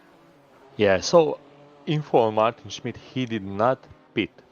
His lap times do look to be fine. He is a bit slower than he was before, but it looked a heavy wreck with the barrier, but the car looks to be handling still okay, so maybe they can save this and do the whole stint and not lose more time with pitting again. Absolutely. Potentially they have avoided knocking the front wheels out of alignment, so it may have just been a relatively clean crash straight in to the middle of that car to avoid damaging the wheels. But yeah, it's one driver we'll keep an eye on in the timesheets here and see what lap that he posts when they come round. But this man here, Pascal Thomas, currently in 3rd place. Good gap between him and Rob Chisholm ahead of him, however, but it's just all about trying to just free himself from 4th place man Marcus Kennel here in the 55 car. There is the white and blue car just behind him. But Pascal Thomas just looking to try and build on a good stint here. And he's one driver certainly worth keeping an eye on. But our race leader, of course, in the GT3 Pro class, Newman in the 97, he's just managing to maintain that lead between him and Rob Chisholm in the orange BMW. So it is still around 7 seconds. Both cars lapping 7-minute 51s last time out. And there is that message from Race Control. It's for the 404 car, and they have a 30-second stop-go penalty for causing an avoidable collision. So the 404 car has been hit with a hefty penalty there. That's 2 penalties in total that have been awarded. So the car 404, that is a Lackland Holiday there, who has been issued with that penalty. So Race Control deciding that they have to take action on that particular incident. But back at the front in the GT3 Pro class, there is Newman leading the way. Still 7 seconds is that gap between him and the orange BMW of Rob Chisholm. But yeah, Newman is a driver. We mentioned it earlier on. He was coming under lots of pressure from the cars behind him, but it just goes to show that he's very calm and composed behind the wheel of that car and doing a very good job. Yeah, it really shows that you just have to be calm and collected. And Rob Thiessen is closing a bit on Arcadius Newman. Yeah, he certainly is. But Newman there just got a little bit of traffic to contend with ahead of him. But yeah, he's doing very, very well indeed in the lead of this race, and he's leading nice and steadily. And his team, I suspect, will be delighted with how he has been doing behind the wheel in his stint. Just got a little bit of a change there for P3 in the AM class. That's the JB Motorsport car. Just coming out of the pits, 12th place man here in the Pro class. Dirk Helm as well, of course, is just looks like he'd made a bit of a trip to the pits. But Sam Swallow is one that we mentioned, Zdravko, earlier on, one driver with lots of pace. Currently third place now in the GT3 AM class in the Porsche 911, driving for the X Predators team. And looks like there's a couple of interesting battles beginning to develop in the GT3 AM class, Zdravko. Yeah, and well, Sam is behind car 600, Lion GP Sports, and those are out of pit sync. But I think that Sam should beat this lap. Yeah, certainly seems that way. That car looking very, very planted, I have to say, around this part of the track. And this is a part as well where you've got to. This is a test of the setup, really, of your car. If the car looks very unstable here, you know you've got to make some changes because you will lose so much time around this phase of the lap. And Sam Swallow looked like he's got that car hooked up very, very nicely as he makes his way into Arenberg here. And he's one driver that we will keep an eye on here as this race progresses.